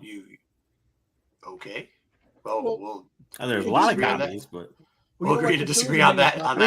you still got 20 of them hitting the census at 9.8 and Q1 of 2024. First off, hold on. First off, can't be that hard to get. Hold on. First off, we don't know how many of those 9.8s have been recracked, pressed, and tried to get regraded. 20 added to the census is more than a lot of the other books on this list. Yeah, it's also a more expensive book. People could be trying for 9.9s. Who knows what's going on? Obviously, somebody was because somebody hit one. Somebody hit one. So somebody probably Somebody sent used to be a one. 9.8, but yeah. They probably sent in more than That's one what- 9.8s to get their 9.9. Yeah, I mean, like, that's. I mean, I'm you going for can't the believe 10. census numbers. I'm going for the 10 next time. There you go. Going for the 10. Go for All right, 10, Star baby. Wars 2. This one is the smallest of the census of what we look at with 169. 200 or 2,500. 6 sales last quarter, which was high. This one usually is like 1 or 2. We very rarely get more than 2. Again, this was a really anomaly for the Christmas bump. You saw the big range there from 18 to 38. This book always has a surprisingly big range. This one did drop, but only had 1 sale. Went down to that $2,000 range. Census numbers jumped again. Again, these could be people looking for 9.9s. Who knows? Or they could be. Well, that's a bigger jump in census. 1 sale. But 1 sale is pretty normal for this book. 1 sale is absolutely normal for this. Ever since the price spike, yes, it has been. Like 600. So you're seeing the chart here on this one. This one has also been in free fall mode. Whoa. It's No, that big it wasn't. Q1. Because that Q1 23 through was 1 sale. 1 sale. No, Exactly. two sales. 1 for 4,000, 1 You for 5,000 that sale. You Quarter. can't accurately track this book because you're going to go like 1 sale and then it's going to be some weird anomaly. That's sale. the only way you And it could can be the track other way- it. Let me ask Well, you a yeah, quick I question guess, now. but like when you have like 1 or 2 sales a quarter, dude, that's not. I don't know. But those 1 or 2 sales are going down every quarter. Well, now they are, but apparently they spiked up way big in 1 quarter for no reason because one was the person Obi- bought that the was- book that was and close paid to the Obi-Wan a stupid show. amount for it. Oh, was That it? was close to the Obi-Wan show when it Oh, spiked. was it? No, Oh, it Obi-Wan wasn't. was May of 2022. 2020, yeah. No, it Let me wasn't. ask you a Not question even close. real It was a quick. year later. Do you think Okay. the original Star Wars trilogy, Obi-Wan, McGinnis, do you think that people, since he obviously he can't do any more stuff because the original Obi-Wan is gone, so Ewan McGregor is now Obi-Wan. Do you think the comic books with the Ewan McGregor Obi-Wan now have a better investment? That's the nonsense that was happening during the pandemic. No, you got to get out of that mindset. No. You got to get out of the mindset of that. Nobody No. wants that. This is the book everybody wants if they want Obi. By the way, I'd like to thank all the viewers still with us watching our first show ever. I know it's a little rough, this show. First time we've ever created content before. So appreciate you guys all sticking around with us. All right, last one It's here. still better. You watch Jedi's head explode in about another 10 minutes. So. Star Wars I 1. made the recommendation. I just, didn't take. See, this one is a lot more sales last quarter than normal. Again, this one is usually more in that 5 to 6, 7 range. Again, that Christmas bump, more people bought this one. But that big range last quarter from that 1875 to 4100, which that was a new low for that absolute sale that we've seen for a while for that 1800. This thing has been pretty much trending in that $3,000 range. Here we go with this one. This one was up. We did see this one up again, 4 sales, which is much more close to the normal. The range there is still huge, though. There's a $4,400 sale. There's a 2660, and then there was one in between. Hey, Marv. So census did also jump surprisingly much. So as you I can mean, see, that's kind of A lot of people Go ahead. buying them Christmas gifts or something. maybe. Yeah, maybe I don't tax- think, sales some on the of board. it could be. Hey, some of it people could be tax people get their money back, but also what you get to see with the reduction in the amount of sales, the tightening of the actual sale pricing too, which I think occurs when you stop seeing people try to flush stuff out. Once again, I do think like I've never have been a huge guy with census numbers because I know what people do, and I think it's shady. So I don't think we could stick with the census numbers that much. So when we see that increase in census numbers, I'm not quite sure that's the one number that I have a problem with, especially now with the pre-screen thing, because that's been out for well over a month. And although we haven't seen a huge increase in 9.9s, do know that people are submitting crap tons of cracked press and sendbacks. Yeah. I mean, crap tons. it's gonna throw up the census completely. The census Yeah, that number census, almost. you could just get rid of that census at this point. It's good to know for like You know what they should 4,200 Like if for some of the books, but I agree with you. they should like go over your account history and see if you've submitted a book before, and then like charge you like an extra like $10 if you send another book in without the thing. without think the about how many- paper. Hey, here's one. Think about the people that cracked a 9.8 to resubmit that didn't do it right and cracked a 9.8 to resubmit it for like the custom. I mean, it wasn't for Star Wars, but the custom logos. Yeah. Like, I mean, think about that. It's And stupid. some people are resubmitting now too because they are putting newsstands on the holders too, and they didn't used to do that. People want that, so they're willing to pay more money if it's a Dumbest- newsstand. Dumbest thing for this What I did. for these books. So stupid, but people Dumbest- do it. I agree with you. It's Like, stupid. they're all Yeah, 'cause the newsstands. newsstand was a lot higher. Yeah, But they newsstand want was a lot newsstand on their label, so they'll submit it again. So they can I'm get that aware, word. but like that's the dumbest thing to put it on a label for like this book. Like they're all newsstands. Dude, hey, he's just reporting the news. He doesn't I make know. I mean, it is crazy wild. The fact that you That's can like a buy brag. it and then sell it a week later for double, it makes no sense. But this book is such a big range always. Yeah. It just is. Well, sometimes it's how you list it. It's how you list it. There's lots of things to it. Sometimes they put these things up and they want like a 3-day auction. I've actually seen people copy the wrong list on this too. Yeah. From the showcase to like the actual one. So here you got the index where we started at 16,000 what it cost to buy them all, and now we're at just under 10. We'll see if we can get That's a bump back up to the 10 number where the bottom is. I don't know. I still think there's more downward pressure on some of these books. 16K. Wow. Maybe Yeah. maybe it's time to reevaluate for some of these books whether or not they should be in our keys index, like the financial advisors do, like kick them out of the S&P 500. You know? Yeah. Yeah. If they start getting stagnant after 2 quarters, you gotta throw them out. Yeah, Yeah, that's too much to work. re-examine their position there. Too much work. But I have one more book I wanted us to talk about real quick. I know we're going long, so I want to talk Now about he's this already one. thrown in another book. We saw this one when I was going over things. This is This the book. 9.8 Star Wars 2. This is got the purple label, and so it was touched up. It had restoration. So instead of $2,000 for 9.8 non-restored, you get a restored I like the- Star Wars 2 for $355. No. What do we do for restoration books? Where, like, as somebody You who cry. might want this book, would you buy a restored 9.8 for $355, or would you just No. say no way? If you don't mind, yeah, it's 10% of Yeah. it's 10%. If you're not going to resell it, if you're going to hang it on your wall, yeah, it's and 10% you sale want price. it, Who gives a fine. shit? Yeah, nobody But cares. as a seller, I cry every time I get something that they label like that. And it's my you plan fault on- 99% of the time. If you plan on buying this book for an investment, no, sir. No. Actually, I don't get purple labels. I get green labels, which is even worse because I don't count pages. Yeah. But like, So, like, as a PC, like this maybe. Yeah, if you're going to put it on a shelf or a wall and just keep it there forever and not care, yeah, who cares? who cares if it's And not purple have label? any of your comic book friends over to see Yeah. it. Sure. Throw, Yeah, get it. throw a towel over it or something when they come Oh out. yeah, yeah. The shitty want guy your who comic doesn't book even. friends Hey, forward, dude. it's the guy who's got like. It's the guy who's got the Star Wars number 45 1 and 10 Lando cover in a 9.8, and he's poo pooing your Star Wars number 2 9.8 purple label. That guy. That 'Cause guy. that's who it always is. It's always that asshole. You're like, really, dude, really? I mean, I don't know if it means a lot to you. Get it. I mean, I kept my first green label because Yeah. Like I said, there's a story behind it.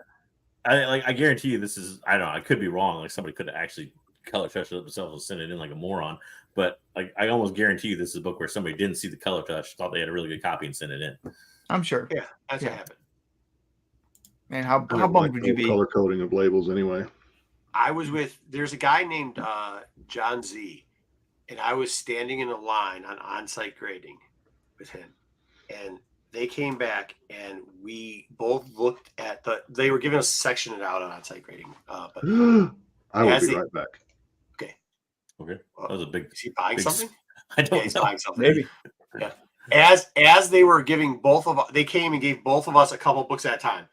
And I had we both had early ASMs. He had number 1. I had something else, and I can't remember what it was. And he goes, "Hey, what'd you get first?" And I go through, I get green label. He comes fucking pages. He goes, "Oh, bro, that sucks." He turns over, red. He got red label or purple label, whatever it was. It was color touched, trimmed. It was everything. He got it all, bro. And he was like, resto. Yeah, amateur resto. And it was like, holy shit. They trimmed it as amateur resto? Yeah, I think so. I think they gave him amateur. It was on site, dude. On site was wild. Like, that's why when everybody complains about, like, 9.9s, I'm like, bro, aren't you the same idiots that were in line waiting hours for on-site grading and you had no problem with the on-site bump? Like, dude, I have so many stories of the wild shit that came out of on-site grading. Like, just wild. I mean, like, they graded they at one point there was a New Mutants that they had ripped a corner section on the back, and they gave it they ripped it. They gave them a 9.8 on it. Like, it ripped like a chunk out the back of the book. Like, not just the cover, like out of the back of the book. 9.8. 9.8. Full scam. Full scam. All right, let's go up next. It's not a scam. Bad Batch next when Jedi gets back. Ooh, bad breath. Are you okay? What happened? You got a package. Oh. On its Sunday. From Amazon. Oh yeah. Amazon. That was a big inhale. We were like, oh my god. Yeah, I thought it was something good. Was it good? Did somebody steal it? No. I didn't think it was actually going to make it here today. Is that your cards? Probably. It is my Star Wars Unlimiteds. Yeah. Oh, is it a box? Good. We'll get to that. Hey, let's get through Bad Batch real quickly. Oh man, we might play the game. Let me keep had no time for a box opening. Limited later. You can make a box opening time. That's when I check out when you play 3 boxes. 3. You got 3 boxes? Now we know why nobody else can get boxes anywhere. I lost control. What can I say? You actually got 3 like sealed boxes. Yeah, but he hadn't bought any boxes prior to this. So all right. Give the man some room. You bought a lot of singles though. Bad Batch season 3 episode 10. Let's get into it, boys. I'll have to tell you the order because I don't think I gave it to you. I really would rather get to Ultimates, but whatever. All right, Identity Crisis. Here we go. First one up. I don't know who any of these are. JJ, did you even send? I didn't label the scenes right, but this is Dom. Okay, Dom. Hold on, Dom. Let me give you your scene. Ready, Dom? Yep. Oh, oops, did it wrong. Hey, so once again, I appreciate everybody. This is our first show ever. Really appreciate you guys joining us for our first time ever doing a show. It's really great. Dom, go ahead. Like father, like daughter. Yeah, well, I didn't label I actually like the fact that they brought Cad Bane, and he was the one in the original one getting Force sensitive kids from the Clone Wars. They bring it into the Bad Batch, and I was kind of bummed the fact that he didn't kill the mother. He just shot her, stunned her, and took the baby. That kind of sucked. I wanted him to kill the mother. What the hell? Kill the mother, man. Take the baby. You gotta. All right. Okay. First off, I know this is our first show, but More cold-blooded than Cad Bane you himself. just lost 15 points for that. We do not condone at any point the killing of mothers or children. No, hold on. We do not at any point killing mothers and children. Okay, go ahead, Dom. No, I'm just saying the fact is that I like the fact that how they're connecting the Clone Wars with this, and he's still working for the Empire the way he is, and getting the Force. That they're still doing the Force sensitive. And you know what? I found out one thing which is kind of crazy. Yes, I watched the other sites to see what was going on, their take, and not one person talked about the fact that he did this in Clone Wars cartoons. So I thought it was cool to bring them back. It to is a that one callback. It is a Dom, callback for when they're kidding. Can I just say that? That just shows that you're watching people that have never watched Star Wars before. I know, and that And you just keep watching them. Yeah, you keep watching and taking their opinions and regurgitating it here. It's People not the who've never watched Star regurgitating. Wars. The fact is Jedi, that I know you're excited about cards. Do you want to add anything, or do you just want to say pass till you can get to your section so we can get to your cards? You're muted. Because I'm still breathing heavy. It's okay. I was excited to see Damn it, Toto you said more than that. anything. I like know. Toto. Toto was my favorite. I was giving you a layup here, bro. Okay, go ahead. Go ahead. No, I mean this is good. Good. Like Dom said, we expected this, or we expected to see Cad Bane. I was happy to see Toto more than Cad Bane. Solid point. But Cad Bane was Cad Bane. He was. I think he was kind of a means to an end, but it was fan service means to an end because he delivers this package that is ultimately going to. Well, we'll get to it later, but ultimately change a character's dynamic, I think. Cad Bane is going to be Cad Bane. Who else would Cad Bane be, Jedi? I mean, nobody. He is what he is. All right, who do you that's a expect minus him to 2 be? points there. Wayseeker, go ahead. This is my favorite episode of the season. Oh, from start to finish, Jesus. this was a great episode. And just seeing the inner workings. I think the great part was Bad Batch wasn't in it. And that's also why it was the best episode. But seeing Cad Bane do Cad Bane things and be Cad Bane, as Jedi so profoundly said, that was really the key to this part. But I mean, also you got the Rebels tie-in where they're still stealing kids, and I like that part of it. I'm not going to let you up on that question either. What would Cad Bane be doing if he wasn't doing Cad Bane things? He'd be doing Aura Singh if he could have his choice of people to do. But right answer. Hey, 5 points. There you go. All right, good job, yeah. Wayseeker. That's how you answer the question. got one day. Did we clip JJ, that? Did we clip JJ, that? clip it. Somebody clip it. JJ, go ahead. So yeah, of course, Wayseeker's favorite episode of the season so far has no Bad Batch and no action whatsoever in it. So, Good point. 2 points for JJ. Minus 1 point for Wayseeker. I gotta say that yes, Cad Bane does Cad Bane things in the scene. Shockingly enough, I will say this: I was a little bit surprised we don't get any like mention or anything of Project Harvester and the Inquisitors kidnapping the kids and things like that, which we know they kind of did. Also, too, it was really interesting to me was like the dude that ratted them out. We didn't get it in the scene, but the guy that ratted them out like appears to rat him out like directly to Cad Bane. So there's like nobody going through any kind of channel or anything. Cad Bane just does this as like his side job normally, kidnap children and bring them to the Empire, I guess. Can we also say when we're going back to Rebels and kidnapping, we're talking about Inquisitors, and we're going back to Cad Bane kidnapping people, we're talking about him kidnapping Hutts, correct? Yeah, I guess. Because some of us did watch Star Wars, Mm-hmm. which minus points for everybody on that one because I don't know what you guys. Can I ask a question though? Can I ask a question? If I lose points, so who cares? It's okay. Go ahead. No, But- ask questions, never lose points. At what point did Boba get the spurs? Because I'm just curious. Did anybody, when you heard the spurs outside, does anybody think Boba at all, or was it always that's Cad Bane immediately? Well, I the kind of fact is expected that- Cad well, Bane first, more, so I Boba- just thought Cad Bane. Well, Boba did have the spurs originally, but Cad Bane he plays the bad. He's actually a copy of the bad from the good, the bad, the ugly on who he's portrayed as Minus 5. Cad Bane. I mean, Don't minus button. Don't minus button. All right, next up. Let's be clear. Dave That was Filoni my wrote plan. Cad Bane. Don't say anything, Dave Wayseeker. You're Filoni gonna get it, hates Boba Fett, so of course it's going to be Cad Bane because Fuck Dave wrote Filoni. Boba Let's Fett. get out of here. guys. Okay, next up, scene 1. Yeah, ignore the scenes. But Who is one's this? mine. Who's this? This is me. Okay, So- JJ. I thought it was interesting. The only kid with guts, I think his name is Jax. We figured out later Jackson. the green Jackson. kid. Tries an escape attempt. But what I found interesting was kind of the harshness and like the total obedience of the clone commandos, especially Scorch, who they did my boy Scorch wrong, I think. But like I still think when push comes to shove, and eventually we're going to see kind of this Battle of Tartarus thing, I think you're going to see clone commandos versus regular clones at some point. We're gonna give you +5 for that theory, but you better get it right because you know what happens here. If you tell us you think you're gonna see something and you don't see it, you get minuses. All right, Jedi, give us what you got. Well, I don't. Only thing I got to say with this everybody's always wanting these Marvel Star Wars. I was thinking maybe this is Scar, Hulk's son. I didn't know what else to think about this kid. So, You know, if you just say pass, I just want to open up my cards, you're going to get points. All right, next up, Wayseeker. Go ahead. You're up.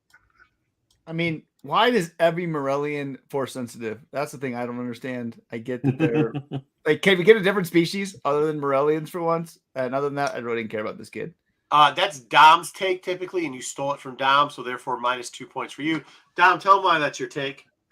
My take, because I like aliens, and I like the color coordination: red, blue, I like and green. turtles. And I like turtles. Merry Christmas, siesta. Nah, -2. I mean, this show is so good today. Oh, this show is horrible. This is the worst show we've ever had. I will say this: did anybody else find it odd that like none of these force-powered kids use their force powers at all when they're in this like jail? Yeah, I found that odd too. I It was- don't know. Well, Yeah, they pretty kind of, they're scared. They're away from their mommies and daddies, and they need, they're afraid. They Next up, They're next being scene- told promises that they're going to go home if they behave too. Yes. So. Yeah, that's true. Yeah, except for the kid trying to escape. Except for the kid trying Omega's to new break out. toy. Omega's new toy. Stop talking, guys. What Omega's new are toy. the titles for this thing? I don't know. Who is this? This is me. Omega's new toy. I forgot to change them. Give me a break. I like this scene because Nala Say I think was really trying to protect Emery. Emery wanted to get the advancement. She wanted to get the promotion, and then she realized what the promotion was. Anyway, I can figure it out. I will. Kind of like saying, "You really didn't want this. I was trying to protect you from it. I was looking out for you because you're gonna have to do things to these kids that I didn't want to do, and now you're not gonna want to do." And so it just showed the emotion and the care of Nala Say, which we've seen multiple times in this episode. Or this season. I'm actually gonna give you a +5. It's not for what you actually said. It's for when I blew you up. Your hair looks freaking ridiculous. So I will give you +5 for that. There you go. Next up, JJ, what do you got? This scene didn't lend much to me other than what we were kind of already figuring out, which is Dr. Carr's, kind of becoming the new Nala Say. I think that I wasn't a huge fan of this episode, and I'll tell you why. It's because I think it was kind of pointless. Like Dr. Carr kind of had her chance to help Omega and didn't help Omega, and this is kind of the reverse of that character. I don't really care that much about her character. I'm sure it'll come into some stupid MacGuffin in the future, but to me, this conversation should have just been like, hey, I'll say, and then my biggest disappointment is this conversation got you nowhere as far as telling us what Project Necromancer was. It's just a conversation of nothingness. JJ, next time, instead of losing points, you just say, this scene sucked and it told us nothing. Okay. You just wasted 5 minutes for no reason. Okay. Dom, you're up. What's up? No, it's just a foreshadowing for things to come. She's telling Carr this whole bunch of things. That the feeling she has towards the kids, and not the testing on the kids that the Empire wants to do. We know she's going to become an ally to the Bad Batch when they get to Mount Tannis down the road, and at the end of the day, she's starting to feel empathy and towards the kids and stuff like that, and she sees how harsh the Empire is starting to be, and that's why she's. Wait, did she already help the Bad Batch out? Emery? Not really. No. No. Oh, I thought you were talking about Namaste. Well, I'm talking about down the road. Yeah, we you're talking about helped Omega, Namaste yeah. helping out the. She's going to help the Anyway, Bad Batch in the Dom. future. But she's already has. Namaste has already done that. No, Carr. Emery Carr's Oh, going to help okay. when she gets there. That's what I'm saying. Well, I'm confused, so I'm just gonna give you 0. That way you don't get negative points because I didn't know. Whatever. All right, Jedi, what do you got on this? I didn't like this scene, but not because it was necessarily a bad scene, but because I felt like Namaste has kind of given up after it. When I watched this scene, I feel like she's kind of given up, and I kind of wanted her, like I alluded to in a couple episodes back, to kind of being the OG. That she's just being very patient and all this, but I really got the sense watching the scene that she's kind of given up, and I'm afraid we may not see much more of Namaste after this. Yeah, the lack of sexy time. Plus, whoever does her voice, Actually, I Dom, hope you she get also +2 works for that comment. Good comment. I got it. It was funny. All right. Go ahead. whoever does her voice, I hope also works for Amazon Audible, like reading children's story, because that voice will put you right to sleep. It's just There you go. Jedi got a point for that too. All right. Now you guys are getting strong. Let's see what the next scene is. Just line again. Okay, there we go. So, interesting appearance by Tarkin here. I didn't expect that. Love Tarks. I don't know. I don't know if you can call it fan service or not, but absolutely. He a little bit of substance to the fact that clearly, and of course, Tarkin is always down on the other people trying to get ahead, but includes no sympathy for Dr. Hemlock's situation, and wants to know why he's spending all the money, etc. And to me, it just shows that Tarkin is kind of that, I guess, wrench in the works, so to speak, of a lot of the other Imperial leaders. So, and then of course we get a little CX2 appearance here too. But to me, Tarkin was the most interesting in how he's still that wrench in the works of everybody else's projects. So. Did you like the fact that they played him true to character and he gave the threat he gives to everybody? Well, I hope it works out for you, because if it doesn't, I'm coming after you. I'm coming after you. All right. Wayseeker, what do you got to say about the Tarks? I love Tarkin, but I don't think they're doing Tarkin right. That's the thing I don't like about it. I get that, Tarkin. Okay. Dom, what do you got to say? Dom, what do you got to say? What do you got to say, Dom? Well, I got to say one thing, that, Tarkin's always wants to take credit for everybody's project, Krennic, and all that stuff like that. So I could see he was trying to get information on what Hemlock was doing, and then he could actually work his way in, becoming the person that's taking control of it. Because Tarkin is a control freak, and he wants all the projects under his own banner. There you go. Dom, I don't think that's what it is. I think he literally just knows that if you're on the top and you throw somebody else under the bus for the Empire to giggly kill, or Vader, that you'll be alive still. All right, go ahead, Jedi. What do you got? Nothing nobody said before. This is at first I was like, I don't like this Tarkin, because if the Tarkin from the novel was very kind of warrior like, and this Tarkin is very bureaucratic, stabbing people in the back, taking credit for other people's work type. But then I remember Krennic, and you're like, okay, well, this is kind of Tarkin too. So anyway, it's good to see. It's good to see Tarkin. I don't know what this scene really meant in the long run, other than we just got to see Tarkin make a threat to what's his name, Hemlock. All right, Wayseeker, real quickly, since it looks like you were getting force choked or something there. Do you have anything you'd like to add real quickly? I mean, Jedi and Dom talked about it too. Like, Tarkin is brutal. He doesn't need to always throw people under the bus. He's right, and I want to see more of the brutal, like, I have my own ideas, I have my own initiative, and I don't just need to throw people under the bus to get ahead. That we did see in the novel. He just that I really liked. He likes to do that for a second. Go ahead, JJ. Well, I was gonna say one other thing that's you kind of wonder why this scene exists. I wonder, does he still think they're dead as far as the Bad Batch goes? Because wasn't he told that they were dead by Rampart or whoever before he got off? So good question. Well, they figured out they weren't dead last season, so I don't know. I don't think he thinks they're dead, because they were the one that infiltrated the base at the end of the last season when he was there. So bad question. Yeah. All right, next up. That'll teach you to ask a question that makes sense. Who's Jedi. this? Oh, Jedi. Wait, how did Jedi get this one and not Wayseeker? This is I tried. Wayseeker. He took it before me. Well, no, you had it in our told it- private chat, and then you did put it. I sent it to JJ in the private chat because I thought that's the way we do things. I don't know. I didn't read the standard operating procedure.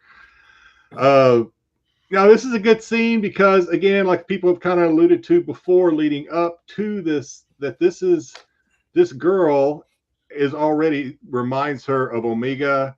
This girl reminding her of Omega is what's going to make her change. And ultimately, we all thought it was going to be Crosshair, and it will eventually be Crosshair. But in addition, we're going to have to see her atone for her sins, probably by, making the ultimate sacrifice for Omega. I'm sure, but whereas I think Crosshair is going to be for his brothers. I think her ultimate sacrifice may be just more focused on Omega.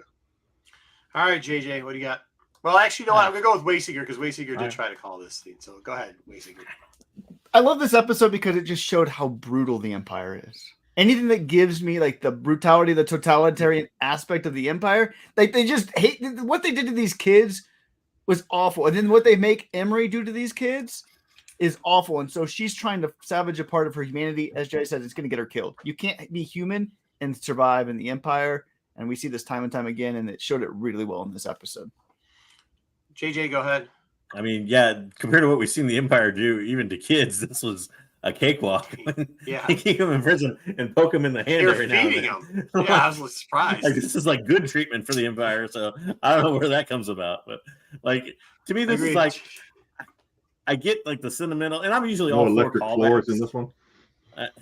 Yeah, I get the sentimental callback here, but like Dr. Carr at the end kind of appears like a little bit proud of herself, like, oh, you know, I gave him her doll, this was one I titled because I remember I titled it, I guess that makes it better. Like, does it really make it better? Like, what about the green kid that's still locked in the prison and hasn't left for 2 days? All he tried to do was escape. Like, did you give him a doll? Like, I don't like so. What you got, Dom? You know what?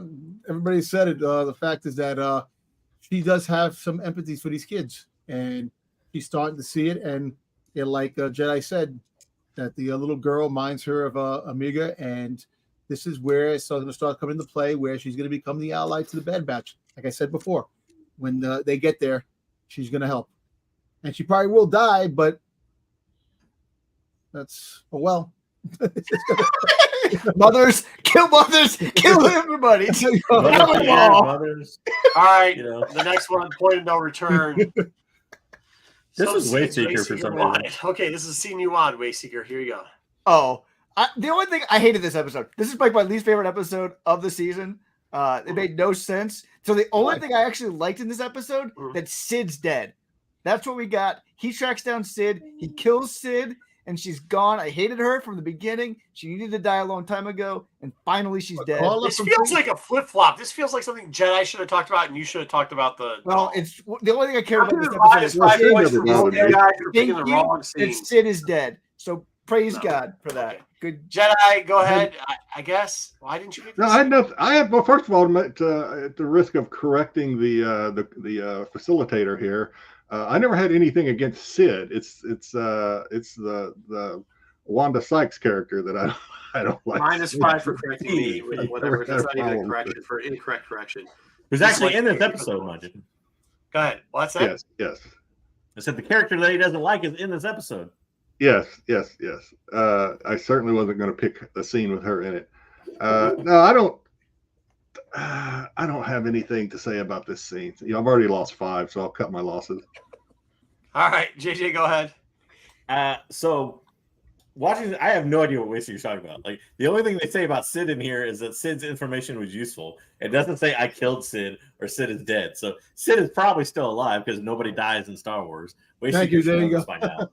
So All right, I so don't even know what he's talking about. Hey, 5 points for Wayseeker and 5 points for JJ, and know that could be a -5 points because both of you are so dead fast on that answer. Also, +5 for Dom, who decided to piggyback on top of JJ. You better hope that she isn't dead. All right. Dom hadn't even What said a anything prediction. yet. Yeah, he did. He just said. He goes, there you go. He's right. Okay. Yeah. My bad. All right, Dom, go ahead. Tell us what's up. You know, it just it tells you that the more mystery of the CX2 clone assassin is getting more intriguing, and it's funny you have Wanda Sykes' character there, and you have the character in the same episode. Could it be Tech? I doubt it, and I hope not. And if it is, I'm gonna hate it. I hope not. I hope it's somebody nobody. I hope it's somebody that's nobody. Because All right, old friends. Okay, here we go. Who I chose picked this scene because Dom didn't pick it. You know, you wonder, is it Tech? Here we got Omega. She asked, what prisoners are you putting up there? It's Tech's glasses. I know that she That got doesn't say that Tech's still in the memory. What does? I think that's an okie doke. Yeah. I don't know. Yeah. It probably is a fake out. I don't think it's Tech, but still. And also interesting in the scene, it shows, you know, how life is on Pabu, very nice, very peaceful. They find great hiding places. Omega makes friends. And there's the clone kids, which I found it interesting. The clone kids are in this, and they show up a little bit later, and then I'll explain as we get to later scenes, but then they're gone.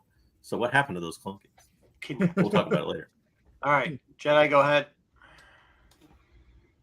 No, I thought the same thing when I saw Tech's glasses go up there. I thought this is some sort of foreshadowing, but I don't think it is. I think it's a fake out. And seeing how that was really the only purpose of this scene, that's really all I'm going to say about it. Is that it was put in there, but I think it was put in there as a fake out, not because of any foreshadowing. Wayseeker. This episode sucked, and this scene just proves it. This is one thing we're talking about is stupid glasses going on an altar. And that's all I can say. I'll I'll give him pass. points for that. At least he's got this fucking stance. All right, Dom, go ahead. Well, you know what? It's kind of if you look at this, the planet, the island's peaceful. She's leaving. The Wanda Sykes character, what's his name? Wanda Sykes. I'll say Wanda Sykes. She collects artifacts, and the island had a lot of artifacts. So Omega's artifacts to the island for them to leave is text glasses and the stuffed animal that they gave her. What? So- What's that show that he watches again? Because that just sounds like some of the dumb shit that's on that show. I'm just saying. I'm saying this is for me. Why do you even think that? I am intelligent. Hunter, I didn't know what you said. Hunter, it sounded like you were saying 5 different things, Dom. No, I'm just saying the fact that she's leaving and she's leaving a piece of her behind and part of artifacts. Like if you think about I it. heard the words, man. Okay. I heard the words. All right, Hunter denied. This is mine. And there was a scene prior to this that I heard this assassin talking, and I'm like, wait a minute. And then when I see this scene, I almost want to make a guarantee, and I don't think it's an original guarantee because I think we've talked about it as a hypothesis before. As this assassin, we all say Tech, whatever. If this is not a direct clone of Crosshair, it is a lot of Crosshair DNA or whatever is coursing through his veins in this guy, because he really reminds me a lot of Crosshair. Maybe that's got something to do with the Crosshair shakes. I don't know how that would work exactly. I'm not a scientist, but this, if and when this assassin's identity is revealed, I would not be surprised at all to find out that this is a clone or pretty close to a clone of Crosshair. Dom, would you like to refute anything? This seems like we might. Good job here. You're saying it's Crosshair. Gotcha 5 for that. Dom. I think that Hemlock has something to do with it too, because Hemlock is experimenting on himself too. So That's part not of what I Hemlock said. is probably in this clone too as well. And you know what? Hey, look, at the end of the day, It's a Crosshair Hemlock clone. Hold on. Let me get it straight. No, I think because Hemlock is he's testing himself on something too. Look, I could say one thing. Wait, are you saying that his shaky hand and Crosshair's shaky hand are the same shaky hands? It's not the same shaky hands, but they are doing tests on. He's doing a test. What I'm asking, hold on, let me get this straight. What you're saying is because they're doing a test on Hemlock and they're doing the test on Crosshair, and they put both those DNAs into this thing. That's why they both have shaky hands. I'm not saying shaky hands. I'm just saying the fact is that Hemlock is testing himself too. But I'm just saying this clone. It's about the clone. It's not about Hemlock. I'm just bringing it up the fact Hemlock is testing on himself with that glove. Anyway, I was trying to give you points, and I have no clue now. Yeah. All right.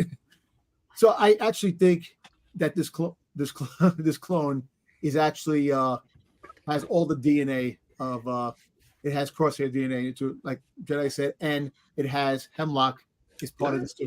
Yep. So that's +5. I mean, he made 2 predictions. JJ, I saw you nod your head a lot. Go ahead. Yep. Well, I agree with what Jedi said. I said it, I think, a couple episodes ago. But I also too, Taking to me, credit the for what you said a interesting couple here, episodes ago. +5. you got him taking before he takes the shot here, though. There was a great scene of Hunter actually doing something. I feel like I haven't seen Hunter do anything in forever, and he goes all Jack Bauer and takes out like 6 stormtroopers, tries to hijack this plane. So that was kind of an enjoyable scene to see Hunter actually take action for once this season. But yeah, and also too, I really like how CX2 is kind of devolving into, like, this time he gets the lead. Before it was Wolf who came in and kind of took over, and this time he's actually leading people. And as interesting to see how ruthless he is, which I think plays even more into that kind of Crosshair angle, because when Crosshair was under, mind wash Empire control or whatever, very ruthless dude. So, all right, Wayseeker, what do you got? I'm gonna pull Dom on us right now. You ready? What if CX2 is Crosshair and Crosshair is actually the clone that we think is not? So like this is actually Crosshair because he could actually shoot, and the clone is actually the one that can't shoot. And so the clone is actually the one that's hanging around. The clone's actually the one that's hanging around with the group, and it's not actually the real Crosshair. Are you guaranteeing that? No. I considered that, but I quickly crossed it off. This episode sucked. I have nothing to say about it, so that's the best I could do. You know what? This episode was worse than this one. You know what, Wayseeker, you're on your way to your first victory, and you just screwed the food. Wayseeker, you know what? I actually applaud you to that because that actually sounded intelligent, but not intelligent enough. We'll move on. All right, who's this? Give him points for that. I tried to pull it down, but it worked. I got down. You would have won. You would have won the whole show, but you blew it at the end. Whose seat is this? This is my seat, right? Okay, Dom's. Yep. All right, so she's sitting there getting ready because we all see that Crosshair misses the target to track the ship, and she's going to start meditating. I believe that the meditation is going to be like the Luke and Leia situation where she's gonna wind up reaching out to Crosshairs through meditation because they're working on that, and that's how they're going to find out where Mount Tennis is, because she's going to tell him where it is, and by freaking telekinesis back and forth. That's what's going to happen. And the force. Not the other tracker that they put on her. No, they took that. They don't know where. No, they took one. They didn't take the other one. They don't know where Mount Tennis is. So he missed the target. There was no other way. So on that one. The only way she's going to be meditating and using the force to link mind with Crosshairs, and that's how they're going to find out where Mount Tennis is. Wayseeker, you said you agreed with Marco, so let's get I agree. The only way this episode even remotely makes sense, because she knows that Crosshair can't make that shot, is if there's a second tracker. There has to be a second tracker, but it also would be stupid if there's a second tracker that Crosshair even attempts this stupid shot and gets himself in trouble. The whole episode is stupid. It makes no sense, but there is a second tracker. Are you guaranteeing a second tracker? I will guarantee that there's a second tracker, and I guarantee that Marco's right.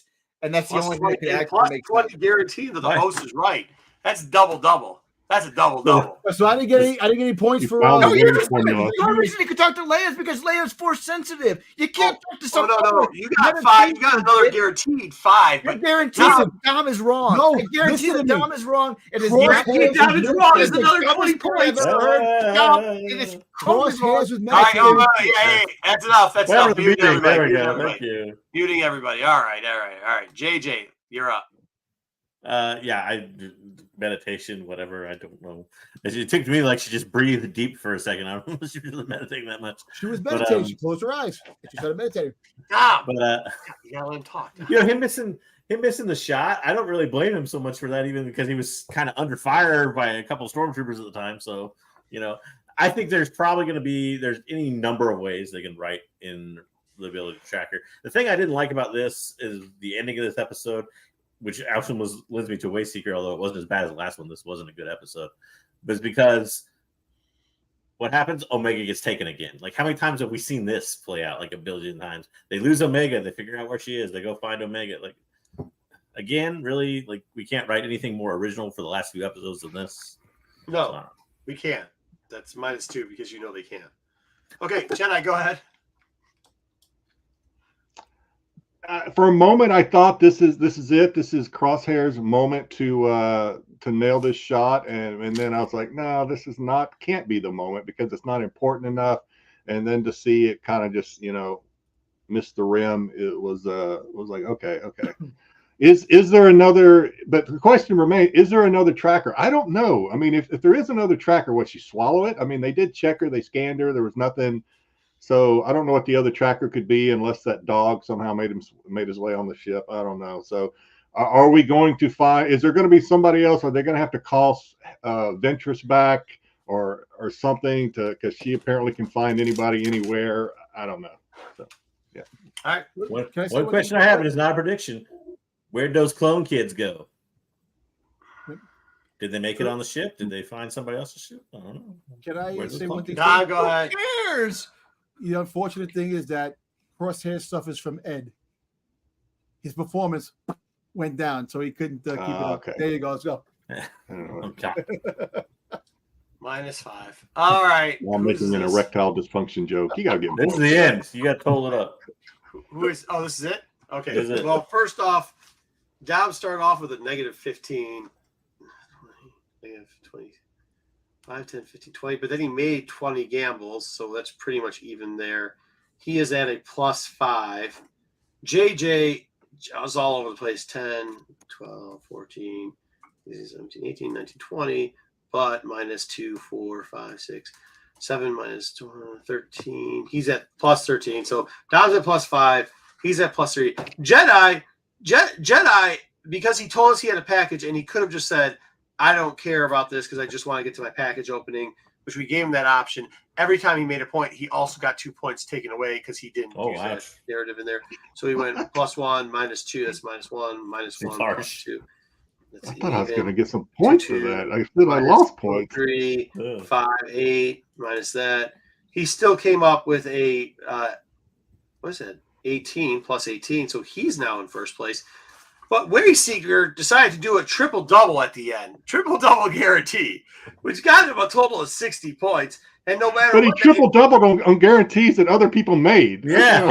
it's a smart move. What's this called? What's this called, I hate Ref? What's this Wayseeker. called? He's horrible at this game, but he has figured out something here because it's -15. He also got the most minus points, but he somehow still came out with a positive 40 points, 41 to be exact, to win this whole thing. It is ridiculous. He's the most muted person in this game. He gets all the wrong stuff all the time, but he gets his 5 seconds of fame right now. Wayseeker, go ahead. Let's just say right now, I'm just saying, Bad Batch is the worst Star Wars thing we've seen of all time. This is worse than Book of Boba Fett. I can't wait for this thing to be over. And I don't care at all about any of these characters other than the show looks good and it looks pretty. Can we just get to something that we want to see, because this is definitely not it. Bad Batch, it's got to go. 4 episodes left, and there's 4 episodes too many. Wow. All right, that's it. It was his word. He got to say it. Wayseeker never gets another spotlight ever. Yeah, negative and dark. Also, too, I think he probably just wants more nubs. All right, do you guys want to do toys or do you want to get Star Wars Unlimited? Can also say that it was fitting that the character I hate the worst, which was Wanda Sykes' character, turned out to be the downfall of the Bad Batch so far. Her ship got hacked. How many slides do we have now? Such a terrible pirate. Also, like 14. I think 14 or 15 slides. I thought she was going to die there for a second when she almost confronted the dude. The way they did Wrecker was so dirty in that episode. Guys, we got to stop with the Bad Batch. We are 3 hours in. Somebody handle this while I'll handle it. Go quick. All right, here we go. Hot Toys is coming out with Clone Wars Anakin from the Ahsoka series. Actually, looks pretty damn good. Man. It actually looks good, but nobody wants this. Are you kidding me? Nobody wants this. Yes, people want this. The hot toy collectors, people that are way above your pay grade. Hot toy collectors are there? There's a lot of hot toy collectors. There's a lot. Two. A lot of Star Wars hot toy collectors. Me personally, I'm not getting it. I don't want it because it's not my thing. Nobody wants this either, Dom. This is the 25th anniversary of Phantom Menace, man. You got the SH figure arts, man. You got cast metal Jar Jar Binks. There you go. Coming soon. Jenna's trying to open those cards right now. He is. He's getting ready. I'm actually trying to put up another camera, and it's not and working. And then you got the Kinokio. What's that thing called? The Japanese statues. Kotobiaka. Kokobiaka. You got the Emperor in the chair. Actually, this is pretty badass, man. I like this one. This one's better than the others. I really am not an Emperor fan, so I don't really like it. But if I was, I'd definitely top my things to buy. But negative, not crazy about it. Zappity to Dom. Yep. This is what I'm interested in. Actually, you're finally getting a Star Wars Hammerhead. How do you say it? Momo. Yes. So I actually like this because in the original Star Wars line, one of my favorite characters. I actually have a graded one over there. It was one of my favorite characters. In the Cantina. I always why? I mean, it looks cool, but why would this be one of your favorite characters? It was. Why do you like characters that are absolutely not important to Star Wars? He's an alien. Give the guy a break. Thank you, JJ. So this is actually coming out. It's So we're so gonna get this. weird. Like, yeah, Emperor sucks. I like it. Mom and Dad, though, that's where it's at. Yo, freaking the Emperor reminds me of fucking goddamn excellent freaking Mr. Freaking what's his face from? You know what? Robot Chicken has ruined this race of Star Wars for me. Yes, exactly. It goes like that on there. Excellent.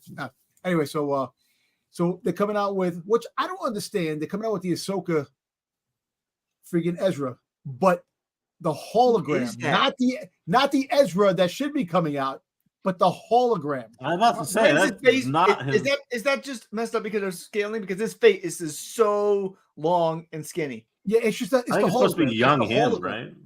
But yeah, It's him as the hologram. Yes. It's like So it's they him. did him like they just did him like they this did the is- Grand Inquisitor. Well, that's this is kind of what they dumb did. though, because then he's just Ezra at the end of Rebels, right? Yes, Or he's the less. exactly as the hologram, which I don't understand. It should have came out with the Ezra from when they found with the beard. But anyway, Marco, Yeah. tell us how bad this looks. That looks like shit. Hey, but the other one is on sale. The original Black Series one is on sale currently at Myers on clearance. So Good times. so we got Most a of the world Kanan. does- Rebels, most of Kanan coming America out. doesn't know what Myers is. The Kanan looks pretty cool. I like the Kanan. This is the vintage line Kanan from Rebels. It goes with the Ghost that's coming out soon. And you got Get a it deluxe autographed by Zeb. your favorite actor. Yeah, Zeb looks pretty damn pretty cool. You know, Marco will get this one when it's on clearance. Why is there no? I like it. Are they taking away the bubbles again? What's there no? no, No this plastic. is just the deluxe. Oh. They made the deluxe. It's they're back to the plastic, the plastic in the front. All right, so they're coming out with a with 10,000 the classic Darth Vader, the original Darth Vader on a stand. They're re-releasing it again for a special car? 10,000 piece run. You get a card, a pin, and a little medallion that comes along with it in a metal box. Neat. I like Not the a- card. I like that. Yeah. So for the 25th anniversary, we got a new line of Funkos coming out for the 25th anniversary. I don't know why they did another Watto, because we got a Watto for a Star Wars Celebration. It's a waste of a plastic to put another character that didn't make it. But we The do battle get droids look weird with a big head. That's what Yeah. you care about? what? No, When I'm they saying, waste plastic all the time, that's just what you're worried about? yeah. And another thing is that I don't like the Anakin, the young Anakin, because it should have been in the Pod Racer, which would have been even better. But they didn't do that. But I am happy the fact you have Darth Maul and the Blood Fin Speeder, which is really cool. And a battle droid. We finally got a battle droid, which has been eluding the Pops and a young It looks Obi-Wan. weird with a giant head, though. I kind of like it. It's weird, though. I agree. And you get a Jar Jar with blue balls. Anyway, let's go for the next one. So That's these are the pretty wild. Target exclusives. So they're actually some of them are the Turner's same. teeth. They're actually the same, but more of a shaded color versions compared to the common ones. Got the Darth Maul. I like the Darth Maul the way it looks. Like it's more of a comic drawn thing. So I got two of those coming. And then you got a couple more Scarlet Spider. You got a Ahsoka Tano, an Anakin Skywalker, Sabine, and an Ezra from the Ahsoka series coming very soon. I mean, Scarlet Joker releases, right? And so they're coming out with a pop ornament holographic Princess Leia for Christmas this year. It's coming out soon in October. Fuck, it's not even June. Does it play music or just like Lights up It and lights up. plays It lights up. dialogue. It plays a scene. It plays a scene. So you press the button and help It's you the Obi-Wan. Riley Hope thing, yeah. So this is actually coming out for the May the 4th. These are the 3 Boba Fett items that are making it to the Disney store. You got a cup, you got a pin, and you got like a wristband watch type of thing. Is that wristband thing for Disney World? Yeah, you get a Disneyland. Yeah, you can only get these in the Disney parks itself. that's So cool? I want the pin. I definitely want the pin. I'll look for it in 3 weeks. If they do have it, I'll pick it run up for you. Thanks if you have it. Yeah, that's the pass holder thing, entrance thing. Yeah, it's like the VIP pass or whatever. All right, that's it. Cool. All right, I was going to think about restarting this show and just moving on to a new one to go over our unlimited segment, but I'm going to take a pause real quickly. And I am going to just run a thing. That way we know how to cut it so we can cut into because this is already going on 3 hours. Then we can get into some limited talk real quickly and maybe open some product. All right, let me do this real quickly. Why don't we open?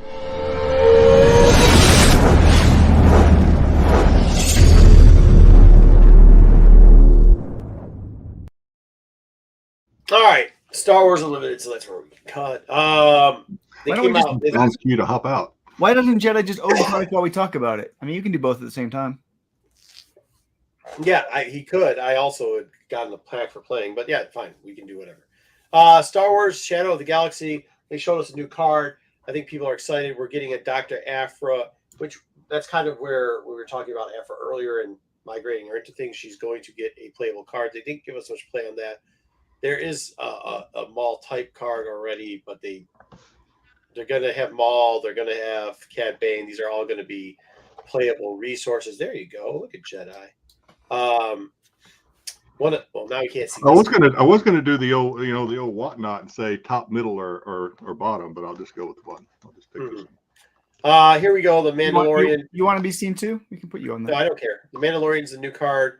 We can do the back-to-backs in a little bit if we have to. The Mandalorian is the new card that we're going to be that they gave us for the promo thing. He's going to be a playable card. We've already tested this card. I think it sucks.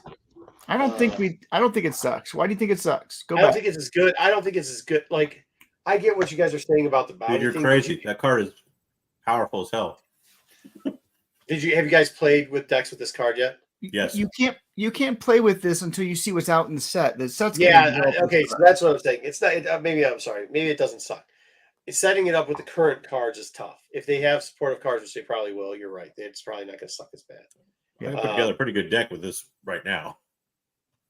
Yeah, but you can't beat. If you play this with Grogu and a couple other things like his lead or his legend, well, they give it's you a good card. the Grogu. Yeah, I mean, there's just not very many. I think what Marco's saying, there's not very many good upgrades currently for this to play with. Because you have to draw. Yeah. You have to draw 3. Yeah, that's what I'm saying. Thank you. But if you can add a few upgrades that are really strong that work well with Mando in the next set, then we're rolling. Then it'll be a real OP. Yeah. The Moff Gideon, I thought this was the worst of the 2 cards. It wasn't enjoyable to play, and you could set up a lot of decks with this because it's green blue. You could go green blue red if you want. Yeah. So Yeah, I don't think Moth is that good. I mean, I did it. I think the first set, Dark Side was. I mean, most of the good leaders in the first set are Dark Side, and so I wouldn't be surprised if they swing a little bit way. Nice. Was that Vanquish? Jedi, you're muted. We can't hear you. You're muted. No, it was power failure. Okay. I think we'll see hopefully some more good light side characters. We are getting a Razor Crest card and a couple of Mando add-ons to this too. I think this is Go back to them because we got time to look at them. Like the Razor Crest, I don't think is that strong personally. Considering what the Slave 1 was, yeah, I don't think it's a 3/4 for 4 stat. It does have Restore 2, but I don't really care as much about Restore 2 lots of times as I want to attack. And just being able to return an upgrade from your discard pile to your hand, and I don't know. I don't think that's a great of ability for that one. So I'm not. It helped. Oh, there you go. That's nice. It helped later on. It did help later on with the gameplay. Yeah. I'm going to say paired with Mando, it can be an effective card, I think. But yeah, it did. Outside It of did that. actually. That was probably one of the better cards to play later on. And then the other one, you get a new mechanic here, will capture. And so capture could be really strong, as long as the character doesn't leave play. And that's the thing. Like you are able to take a card off the table, but it's only temporarily. But like if your character leaves play, Yeah. oh, hey, Oh, look at Boba. you, I'll buddy. buy that one from you. That's a pull. I'll buy it. I need Do you 2 know more. what that is right now? Is Now that listen, $60? Jedi, if you're gonna sell it, you give it to me. $60. You give it to me, you're $60, gonna sell it. All right. Well, I would happily buy that one. Yeah. So we'll see if the capture mechanic is worth it or not. It's just tough to play these cards without having a true playable deck with it. Even the wanted card, I was tough to figure out the mechanic. Yeah. well, you don't have any bounty hunters Yeah, in the deck. because So I mean, there's nothing to go with wanted. Well, One, I put Go Boba ahead. Fett on it. Thrawn. Yeah. Yeah. I mean, yeah, I but think that's not really Grogu. the way his card's designed. It does kind of Yeah. help a little bit, and then it'll help you resource build. Mhm. Yeah, Yeah. yeah, for sure. I I'm not think watching yours. That's hyperspace. I'd Yeah. rather just have a ramp card though that just automatically ramps it than just does it one time that you have Right. to Yeah. condition for. That's the Mhm. problem, and you both of them waste the card. I think Grogu is real. Go Basically, it's up to 0 cost. So Oh, that's a full hyperspace. There you go. All right. Grogu is super strong. Like Yeah, he is. basically, it's like saying give your base 5 more health because if you don't deal with Grogu, you're going to get locked out of a character every single turn. What's his extra? What? What? How's that? What's his thing? His action is just exhaust an enemy unit. Oh yeah, he exhausts a unit every time. Yeah. So every turn, he's just going to knock somebody down. So it's basically saying your base has 5 more health because you have to kill Grogu. So Yeah, if you play fair a 20, More you or play a less. 25 health base, you play Grogu, you're back to 30 health. So see, this is where I disagree with Marco and that the Mandalorian's not very effective. He's great paired with Grogu for one. You can actually put attack on Grogu if you want. That way, when people attack him, he can counter because all you need to do is attach a lightsaber to him. Yeah, attach a Jedi lightsaber to him, and he's almost unstoppable because he gets 8 health and 3 attack. Can you attack a Jedi lightsaber to him? Yeah, he's a Force user. Fair. Fair. So right there, Force. See, that's how you gotta. Yeah. You gotta, the only problem is okay, so I guess you're not thinking enough how the deck plays into the first set. Well, It'll also play in better than too. you think. Also too. Every single time I played Yoda, they drew like Force choke and ended them real quickly. Every time I played Crew. So like they, sometimes the simulator seems. If you Making played Jedi them lightsaber on them, then they couldn't. Making them use a force choke on a Grogu is a win because basically It is, but what I'm saying is like as soon as I played it out, Jedi, their next play was that. I get that, but I still think that's a win. You're using was the card before that? on a 2-cost card. Not bad. What card was that? Was that a home one? I couldn't see. Yeah. I think it's on mute. I don't know. No, it's a Rebel Assault. All right. All right, let's keep going. What else we got? Yeah, cool looking. Just the new art. The new art on the cool. tokens. Yeah. The art's cool. Yeah. Yep. That's cool. And then we've got these 2 troopers for the Gideon deck. Yeah. I Once again, don't think the Dark Trooper's that good. At least the Mando deck was fun to play with what little bit we had of it. Mm-hmm. The Gideon deck was just like cool. Red one, a nice black one. That foil legendary. Well, Yeah, foil legendary black one. Nice. He's having a good pull right now.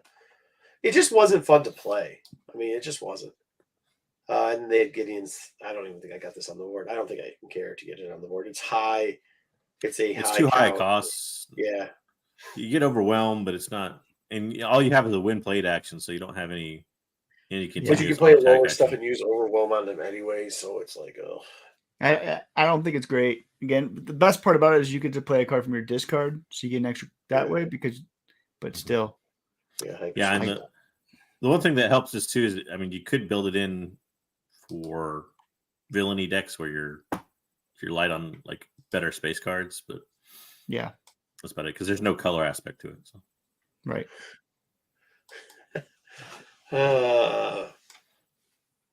7-hour show. Beard color has declined. All right, what else do we got? That's it. That's all you got for all the cards. All right. That's pretty much it. We also, I mean, the other thing that, Dom's really excited about, Afra's coming. Yeah. So that's we cool. think, but yeah. We're going to do double openings too. I have a promo pack. Just with the art. Cad Bane's supposed to be coming. Cad Bane's coming. Again, unless they rope it up with the art there. Yeah. Yes, they do. So that means we get Durand, we get comic book characters, balance. Because Dr. Afra is a comic character. Speaking of this week, I did a lot better than past weeks, but I played in a different area. I did play a guy that was good. It was 3 wins to win. It was 2-1, 2-0, 2-0. So my first week of actually winning, I will say that I got to play some newer characters. This is the promo pack. Ooh, oh, Greedo, cool art. Foil that's a Greedo. cool art, Greedo. I like Greedo. That's I a play cool Greedo in art. my Tron deck. You would. All right. A 3 attack for a 1 cost that also has an ability. The crappy ability. Not if you're playing Thrawn because you know if it's going to hit or not. And That's this has been so popular now, but I think it's because people can't get product that they're like any of the product that Rare people are base. getting any of the games that they're playing where it's like draft style, they're now limiting to 25 people or whatever 4 pods are. They're limiting to 4 pods because people have been I don't even think they've been coming in to play the game. I think they've been coming in just to get whatever cards they want and then leave pretty much. Because they don't have product to do it. Yeah. I know. Well, I mean, they're whatever products they're getting in, it's taking, Okay. it That's the takes a worst case art in the game right over there. a case ever to do it. What do you get? Yeah. What's that? Han looks. Someone told me Han looks like a Treasure Island reject card. Like you're in the Disney Treasure Island movie. All right, I do got 1 pack. All right, let's see what you get. We'll put Hopefully Jedi I on the mean, main screen. It'd be after that. awesome if I hit big on this pack, which I'm probably not going to. I got the Boba Fett. I'm not good at doing this. Jedi is way better, apparently. Jedi, what'd you Repair. okay. Yeah. So then we can just skip over to the last couple cards, right? Yep. Well. Okay, cool. Yeah, Yeah, hyperspace. I can probably Hyperspace. good. People like the hyperspaces. I mean, I think hyperspace look awesome. Yeah. Oh, Dooku. Dooku. Oh, Dooku. I like Dooku. Dooku. Dooku's good. Yeah. I play this card a lot, so all right, cool. Well, that's cool. A good rare. Dooku's a good Got a card. hyperspace. Foil. Is that foil or What's regular? Is that it? Luke hyperspace. Let's turn the look over. Oh, Luke hyperspace. Look at that box. Dude, he's had a heck of a draw, man. That's like $70 plus 50 right there. It's 120. Easy. Yeah, Plus those other are 2 stuff. big cards, man. Yeah, the Luke is what, the 3rd best? That's a hyperspace too, but Yes. like the 3rd best legendary to get. Yeah, it's I think. 3rd best. Yeah, third It's best. probably It drops off 75. after Boba, but Somewhere in that 75 range for the hyperspace. for the hyperspace, maybe. It's like You can look $40 for the non-hyperspace. Yeah. I'll look it up. Hold on, I'll pull it up. If anybody wants to sell me 2 Bobas, I'm gonna have to buy them on the No, market. I want give me some of the Bobas. I'll buy them. I'm not playing this damn game. I want the cards for myself just to have. Why don't you just wait then? Couldn't care less about the game. Yeah, just wait till there's Devastator. more Why don't product. you wait? The price it'll go down when there's more product come out. Devastator's a hard play, but I like it. I think Devastator's cool. I think haven't no, really Devastator. been Devastator is a good. You just got to build those resources. I was about to say, getting up to 10 resources is tough in certain decks. They I say don't know. All my decks I put in, I pretty much, if I can, I put in either resupply or the whatever commander or both. yeah. Super laser technician, you mean? That's really easy. They say the most powerful card's coming out in the next set, and I think it's gonna be the Executor, but we'll see if that's right or not. People are speculating it's Death Star, but I don't think they're gonna bring out the Death Star. Wow, dude. Could you believe it? It'd be like 12 or something crazy. Death Star. I don't know what it would be. That'd be hard to 14. get. I think they have to make it 14 if it's an instant win. Be pretty close to it, what they say. Damn. I want the Vader. Because if it's an instant win card, you're going to have to do like a last ditch effort to like, right before your time expires or something and have the card in your hand.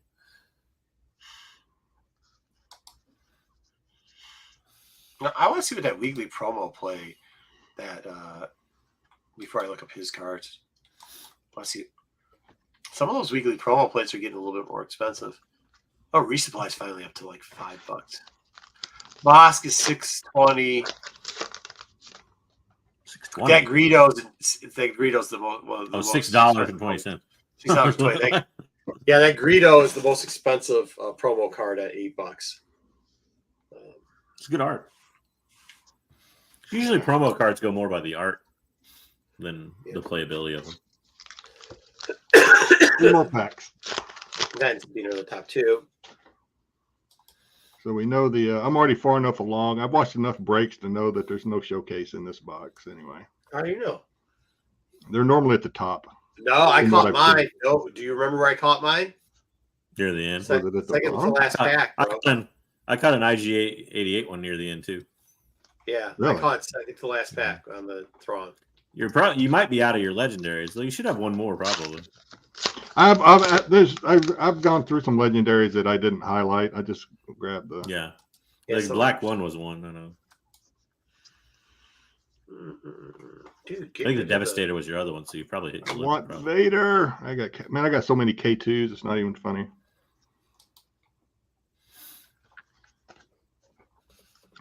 All right. All right, Nope. Is there 2 40 more cards a packs. pack? There is 8. Is it 16 cards a pack? 16, right? So it's $80 just for the boba that he. No, it's a regular boba, right? Or was it Regular Boba. regular. Yeah. at the hyperspace? So it's 61.79. About average is about $60 for the card. Another freaking Jawa. That's the then second he foil Jawa I pulled. He got. Well, hey, you know what? He got hyperspace on the loop, right? Yes. So it's 120 because those two are the same. The Avengers actually not a bad 120 card for the to get. regular hyperspace loot? No, it's combination. It's about $60 on average for that one too. Oh, I see what you're saying. So for the hyperspace is about the price of a regular boba. Is there 40 cards in the pack? How many cards? It's 16, right? 16. 16 cards in the Was it- pack. And Which actually is a lot of sneak cards. attack. That's a rare sneak attack. Sneak attack's a rare. Whoops. Yeah. Yeah. Well, Foil. it's not that anymore now that you dropped it on all four corners. Yeah, it's just yeah. Eh, These are it's tough just a little- cards. That's it. That's the box. I'm only going to do one box. Oh, that was the Okay, box? Okay, that was it. Yeah, that's, it. Well, you paid for your box with your 2 cards. Yep. That's cool. I'll buy that boba off you if you don't want it. I need this. $80. We'll see. We'll see how the other 2 boxes break out. I need Bobas too. Man, I know. Whatever. Everybody needs bobas. Upcharge them, Jedi. $80. You don't need Bobas, Wayseeker. Yeah, You I'll I'll need, give you the friend and family rate. you I'd need rather buy it from somebody I know. I'll pay the same. Dom's the worst. He $60 doesn't even whatever. play the game. what the card. Well, you know the I don't know if it's the announcement or whatever, but of course I keep an eye on the Bobas and the Vaders. The Bobas look like they're coming down a little bit. They were slightly above 60, and lately they've Yeah, been like below, 65. slightly below Yeah. 60. So. You could catch a couple for $58, so that's not bad. Let us see. So Though. for those that are, hang on just a second. Go ahead, go, shoot your promo. No, okay. For I mean, those that Jedi, stop. Jedi had some questions that you wanted to ask, so I wanted to know what Yeah. the questions were. No, I needed to grab my sleeve, so I don't have these. Vader's still 83 for Cards surrender. is Yes, Jesus. use sleeves and top loaders, unlike that heretic Wayseeker who didn't even have top loaders when he opened a box. I have sleeves. I don't have top loaders. I mean, now I have do. top. I do. You know what I? People- You know what I did buy that you ever? I just got some more trail baloney in, so you know we can talk Okay. about the greatness of trail baloney again. No, nobody wants to hear about your baloney. So here are the questions. So like I was telling the guys before, for those that are sticking around to hear us talk about this. So I finally played my first actually physical game of this. Physical meaning it wasn't on the computer simulation, that site. It's a lot more to keep track of without the computer holding your hand. Found that out quickly. Found out really that I did not, and this is one of the questions I had, I'm not sure I completely understand the whole initiative thing. So if somebody could go over the whole initiative thing, other than like I think I started off with the initiative and I just played until I couldn't, we back and forth, right? Played until I was like, okay, I can't play anymore. And then I would tell my son, okay, just take the initiative or something. So I know once you take the initiative, you're kind of done. The other side gets to You are finish done. out their hand. Or Yeah. It So- probably came about too from the fact that he didn't quite know how to use the initiative either. When that happens, it makes it a little more difficult. But once whoever claims the initiative, once you do that, you're done. You cannot do anything after that. And then obviously you'll start first on the next turn. But if you were to claim it again, at that point, again, you're done. The other person can finish playing out however much they want. As they can do all that they can is the mantra that is usually used. so I asked the question So- before, what's the difference between that and just passing back and forth? I pass, your turn, I pass, your turn, I pass, your turn, I'm done. Always Pass try to means do you're not that. done. Like I can open up with a pass if I want to, and still have the initiative. But once on you my pass side the of first table. I time, can you say, might. Hey guys, I gotta. I'm sorry. I gotta- Once you pass the first time, all right, now. We'll talk. All right, Have a good see you, night. Dom. But once you pass the first time, you're pretty much saying you're done. And there's nothing that can happen to where you can suddenly play again, right? Sure, there is. Once Sure, you there is. pass- There might be. Yeah, there is. Yeah, there is. What? I do it sometimes to take the initiative. Sometimes you might have removal. Like, let's say you're playing a Sabine, right? Sabine deck is really slow. Because Sabine deck, they're gonna, especially on turn 4 when she can come out, they're gonna ping you, they're gonna ping their thing, and the last thing they're probably gonna do is bring out Sabine because you can bring her out on turn 4. There's a lot of things on that Sabine deck. Maybe you have removal, and you just want to wait until Sabine comes out to use that removal. So you're saving your resources, knowing that Sabine might come out, and maybe they know you're going to do that, so they're just not going to bring. So it's a Sabine out, fake. whatever. Basically, it's a fake. You're just waiting until the sort optimal of. time for you to play that card. It's just like, yeah, it'd be similar to if you had a good hand in poker and you check. It doesn't mean you don't get a bet when it comes back around to you again, but you've just checked for that round. If that makes sense. I think I get it. So like sometimes I'll have something that will do like if I attack, it'll attack a sentinel. But I know that if I take the initiative, the next play I can play I can play something like Overwhelm or something like that. So I'll take the initiative because I can play Overwhelm, which will then knock out his guy because he just put down a sentinel, so his sentinel's not going to be active. And even though I've got 2 cards and I can play a 2-card person, I know that will give me a full 5 plus 1. I have a 1 card. I can play Overdrive or Overwhelm, which will give me a +2/+2 on the attack, and will be able to knock off their character. And I get first draw on it, and I can in the next round because I have. I'm using too much jargon. Okay, yes, not so, but I can activate my card next round too, so I can do an overdrive. He has to know what the overdrive thing is or whatever. Because but that's what I'm saying. So I'll wipe his board and be able to pull out my card. So yeah, sure, he might attack me or he might lay down another card after me. It doesn't matter because I'm going to jump at the opportunity to start the round first, the next round, because I know like let's say you have 4. Let's say you have 4 cards in your hand, right? You're starting off with 4 cards. Your next card that you can play is super powerful, whatever it is. It's at 5. So you could play a 4th card that would be inactive, but why wouldn't you just take the initiative, lead with the 5, and then play the 5 card the next time? I mean, it won't be 4, but you know what I mean. But going back to your past thing, one of my favorite cards to play, because I play a lot of yellow, is No Good to Me Dead. No Good to Me Dead is one where you exhaust a unit and it doesn't refresh the next turn. So it's basically it takes them out of commission for 2 turns. So my goal is to always play that on their leader when they activate their leader. Because basically that says that leader's worthless for 2 turns. So I'm waiting. Sometimes I'm just passing until they bring that leader out so I can play that card.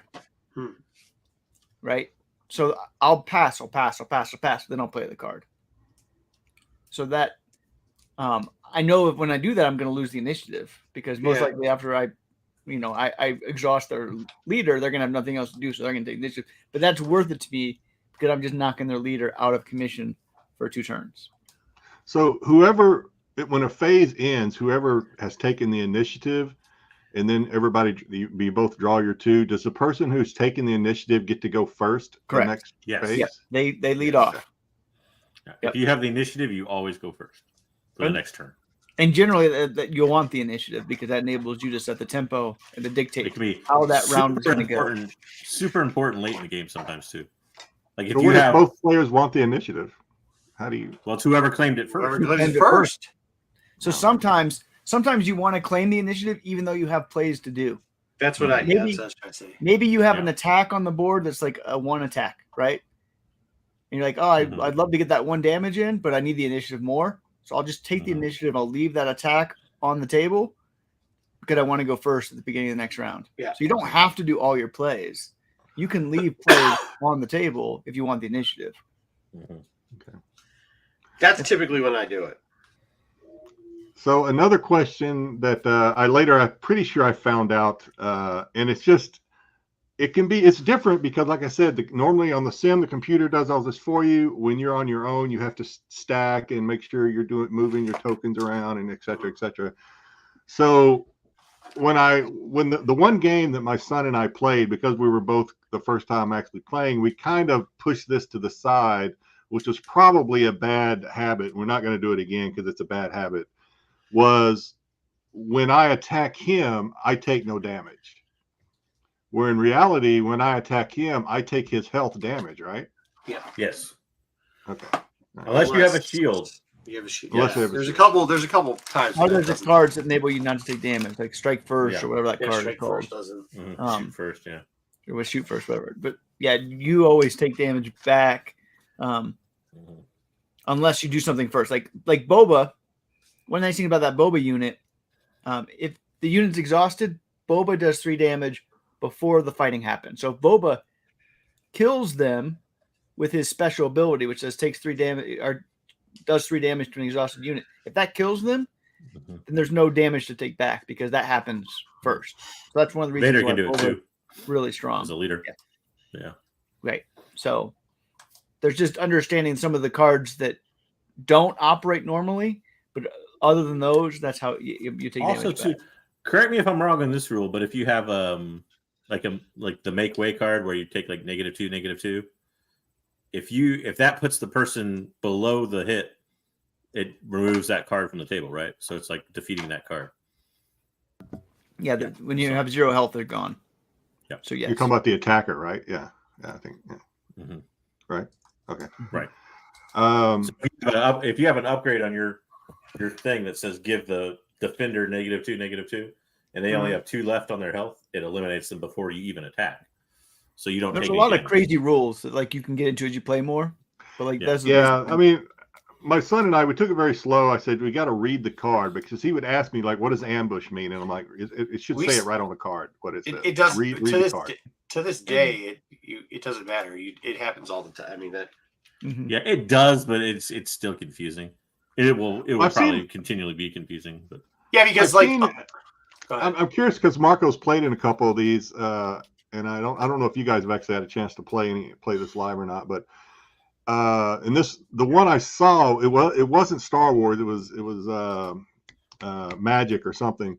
There's usually like for lack of a better term, a referee that you can ask questions. It's typically a judge when you have these things, right? A judge. Okay. Every competitive play, casual play, it depends. Like some people just go and they play each other using the table there at the thing. But every competitive play or every official event should have a judge. Yeah, we're pretty somebody from the shop typically. If you need to call for a judge, you can call in for a judge. But I'll tell you right now, with it starting out, even when they're playing a little bit more competitive stuff, it's still semi-casual because like people don't like they might know what their deck does or a couple of their decks, but they definitely don't know what all the decks are doing. Right. So, yeah, I mean, like when you're saying they're reading the cards, there's a lot of times people read the cards and you'll say like, okay, I know, like, all right, dude, I don't need you to explain what that card is, or it's the way 2 cards can interact too, is what it really creates conundrums sometimes. Yeah. And I mean, as you play more, you'll learn some of the tricks as you play against other people. Like one thing I didn't know till this week, right, is you can play enhancements on other people's units. You don't have to just play them on your units. So like there's this one. I do like there's this one. They're entrenched. Says that it can't attack a leader. It gives them +3/+3. It can't attack a leader or whatever it is. You could play that on their leader, and then their leader can't attack your base anymore. So there's a way of locking down characters because you can play enhancements on them, and so there's actually times when it might be beneficial to do that. So and you'll probably see a lot of it in interactions that you just don't run into. With the bounty mechanic too, you'll probably see a lot of that in the next set, I would imagine. So we also, and again, a lot of this I feel like I knew, and then once I'm there actually playing it without the safety net of the sim, I got lost in a couple things. So your resources, your active resources, have no bearing on any card that you may have already played that is in the ready position, right? So in other words, if I have 7 resources, but I've already expended 3 of them, so I have 4 active resources. But yet I want to play a card that has the attack of 6. I can still play that card. Even that has there's no correlation between the two, right? Not generally you're saying for something that's already on the board. It's already on the deck. Yeah, I played it the phase You before. It's still sitting out there. Then typically no. It should indicate on the card whether or not it does. Some cards have an action which will cost a resource, but simply to attack, generally speaking, no. The card would say specifically. All right. Yeah. So the last question I had, this is 5. This may be the last one. And this is more goes to tournament play or just messing around, I guess, in tournament play. Does it matter how you stack your resources? Like you always see them, they have very neatly, your active resources are straight up and down, and they'll turn the extended ones like this. You have to do it so that people know what you're doing.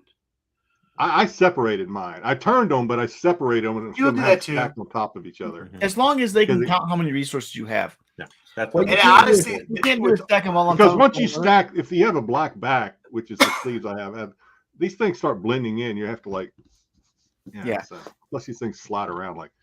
Well, here's the other thing too. Like if you were watching some of the stuff that the guys were talking about, they're being a little bit lenient with some of the rules early on, especially with people trying to.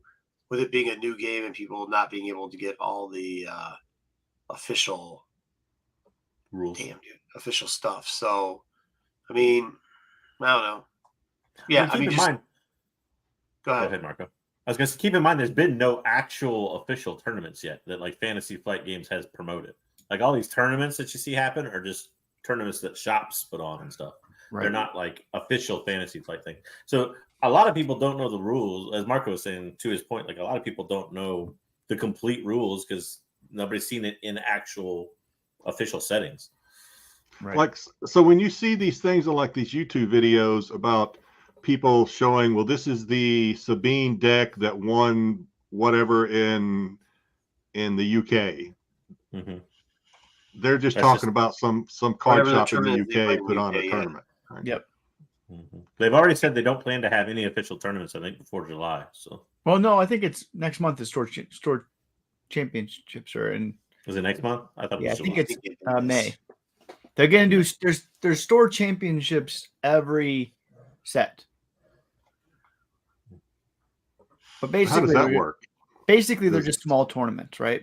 Store championships don't mean much, other than it's just a chance for you to come together and play with your friends and. The big tournaments were going to be like the regionals and those ones. I don't think any of those are happening until like July or anything. Maybe that's what I was thinking. Yeah. How do you get invited to those? You can go to those. The only one that I'm pretty sure anybody can go to those. You don't have to be invited. Anybody can go to those. The nationals you be invited. Yeah. So you have to play in the regional and usually finish in a top 4 or top 8. I don't know, depends on how many people they take probably, and then you can be invited to nationals. But regionals, as long as they have space and you sign up, I'm pretty sure regionals there's not going to be I doubt it. Yeah, but nationals you have to have a certain amount of points, and they have a point system to realize who can get in, who can not get in. So, yeah. And I would assume there will be a nationals will probably be either at Gen Con or somewhere else. And remember a couple of things that like just remembering the mechanics and what to do like for each hand, and whether or not you can take notes. There's no rule against making notes and taking notes from those. I don't know about an official tournament play, but at shops and stuff you can make notes and take notes. That's the best way to keep track of a lot of things too. So if you want to make a note, turn resources, have 8 resources, scratch that out, 7 resources, whatever. Can I take notes? Like say I'm playing Wayseeker and he likes the yellow. So I'm like, so I can take notes like, okay, and this is probably being, but like, can I take notes of what he's played? Like, yes. Okay, he played a Boba. You can look through my discard at any time too. Yeah, at any time I can look through a discard deck. I actually didn't know you could do. You even look through your own, and somebody did. Well, one of the guys, the better guy that I was playing, that eventually beat me 2-1. He was looking through his discard pile all the time, because what I've learned is if I try to speed it up, if I try to speed play up, I guess that makes sense. What's that? No, I was saying, just thinking back to the sim, I think that, I guess that makes sense, because if you hover over your own discard, you can look at it. Actually, And it's if you not a click bad on idea. if you click on it, it'll show you all of them. It's right? not a bad idea to take notes, and even take notes of what somebody, especially if you're being competitive about it. I probably wouldn't do it because I don't care that much. But like some people, when they're really competitive about it, like it's not a bad idea to take notes, because remember, you're only allowed 3 copies of a card. You know, let's say you're playing against a Boba deck and you see 4 Bobas come out. You know, by taking your notes, you'll know that he's played 3 already. Well, at the point that he's played the 4th, then you know there's a violation. You may not know that if you weren't taking those notes, or may not remember. I mean, that's kind of early on for that, but fair.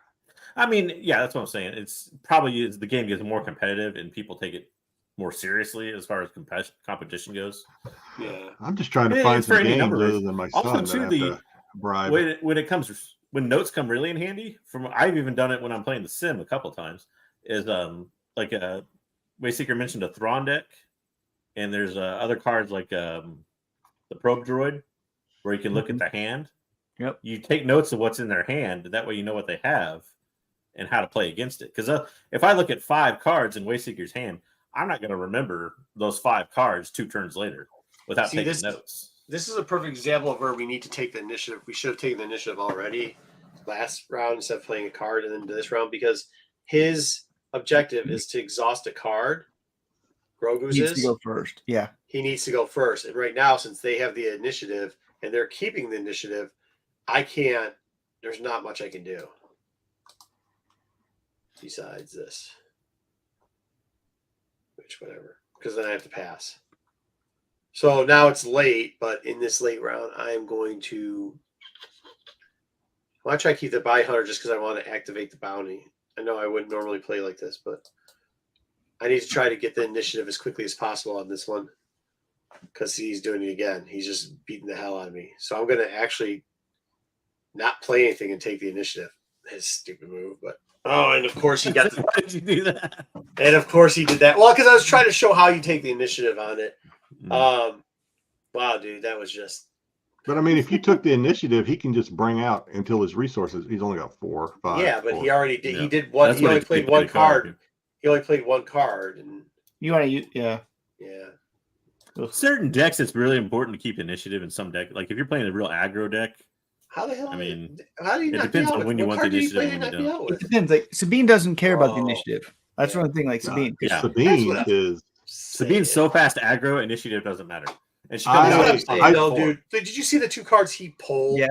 He turned me and then dropped. Like, come on. But like Leia needs the initiative. Leia needs to go fast. Like Leia needs to be able to shoot. You can't do anything going. Well, the thing against, and I found this out playing. I was playing Leia because I like the Leia, but I like her. Not necessarily her epic, but her regular power, where you can attack 2 rebels at the same time, right? Right.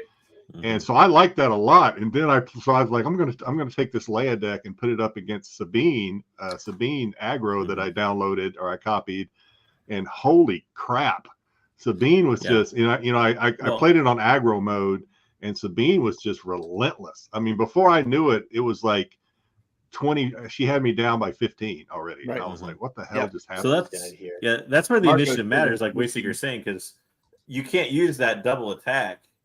Well, you can, but it does the most damage and the most good for you to use that double attack first. So having the initiative, not having the initiative with Leia, you're going to get hit by everything Sabine can throw at you before you get a chance to get the initiative back. Yep.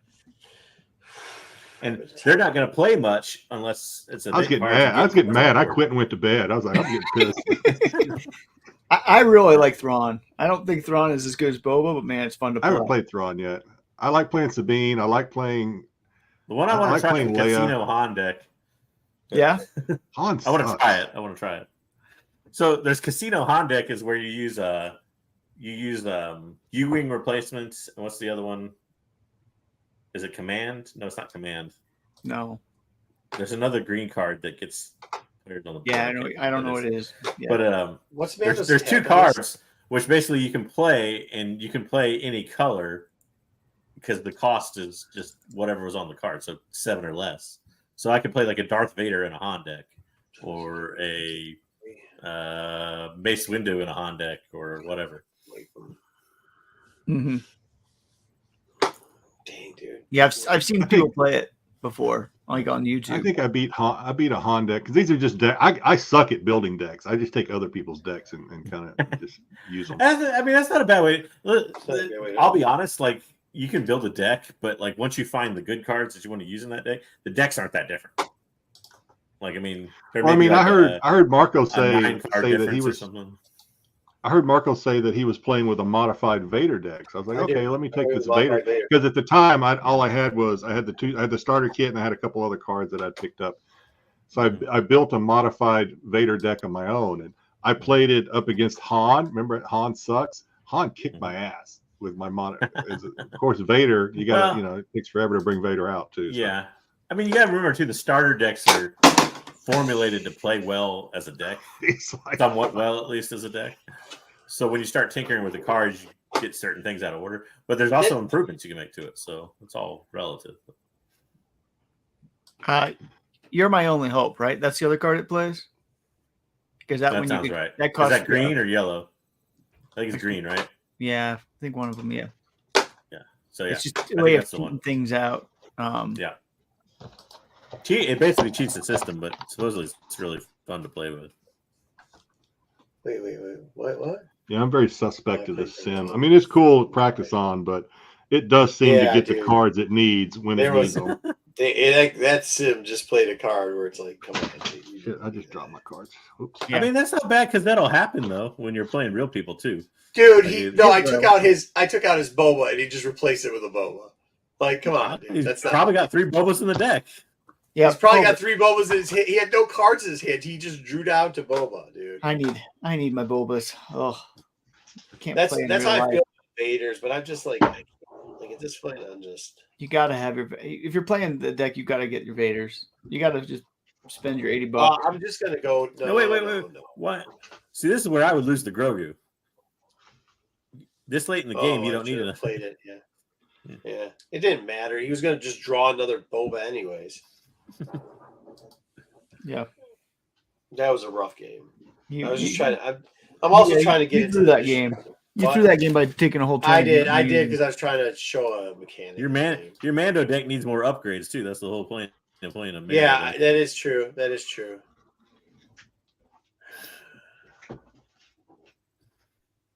kind of like that. I want to play this and this because that's a bounty hunter.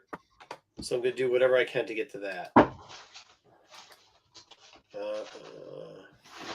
So I'm trying to think. I need like 5 cards, but 2 of them are like rares. I just didn't get enough of. Go over the wanted card real quick. I don't think it requires a bounty hunter, does it? I thought it did. I don't think so. No, it just says gives bounty ready. Bounty. Yeah. Oh. Doesn't matter what card you use. Okay. You can kill it with an event if you want to. We're supposed to also get the Bad Batch in the next one. So yeah. Well, Don will be excited about that one. I can't believe I'm the one on this panel that likes the Bad Batch the least. It's crazy. I like the Bad Batch. It is crazy. I know you like it. JJ doesn't like it much, but no, I do think this season's been better, but I still don't like it. Like it's not. I mean, I railed against last season. That was probably you did. So you wait, what happened last season? Probably you hated the last season most. That's for sure. Maybe that's why I like this season. I guess more. It's hard for me to hate the last season more than I did. I don't know. Who did I get rid of? Jedi's happy because Wanda hasn't been really in it at all. Yeah. Got like one scene. Yeah, that's it. Was last episode. Yeah. And if they find out Wanda's the reason they got lost Omega, then Wanda's done. Like I said, I thought for a minute she was going to die trying to confront what's his name, CX2 or whatever. Yeah, they did Wrecker so wrong in that last episode. That's another reason why I hated it. Because they knocked him out without anything. They knocked him out for no reason, and then because they had he saved the Gronk droid. They Which, by the way, how can a droid that's a giant battery survive water? That works. Like he's a giant source of electricity. That's not how that works. Typically, you're correct. All right, now watch all the bobas and the throw the guys from the deck's about to come out. How rare are the hyperfoils? Somebody was saying they're like 1 every 2 boxes. That can't be right. That's about right. No, The, no. the hyperspace foils. It is because I had a legendary or rare foils are. So there's a crappy hyperface royal space royal that I had, and when we were doing that draft thing, and I passed on it because I opened it, and you'll get probably 3 or 4 a box, but to pull a hyperspace foil rare or legendary foil legendary, right? Yeah, that's about every 2 boxes. Yeah, but it's because they're so low product. People want all. I mean, they'll go for anything. They're worth decent amount. Even the crappy ones are worth like $20. I should have passed on it. I didn't know that, and I shouldn't have passed on that. Well, I got enough now. I may just throw a lot up on eBay. I don't care nothing about them other than feeding the hobby. To be honest. Yeah, fair. One good way to do it, and I don't want to push one website over the other, but now you have to be willing to track your own shipping and do all that other fun stuff, which may not be for everybody. But TCG Player is a decent way to sell because that's where a lot of people go to buy singles. So they go there looking for that stuff. You can load them up there. People buy them at their leisure. You just check your sales each day and see what you sold and ship it out. And you can then use what you sell as credit. So if you want to buy a box, you can buy a box for somebody. Oh, that's probably not the best place to buy a box. Okay. TCGplayer.com? Yeah, that's where I check the prices on the. What's the percentage that they take at TCG Player? It's actually a little bit less than eBay. I think it's isn't it eBay's about 12 or 13. I think it's like 8.9 on TCG. Marco's like my son, and they're playing his video game. It's like, well, I mean, like that's a bullshit double draw. I mean, like, I didn't get any fire sprays. Damn it! I have some fire sprays. I don't know if I have extras. Yeah. I'll check. Rares are there's weird nothing like I that. can do here. I'm gonna lose. There's literally nothing. I can do here. There's rares that I still need too for red decks and stuff that I can't pull for some reason. Yeah, I need to go through it. I have a deck. Like I need 2 more Dooku's. I can't get Dooku's for some reason. I don't get Dooku's either. You know, I could get Gideon Hosk or whatever his name was, and I actually have. Luckily, a guy. I got a Dooku. Give me a couple. Is that a Dooku? Yes, Is that the one? That's a Dooku. Yep. Yeah. No, I got this out of the. I was telling you guys I did a box. I bought into a box break. I didn't realize that was going to do it to my. I think I need another Bodhi Rook. I only have 2 Bodhi Rooks, and so I think I need a third Bodhi for my deck. I have like I'm done. I have like 2 or 3 Mace Windows, and I don't even use them. I need to sell them or do something. When you say your deck, you're talking about your deck that you're building, like, but not a set. You're talking about just the deck that you want to build, right? Mm-hmm. Yeah, the deck that I've been playing online that I feel like that's your Boba deck or whatever. Oh, you know. Yeah. Have you played in person yet? Me? Yes. I have not played construction in person. I just played drafts in person. Sealed. Oh, really? Sealed. How many drafts did you play in person? Sealed. Yeah, just sealed. I played. Oh, you played sealed? Yeah, I played 3 sealed. Damn. Still, people. When was the last time you played sealed? I didn't do it, but the store does it every Saturday. He just said he hasn't played. They saved. I can't do it. I didn't do it last week because I was busy. They've saved like boxes just to do sealed events. Yeah. So I don't know, man. I still say I'm not super positive that there's actually going to be a reprint. I think there will be at some point, but if there's not, that's going to be really bad for the game. I think you're just going to see this trickle of every couple of weeks, like 3-4 boxes of shop or something. I get that. But what are you going to do when set 2 comes out and people want set 1 cards? I don't know. It makes no sense to me, but people are hoarding those things because, JD, I don't know if you still go on Whatnot, but I'll go on Whatnot. And like I said, I did a couple of breaks on Whatnot where I just bought the rares out of one set, box break. And these guys are talking about, like, people ask them, hey, how many cases you got left? And they're like, oh, I still got like 8 cases. It's like, damn. Just because they ordered a bunch to start with. Yeah. Well, see, the irony is there's people like that. There's breakers that invested a lot into the game early on, which is usually what happens with new stuff like TCGs and stuff. They kind of feed the hype or whatever, I guess you want to say. But like actual shops, like a lot of them didn't order enough of the product, which that becomes the problem. And the fact that like a shop may have ordered only like 2 cases. Well, congratulations, that lasted you like a week. And, you know, they didn't make it. The other problem is they didn't make it available anywhere else outside of shops. Like they didn't have a, you know, Lorcana, as bad as that was botched kind of in the first month, they had a really good recovery plan where they were from day 2 when it was launched. They're like, listen, we're going back to print. It'll be done in 6 weeks. And then they also said, in about 3 or 4 weeks, we launch at big box stores. We're going to do blister packs so you can find product there. So they gave people alternate channels to find products. Now, the only way you can find it is through shops or basically what I would call, quote unquote, scalpers, whereas people selling on Whatnot for like $150 a box or breaking packs for a higher amount of money or whatever. How can he attack? What can he attack? They made blister packs of this. Okay. No, I'm saying of a different TCG that had a similar okay. sellout at launch, but they should have made blister packs for this, in my opinion. I mean, yeah, I was in Walmart yesterday, and I was like, well, since I'm here, let me just walk over where the, like the Yu-Gi-Oh cards and things like that, Magic. I was like, maybe I'll get lucky. No, they didn't have any of that. No, I Star Wars. I personally think they should have. I think that was a mistake, but it is what it is.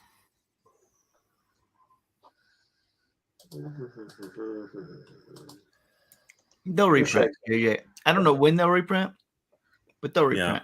Yeah, because they want money. Everybody likes money. Apparently not. They should have gone back to reprint early, but they're so small. How long does that take to go to reprint and get it get it manufactured, reprint, distroed, et cetera? How long does that take? Or is that something that's been in the plan? Is done in the United States, and that was something me and JJ don't know. Yeah, it supposedly is printed in the United States, but on the back of the pack it says it's put together in the United States and it has parts that come from overseas. Yeah, but that could be tree pulp because the majority of wood, any it product could be. We just don't know. It could be the wrappers to cards. So, it could be. We don't know. Yeah, but that doesn't mean that they don't have that product in here already to make it.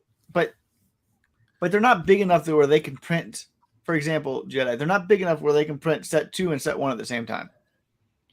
Or set 3. I don't know what they're printing. They're probably printing set 3 at this point. I don't know. Set 2's, I'm sure. See, that's part of what they have to stop. Part of what scares me, though. If their distribution plan for set 1 was like this, and they've already printed set 2 and already are printing set 3 now, screwed. Like, what are they basing set 2's demand on? Is that the same demand they printed on set 1? And are you really going to roll that out with the same problem that you had this time? Like, I don't know. Well, wasn't that part of it too? They were supposed to be done with.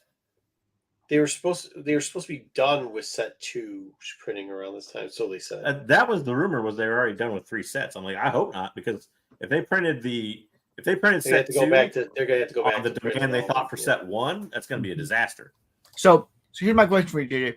Let's say they have to make a decision: print more of set 2, so there's enough of that when it comes out, or print more of set 1 first. Which one would you rather see them? If they have to make that decision right now, which one would you rather see them to do? What I would say is, well, supposedly they have set 2 printed. If they don't already have set 2 printed, I'm sure even if they realize they need more of it, right? Oh, will you say print more? I would say you print set 1 and then you go back to 2, but I don't know. It's a hard call though. So yeah, if you print set 2 more right now, that means you're probably not going to run into these problems in the future. Yeah. I mean, what should have happened, especially if they already had set 2 printed when set 1 came out, they should have immediately said after that first couple days, we're going back to print with set 1. Like, we're doing it. Like set 3, we can still crank out in September or whenever it is. Screw that. We're going back to print set 1. That's what they should have done. But they had this plan that they thought was going to work, and they had to enact it a little bit early. I don't think the plan works. I think it's going to choke off player growth if you're only rolling out like a case to a store every month or something like that. Yeah, but also too, I mean, it's like we just ran into this isn't even a month-old problem.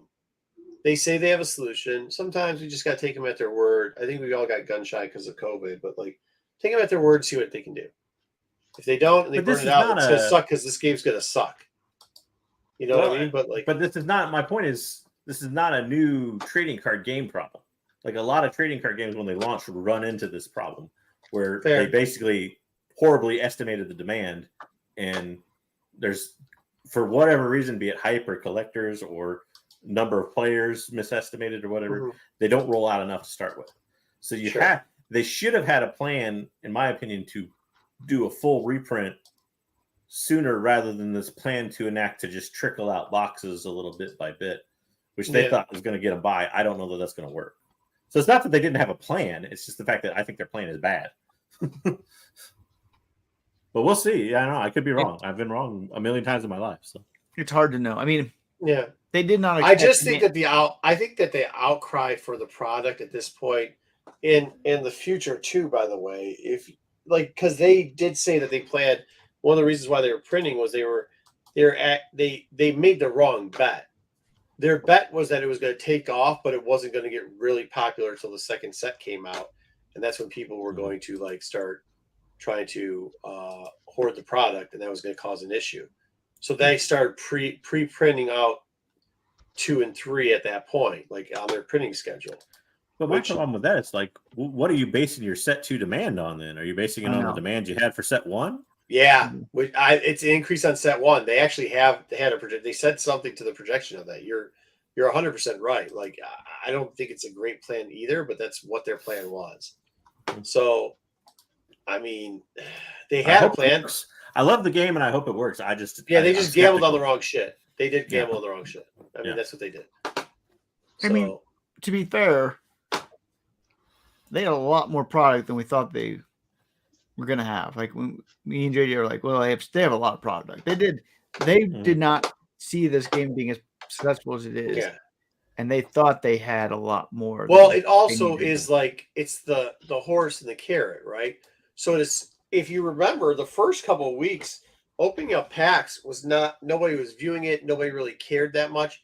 Then when it started to become that people are actually playing the game and you needed 4 cards to have the top decks, all of a sudden, a lot of cracking pack videos started getting more exciting, if you know what I mean. So like, well, too, and that's what drives that secondary market or scalpers or whatever you want to call it. That's what drives that up, is seeing the price of the singles go up. When the price of singles go up and stay high, that's when you get that, like, you know, like Jedi said, there's people on Whatnot with 8 cases.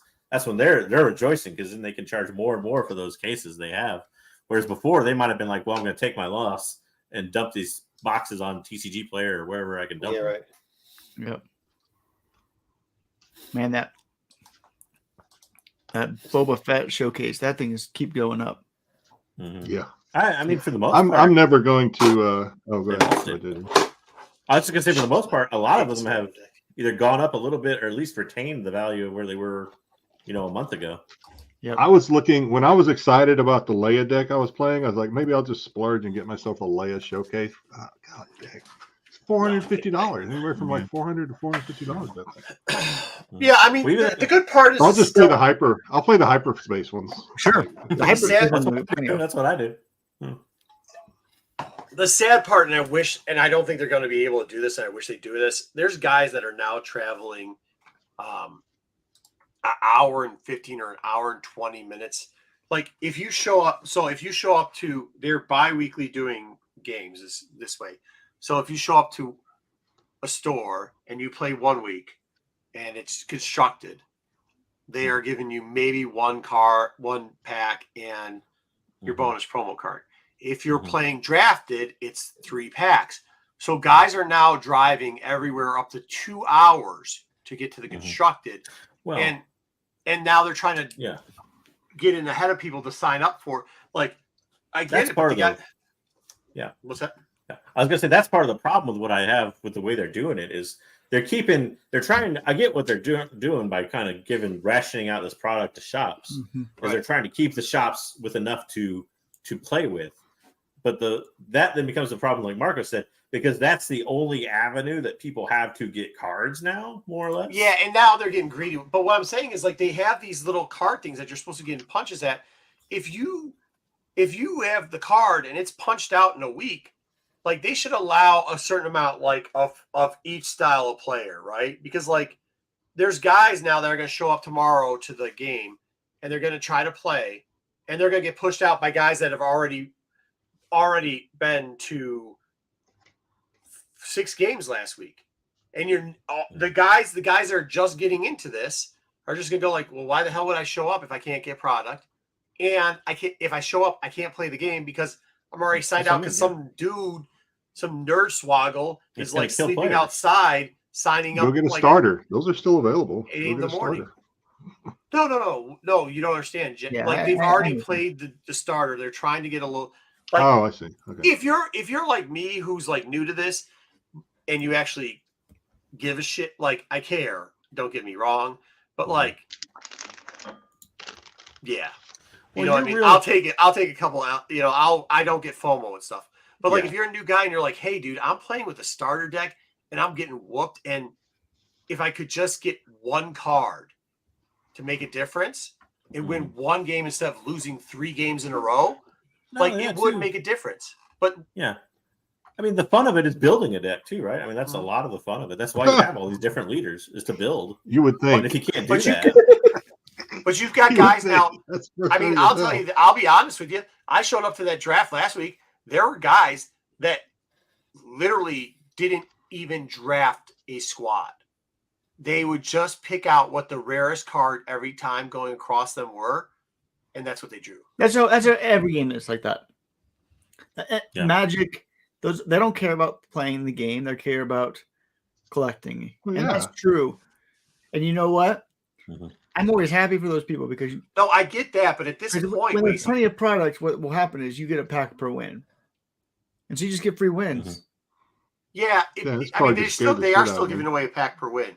But my point with it is like you're doing that, but there's guys who are trying to like get a card to build a deck. I got my There you Leia hyper. Leia Yeah, that's all I hyperspace. need. Yeah. I'm good to go. But Yeah. Did you see, the open a problem case? is what they No, should no, really do. I'm going through the cards again. He's going through the ones he opened, I think. Yeah. But Yeah. what you really want to do when you're this early in a TCG is you want to build new player growth. And if you That's don't what I'm have saying. new player, if you have things acting against new player growth, but like Marco Which was is saying, it becomes trouble. Is Yeah. what it is. Is it becomes, And that's what I'm saying. Like by the time the product, but it'll never get bigger. we keep talking about the top about when product will get here or if it will get here. That's not what's going to kill this game. What's going to kill this game is if you're filling up these places and limiting the amount of people there. Like they should just go. I'll be honest with you. I think if they were smart, they would go to one draft a month, one a month, and they would go to constructed play. And here's why: you can give away a reward for constructive play, even if it's one pack per constructed, per session, which would cut back on how many you're giving away. Yeah. And number 2, the newer people would then be like, okay, cool, we can build something out of this. Because like not everybody's like me who like bought 2 cases, who was like. To be fair, though, they're only doing what Fantasy Flight has told them to do, which is hold their product back as much as they can. Use what little we're giving you guys for sealed play, draft play, things like that. That's what Fantasy Flight is telling the shops to do. So they're only really doing because they have if they don't have any other avenue of making money off the game, they're going to hold a bunch of events in order to do that. And they don't have enough product to hold large events, so they got to. Okay, so off of every case, but I get that, but like off of every case, if you're doing constructed play, you're still making, let's say, $25 per case, right? If you're doing draft, you're still going through the same amount of cases. You're still making the same amount of profit off of it because it's the same amount. Okay, so that's what I'm saying, but they can't sell the product, so the only way they can make money is to do sealed and draft play. Right, but if you milk all your product, but here's the problem: if you do draft play, you're going through how many cases? 2 cases. If you go through constructed play, you're maybe going through 1 case. Your profit margin on both cases are exactly the same. I know, but FFG doesn't let They don't them make do anything that. on. That's what JJ's saying. You're not allowed to do FFG that. is telling them to do sealed and draft play. They can't sell it to people to make constructed decks, And they can't do constructed tournaments that way. They're not allowed. FFG is not allowing them to do that. What are you talking about? They're doing it all the time. No, they're not allowed. You can't. You might, if you do it, that's saying charge okay. people for a constructed thing. You can charge people for constructed, $5. Yeah, but you don't get. You're not supposed to give packs away for it. I'm just saying they might do it that way, but you're also at risk of if FFG finds out to say, well, okay, we're not giving you another case next time. We're going to give it to the other shop that's doing what we told them to do. FFG is specifically saying when they give them the new product, their restocks, they're saying use this for sealed and draft.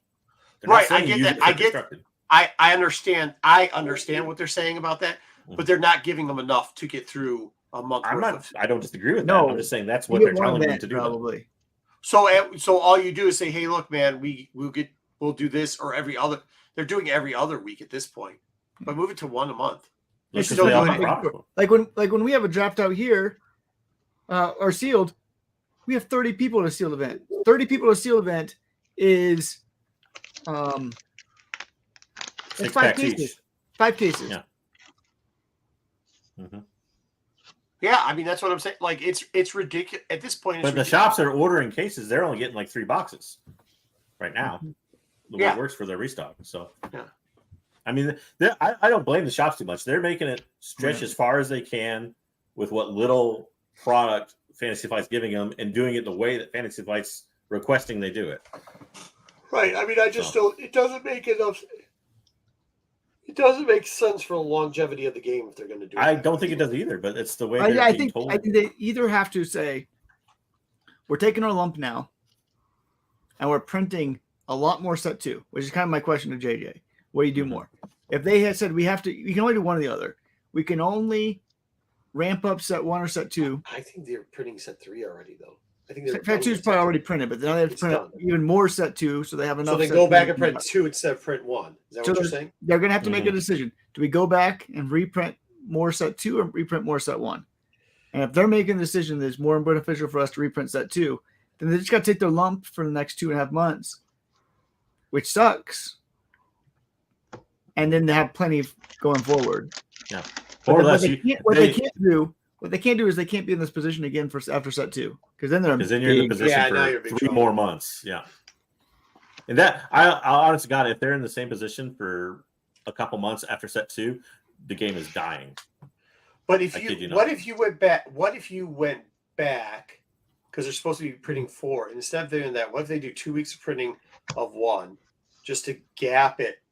They And might. then- I wouldn't be And surprised. then they if just did print that. 2. They just print the shit out of the 2 for the next 2 months, and then print the shit out of 2 for the after the original release, and they can catch up. That I mean, I don't know. I don't know that much about cards. I don't know I'm where learning they a lot are. about it at this point. They're, You know what I they're mean? behind the 8 ball, and there's probably not a good solution to it. Yeah. To be honest. I mean, I'm squeezing all my Intel people to try to figure this out, because obviously, and as you guys know, I've picked up a lot of knowledge about how this whole thing works in a very short period of time. Yeah. But I just like, it's wild. It is so wild to see this happening, and it's like I don't understand. But this is how every game pretty much runs, and so it's nothing. Every No game has wonder to pick up a no game. wonder you card players are always got fucking your asshole hairs tiddled all up, because like You can get through set 1. You can get through problems with set 1. You can't get through problems with set 2. Yeah. that's what the whole thing. Oh, And now, Jedi? I gotta yeah, hop we off. got I think it's all time for us to go over. I took so I Yeah, did but- unless I missed one, I got 5 legendary out of that. So I don't That's know, great. is that about That's a average? good box. That's beating a the great average. yeah, plus you got You got Black 1. You got Luke. Well, two. yeah, so I got a Boba. foil. The hits, I guess, were the foil black 1, Mhm. the hyperspace Luke, and then of course the Boba. And then you had, what were your other 2 legendaries? The other 2, I had a Devastator, I think. Devastator, Yeah, that's right. Devastator, Yeah, we're and still a. Oh wait a minute! No, I got 2 black 1s. That's what it was. Pete, Two I black- need two this black- cut. I need this last section cut out so we can put it. I made a break black for you at about the 3-hour, 10-minute mark. We're still going. You'll see the cut. We still got 22 people in here. Yeah, 22 people. Damn, we were down to 14, man. That's some- Talked it back up. Destiny. Shop talk, Destiny baby. Shop talk. No, I mean Unlimited. Unlimited is better than Bad Batch by far. You guys, the show was horrible this week, I would like to say. I I don't know what's I'll going save- on. I'll save these Our other top boxes. 10 was trash this week. I was It actually a bad hoping I would show. get a showcase on that box, and then I would just never open these others. Never They're open so the in other ones? corner. Yeah, but I guess I'm gonna have to open them. He's Yeah, on it's good for sabbatical. He's on sabbatical. Jesus. Hey, if you Yeah. get a showcase on any of them, you'll have beat the average by quite a bit. So I sold Yeah. my showcase too early. Prices I go saw up. one guy open a case on, and, there's always a chance of sleight of hand or whatever, but this one guy opened a case on Whatnot and pulled 2 showcase out of 1 case, or 2 showcase out of 1 case. Yeah. there's supposedly been some issues with even distribution of showcases. I don't know how much of it's true, but I don't buy it. I don't buy it either, but it's out there for what it is. I don't know. Yeah. Huge grain of salt, in my opinion. But. Yes, sir. Is sabbatical what Pete calls vacation? Is that like a I New think it Jersey is. term? I don't I think it's a personal vacation. 5 weeks. Jesus. No, it's. I mean, he gets 5. It's like paid, not doing anything. Paid vacation. It doesn't count as vacation time. I don't think. I think he's. It's Really? it's like he works in What does he Europe do or again? something with 5 weeks off. Don't you get I that? don't know if he wants me to Don't you get that in the military? No, in the military we got No. 30 days of leave a year. That was what we got. 30 That's a it. year. Yeah. That's Which was good. That's the good old days because I don't get that now as a contractor. but you can just take. I don't know. Can you just take non-paid work as a contractor or no? Yeah, you could do that if you needed to. But I think our company says as long as you have, I could be wrong on this, but I think our company has a policy: as long as you have days on the books, you're not allowed to take. Oh, really? What do you call it? Day without pay or whatever. Yeah. But anyway, All right, well, thank I you went to everybody downstairs. that When I stuck went around. downstairs, oh, I'm Go sorry. ahead. Like I said, when I went downstairs to grab that box, my wife had already put my plate, wrapped it up in tinfoil, and put it on the dining table. She knew. You're She addicted knew. to these packs. What's that? Jedi's addicted to these packs. It's Oh, great. yeah. It's fun. I just wish, like I said, and I guess the longer the game's out, sooner or later. Like I said, I consider one of the guys that run one of the LCS as a buddy, and of course he's all into Warhammer and stuff like that. But he said he's open to, if there's the demand, he's got the table space. If you can for get it. So I starter think packs, I think it's just going All to it take takes is two time for people. people to. All it takes is 2 people to play a game. Just start playing. we started. They just opened up the store. It just had its grand opening down the street. People didn't even know it's open. We put out the word, and we had like 8 people show up just randomly on a Wednesday to play it. So I mean, if I bought an extra starter deck just in case people needed cards. You might have to do that and just like coax Some people shops into have it. them too. Some shops will just rip open a box of starter decks and give. Well, them I'll bribe my son with a lunch, and then we'll just go out and we'll just sit and start playing and see if other people if it's like flies. People just start like You gotta coming around and see what we're doing. have him take a picture and put it on the car shop owner, put it on the Facebook Mhm. page or whatever.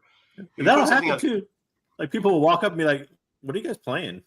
If they may play Magic or something else and not know it, and then they get into it. That's how it works. Yeah, I was on this one shop's page, and they've had draft tournaments before, but I think I was telling you guys it was later in that evening, and I wasn't going to wait around there. But I was on their page, and so they had a Warhammer 101. I think they were teaching people how to paint their fig something. And I was like, Okay. Yeah. I'll just sit over in a corner and play unlimited while these That's what people. you do, play unlimited. Yeah, Well, Some the kid with smell balls of is gonna come over and go like, "What are you acrylic doing paint here, old man? just through the air. What are you playing over there, Pinochle?" Oh Exactly. wait. All right, we're out. solitaire. Yeah, right. Thanks for Later. sticking around. Yep.